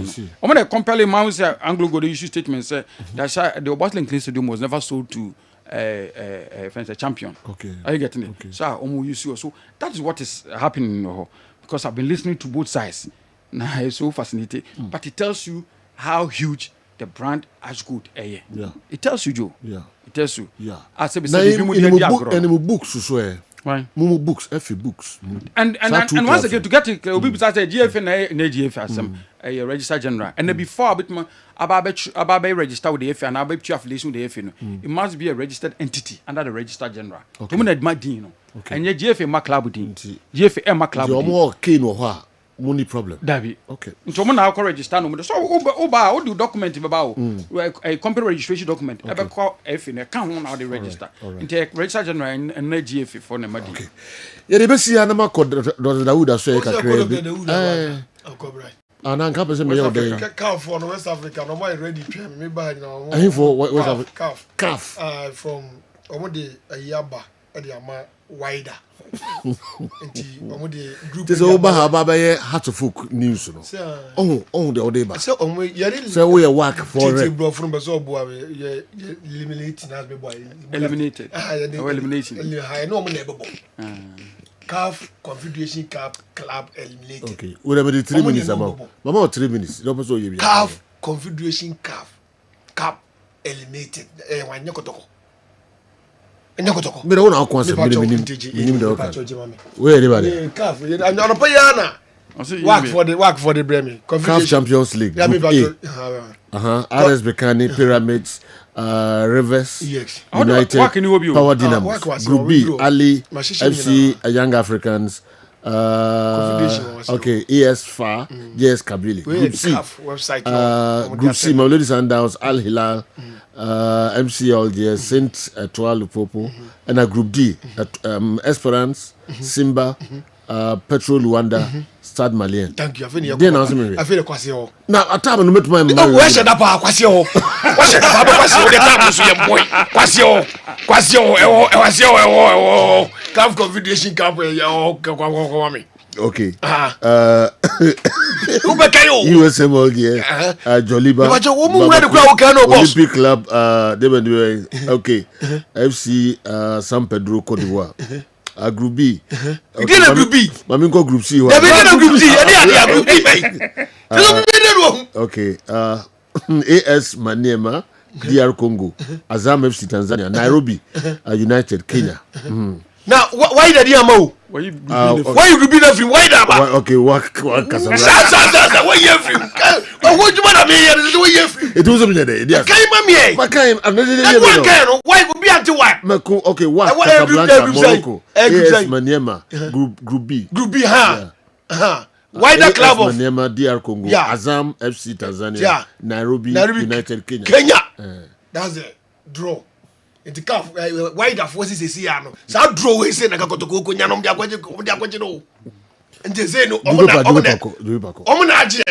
It will be our TV so any. Omo na agye. It is any eliminated club of CAF Confederation Cup na kwakoko. Eliminated club of CAF Confederation. Lami ko Dr. Dawood bra. Me bana se mre wom dia. Sunday no mre bobo. Onehivo. Eliminated club of CAF Confederation okay. Club. Sunday. Comment ça santé kotoko on no bobo. Okay. Enti work force men kan kire wo mo. Said on ba ho araja fo yema wo mo no. Sa na yeso ha. Work force so. On ba me boya me aye. Okay. Enti support say yan share so. Na ye mo boy ho ni ngongo hia ho mo. E wa Grassroot stadium ne be share ho mo. Ye just no share bia basim. Oh okay. Bia ba chapter half. Of course see ya just size bia pe bia bi ho. Okay. All right, and then Professor Otin Abaye birthday. Wow. Abadumja, Prof Otin Abaye, member of 4141, on the head of Economics Department, KNUST. Prof, you so happy birthday. Professor Otin Abaye, yes. Prof. 41, strong member. Oh, okay. Prof, very unassuming. Oh yeah. Come on.